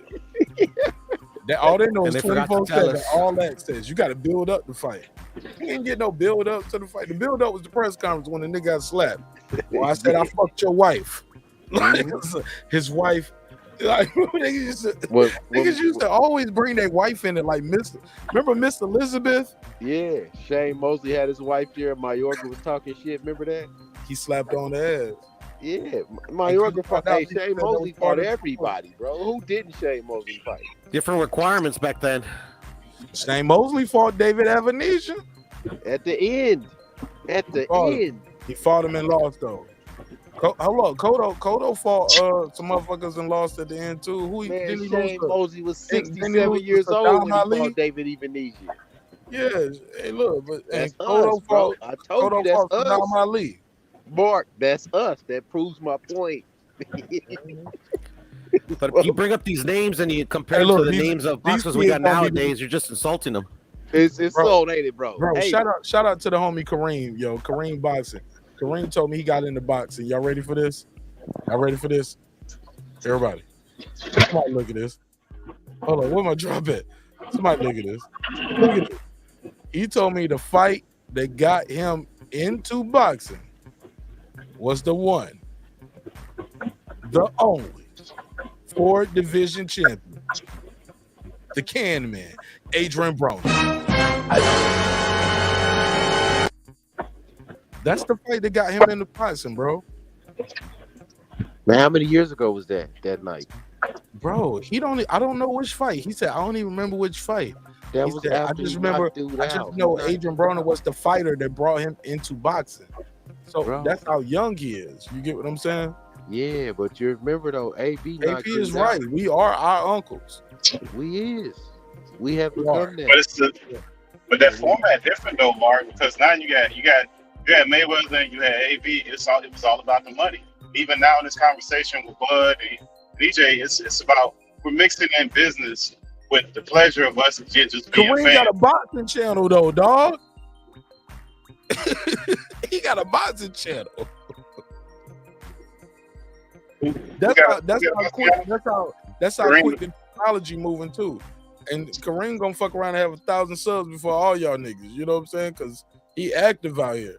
Adrian Broner, his favorite fighter, got him into boxing. Yeah, but we giving these guys an out though. We created this mess, man. We giving these guys an out to chase money, and we make excuses for it. Then we get mad, we don't get the fights, but then we also patting these dudes on the back for getting money. Go get your money. But then if they gonna get their money, you gonna get them fighting tomato cans. Because why would the promotion company not gonna advise them to have those difficult fights? They want to fight those fights, the Otto Wildens, all those ridiculous fights. I'm telling you, they changed the requirements on us and they forgot to tell us. That sounds about right, Puro. Because them motherfuckers was fighting everybody. Tito Trinidad went from 47 to 54 to 60. Adrian Broner fought everybody. Yeah, losses though. It wasn't okay to have a loss. Like these guys have idea, but they can't take a zero. They can't take a loss now. I know the difference. Those were entertainers. I think the loss thing is coming because of a lack of promotion on the promoter's behalf. I think that's what that's really causing. After Mayweather, then it was like, okay, because Mayweather promoted himself.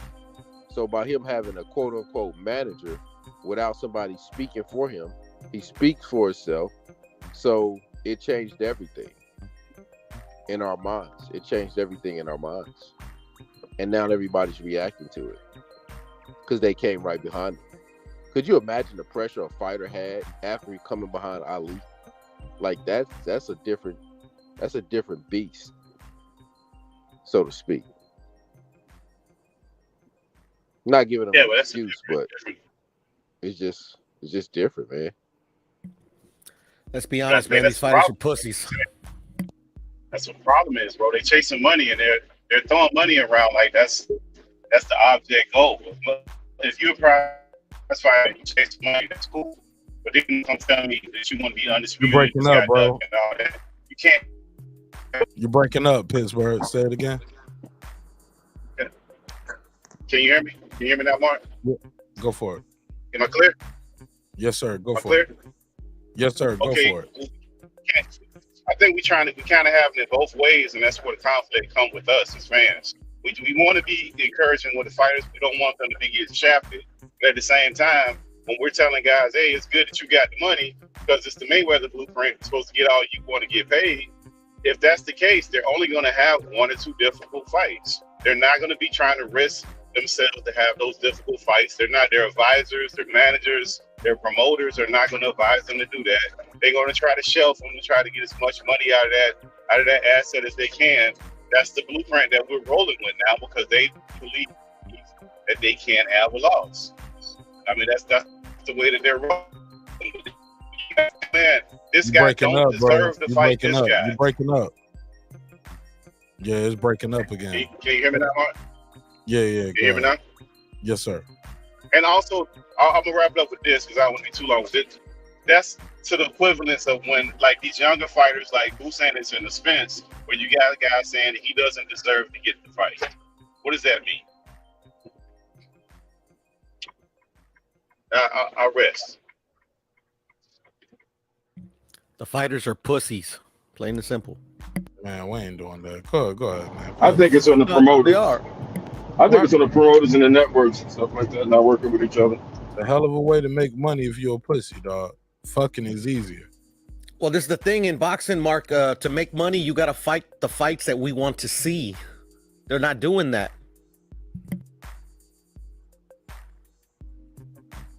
But they fight it, bro. We can't call them guys pussies, man. They get in the ring fight. You can't do that. Man. I could sweeten it up, but I mean, when's the last time we got a fight we wanted? I'm not a fighter. Yeah, I don't know if you're a fighter, but I'm not a fighter, so I'm not gonna disrespect these dudes and call them pussies. When you say a fight we wanted, I wanted to see Undisputed, and I got a couple of Undisputeds. I got Canelo undisputed at 168. I got Haney undisputed at 135. I got Josh Taylor undisputed at 140. Jamel Charlo undisputed at 154. I got Usyk undisputed at cruiserweight. Over the last few years, I got some undisputeds in several divisions, dog. I hear you, but I'm gonna keep it a buck. You hear me, or can you agree? Is that a fact, or am I lying? I mean, yeah, you got what you wanted, but I mean, like, just to add my own little wrinkle, like Devin Haney versus Kambosos for undisputed, I didn't want to see that. Canelo versus Caleb Plant for undisputed, I didn't want to see that. Well, Mel, that's a fight I wanted to see. But you get what I'm saying? I think some are being complacent by just getting undisputed. Hold on. I don't care about undisputed. Okay, well, I'm sorry, go ahead, brother. Well, you might be a minority in boxing fans who don't care about undisputed, because some people care about it, but I'm like you. Now, with certain fights, I want to see certain fights more than I care. Like Crawford and Spence, I could have had that a long time ago. I didn't care if it was 1 belt or 4 belts on the line. But as far as boxing giving us fights we want to see, at least we got to see that. It was like we got to see Caleb Plant go in there and give it his best shot, and Canelo get dominance and go in there and do his thing. Caleb Plant can't never say he didn't get his shot. Now, did I want to see David Benavidez fight Caleb Plant instead, get that belt, and then Canelo got to fight him? Why they couldn't make that in-house fight like that? But they brought somebody else in, gave him the in-house bet because he's a draw. That's part of the business, dog. You got to put asses in seats. Canelo put asses in seats. You know what I'm saying? Yeah, but Canelo's different. You know, I'm talking about, you know, all these other fighters. Where the Victorian government paid for to put asses in seats for the, like, they wanted a big event. They got Cambosos. That's why Devin had to go over there to defend that title, because that's where the bag was at. Like, it's asses in seats. They filled up that damn Marvel Stadium the first time. They couldn't trick them with it twice, but that's just the way. That's just the business of boxing. Well, that's just the business of entertainment. Period. You got to put asses in seats, homie. I can't stress Then you that got enough. recognize the leverage that he had too. I think Haney recognized that Cambosa had the leverage. He didn't have the leverage, so he had to go after him.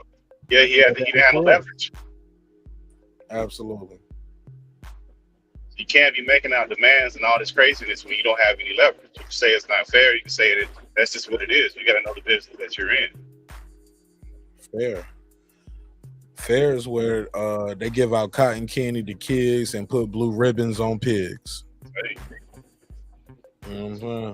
But look, man, that's all I got, man. Let's do final thoughts, man. Let's close this one out, man. Let me close it out. I'm gonna say let's just stay tuned to the saga. Probably we'll get a news conference from, you know, the Attorney General and the FBI next week. You know, timestamp this, HOD. You called it first. I'm just saying. I mean, you never know how this shit is going down. If little few dummies over here, you know, can look things up and see things that looking janky. I mean, you know, what are the head honchos, big brother of this country doing? They're probably laughing their asses off. And it's the audio. For say it again. You said YouTube. I'm saying, you know, if little YouTube people can look things up and see how janky shit is, what's Big Brother and the government doing, man? They're probably laughing at their asses. Oh, look at them, man. Let them do this next move so we can get another case. Besides that, man, it's just hope it's all, you know, it goes well. I mean, I'm not wishing them well, nothing bad to happen, but it just doesn't smell good, and that's where it's at for me. I'm not putting my $40 down for that. I'd rather lose it on a bet to one of you guys. Hey, look, I was gonna buy the pay-per-view early just as a sign of support, but I'm gonna have to wait till close to the fight to buy my pay-per-view now. Yeah, BoxRec doesn't have anything. You guys don't have any. Taken down. Yeah, it was posted. Now, granted, the last time I seen BoxRec do that, it was the AJ and Fury fight. They put that up, and then it was taken down. They didn't even put TBA. They just took it down. Yeah. You don't have an undercard. You don't. I mean, all you got is two fighters. That's all you got. And David Avanesyan has given up his European title, so like some lawsuits might be pending, man, if this shit don't pan out the right way. But I'm sorry, I'm talking all over your final thoughts, HOD. I'm sorry. No, because I mean, you know, it's all good, man. Because you're you know, this is something that's more, you know, materializing right in front of my eyes, man, and I'm like, ugh. We shall see. I'm being fair. It don't look good. It doesn't look good. Let's hope is that we're just, you know. He said it's the Fire Festival of boxing. Blue blood gyro. Yo, no more final thoughts. Go bye, HOD. I'll see you tomorrow, bro. I love you. All right, man. Peace out, guys. God bless. God bless you, brother. Peace. Go ahead. Anybody else want to give their final thoughts? Let me get HOD out here. Rodman, go ahead. Final thoughts, Rodman. Go ahead. You know, so I mean, my final thought is, you know, we ain't gonna get the fights we want to see until the fans find some way to communicate the fights they want to see. You know what I mean, directly to the promoters and to the boxers. I don't know if you gotta use hashtags on social media or whatever, but you know, we definitely ain't gonna get it, you know, by arguing with each other. I mean, which is, you know, it goes along with sports and whatnot. But when it gets to the point where it's, you know, I've seen knockdown, drag out arguments on YouTube, you know what I mean, and Twitter, you know, people pleading case for another man and whatnot. You know what I mean? But like at the end of the day, like how we gonna get that fight? You know what I mean? Me myself, I bought the fight. I subscribed to BLK You already bought it? Prime. Yeah, I already bought it and I already subscribed. I subscribed for a year. You can cancel at any time. I'm pretty sure if the fight don't happen, I'll get my refund. You know what I mean? Sure. And but yeah, you know, we just gotta find a way. Well, fuck it, man. You know what, Rodman? You sway, man. I'm gonna go back, man. I'm gonna go back and go and buy this $40 fight. That's what's up. Show them like when they see they announce it, they put it up. Like, damn, this nigga Terence Crawford, people buying this shit already. Yeah, you know what I mean? Like you never know. You never know. Like that may be the way we have to communicate it. Can I buy it through PayPal? Because PayPal will give me back my money. I think they got PayPal on it. I think they got PayPal. Yeah, man. Let's support these brothers, man. Let's stop. At the end of the day, like I said, you're gonna see somebody top 5 in the world do what they do. He either gonna go in there and get beat up, or he gonna go in there and put in that damn work. And I'm betting my money that he gonna go in there and put in that work. All right, shout out to you, Rodman, man. You're more than welcome to pull up anytime. Thanks for dropping in and giving me your perspective, my brother. Don't be a stranger, all right? All right, cool. All right, KC from KC5, go ahead. I'm gonna let the members close it out. KP. Can you hear me, Mark? Yes, sir. Go ahead. Boxing doing what it do. What did you expect? But yeah, man, it's gonna be good, man. Talking to y'all in about 10 years when we in the boxing old folks' home and the new starters is coming up, and they telling us you don't know shit about boxing, because that's what's gonna happen. It all works full circle. Welcome to boxing. Enjoy the show. All right, I'm out. My brother. Hey, Bobby, no. He said, is Thurman the next opponent for Spence? Question mark on that. Will the WBC strip Spence of his title if he refused to fight Thurman? No. Thurman is not a mandatory where he has to fight Thurman or give up the belt. He's not in that position. So that's a no. Pittsburgh T, Hero, fellas, y'all take us on, members. Yeah, Hero, you want to close it out? Let you close it out, brother. Let's you. Sure. Your thoughts are concise. So that means you going first then, Pittsburgh, if he gonna close it out. Go ahead. Okay. What I want to say is, Mark, man, thank you for the platform to all the members. As far as the blue stuff, I think we just got to be careful. Everybody ain't Mark Nash. Mark Nash, the way he run his stuff is completely different. He's one of the very few people that fact check people and fact check people in live action to make sure that you're cleaning that stuff up. Myself right? too. To be fair, I fact check myself up here live on air too. And I think that's good, and that's the proper way. Everybody would agree that's the proper way to do it, because sometimes thoughts will come out different than the way you formulate it, or you might even forget some stuff. You might get some stuff mixed up that you knew a while ago that you haven't spoken on in a while. You might get some stuff wrong, right? But everybody doesn't do that. Nobody, a lot of folks don't do that. They just, they freeball that stuff. They let people ride, let people say stuff, and they don't check them. They don't call it out on it. So, I mean, the blue thing, I think that's a stretch to put that on blue. Like, these fighters, when they make the decision to fight or not fight, because ultimately it's up to the fighter, they're the ones that bear the brunt of that. And especially in Boyd's case, where he's gotten rid of Top Rank because they were the problem. Now he took on that responsibility. So we can't really give him an out for that. Because now it's not Top Rank anymore, it's him that's not able to make this deal. His lawyers and his team that he has. So we can't even put that on nobody else. And as far, finally, I'm gonna say this: as far as this new fight, I ain't buying that shit, because I think we vote with our money, and I'm not gonna endorse that to get these guys way out of what they should be doing, which is fighting each other. That's what we want to see. If we keep buying these fights and giving these guys way out, it'll never happen, because why would they put themselves at risk? They can still make, maybe a 20 or 30% pay cut, but they're still being paid handsomely for fighting these bogus ass fights. Mark, I appreciate you. Hey, to everybody else, man, have a good night. Fair enough. Hey, Pittsburgh, Puro, we bought Ugas and Spence for 80.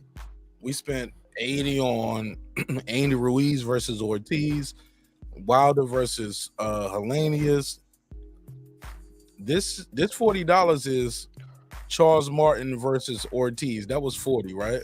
Or was that was 40? Also, Andy I Ruiz don't remember. versus Areola was 40.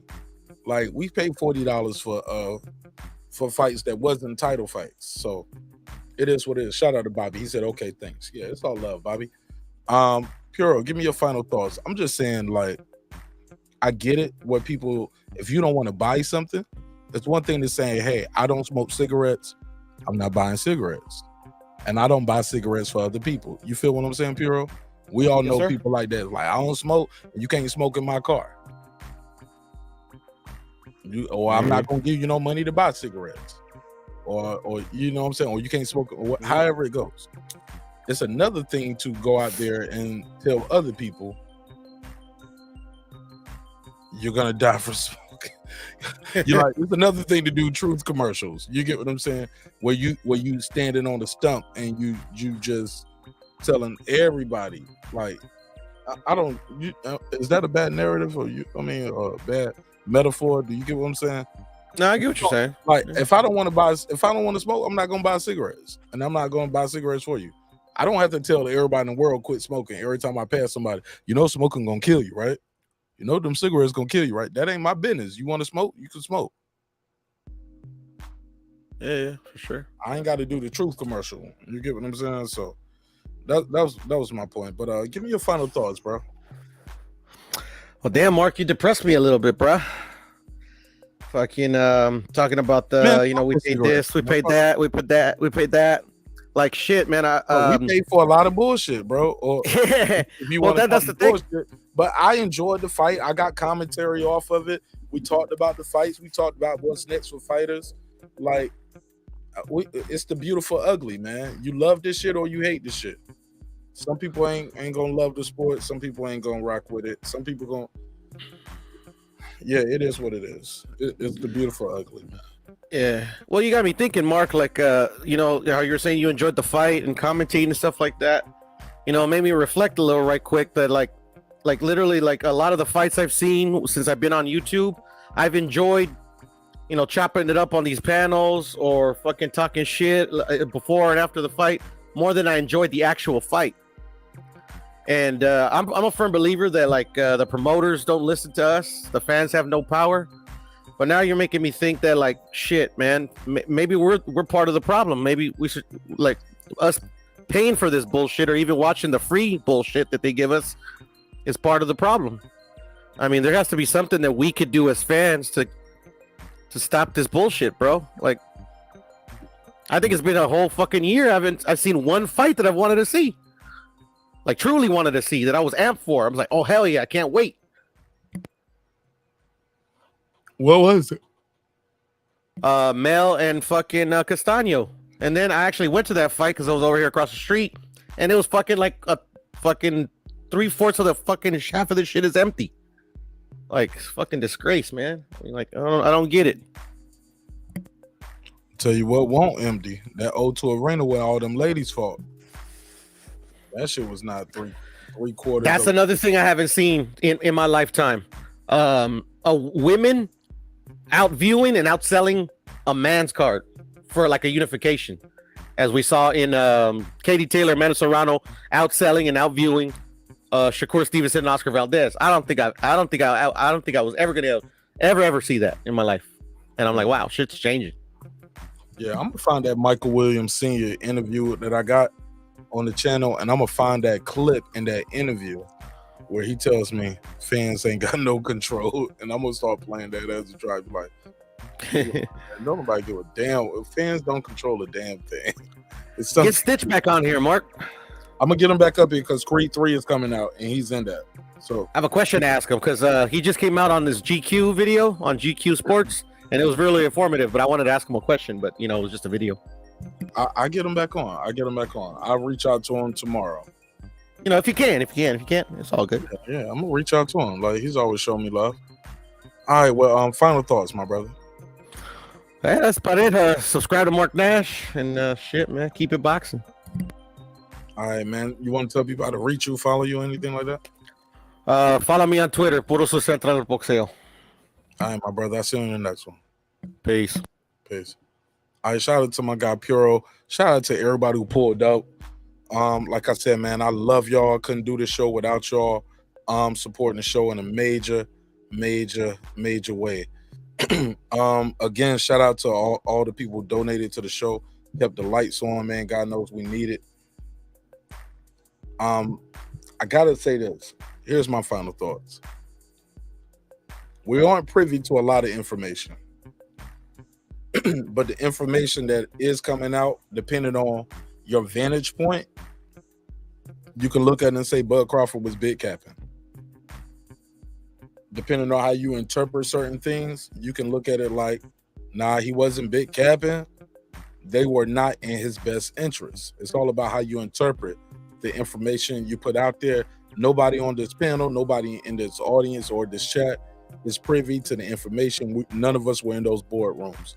What I will say is this: I personally look forward to these guys locking horns in the future. The majority of the chat wants to still see this fight happen in 2023. The numbers have slightly shifted since I took the last poll, but it's still 32% for Terence Crawford, 27% for Keith Thurman, 28% move up to 154, and 13% is still saying Boots in it. So shifted a little bit just between revisit a fight or going up to 154. So with that said, man, thank you for your time. Thank you for your energy. I wish you guys nothing but health, wealth, and prosperity. We'll talk. I'm sure this is not going to be the last time we talk about this.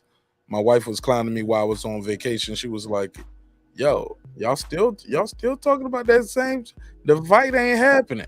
Even my wife was telling me the fight ain't happening. Y'all got to move on. She ain't even following the sport, but she telling me the fight ain't happening. Y'all got to move on. Ain't that something, right? And because she's just listening to the audio and hearing people just snapping, she was like, the fight ain't happening. Y'all got to move on. Wow. Let's do this members only drop and let's close the show out. Tony Boswell. What up? Shout out to you, man. Thanks for rejoining. Appreciate you. What up? Deuce Times, 2 months in. What up? Boxing Lounge, 2 months. What up? Toya the Tutor. She's still in her first month. Appreciate you, sister. What up? It's Mex. What up? Mike from Boston. What up? Ace Retro. What up? Rod of the Storm. What up? Here to There. What up? DJ. What up? Queen, aka Miss Sunkins. What up? Got Body News. What up? Pittsburgh T. What up? Taylor Bell. What up? Maddie Yoel. What up? C. Jones 0224. What up? Cliff Bailey. What up? Con Shonery. What up? Lisa Bells. What up? That guy Eclipse 330. What up? Cooking with Sir Senior. What up? On the mic with Terrence Bailey Sr. What up? New Media Today, USA Boxing. What up? HLD. What up? Cooking with Sir Senior. What up? Brandon Washington. What up? Born Supreme. What up? Karma Serene. What up? Lady Shan Dun Dem Season. What up? Dub Right Side. What up? Puro. What up? D Bevel the Champ. What up? Rob G Films. What up? And of course, my good brother Derek Lincoln, the Big Fish himself. What up, gangsta? Again, if you don't like the show or the content, blame those people because they are the ones sponsoring the show. Hey, look, man, a lot of times we have these arguments on the show. We talk about boxing, hip hop, social commentary. Look, it's a hip hop political sports show with a comedy twist. We like to let the jokes fly because life is serious enough. Always remember, dreams require sleep, goals require effort. Go out there and get your goals. Respect is free. Disrespect gonna cost you everything, homie. And with that said, you know how I do it. I built this shit. Me. Brick by brick. And I'll be damned if I let you tear it down just because you don't like the way another nigga talk. Drive.